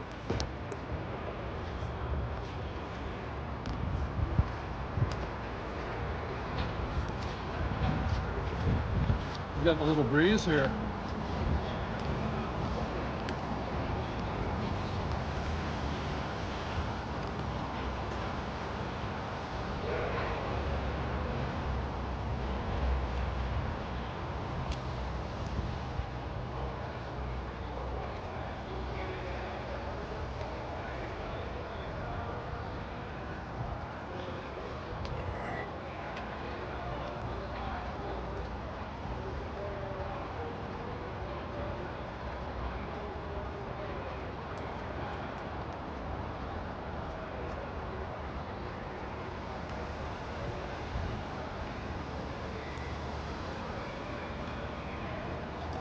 You know what? If you're up for it, I will go down one more.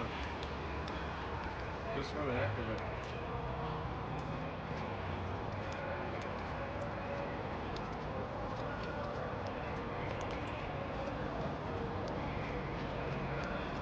And then if you want to cut your feed up here for the live feed, Well, all dependent.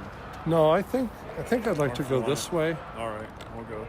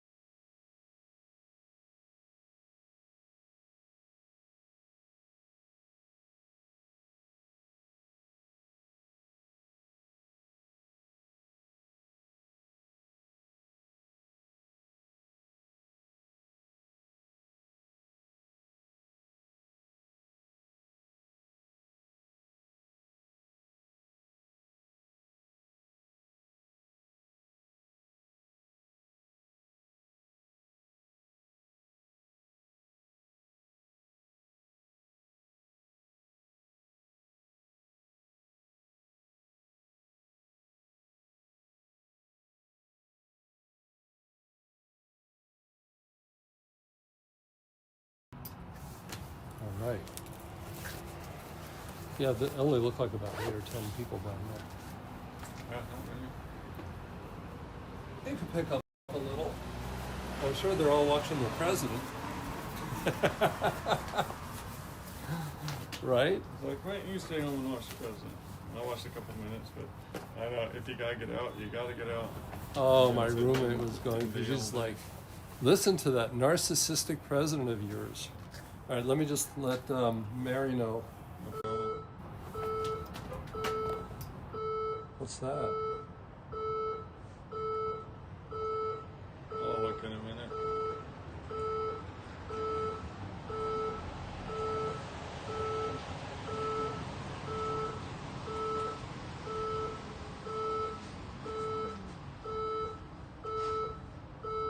Our garage door or something.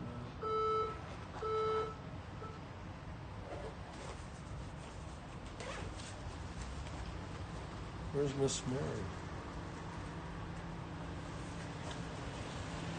That's weird. I don't see her on my message. She's not popping up. Okay, well, we've got a few people dropping in. Evening, everybody. We are live. We're going to walk down to ICE in a minute. I'm here with Chris, with veteran Chris.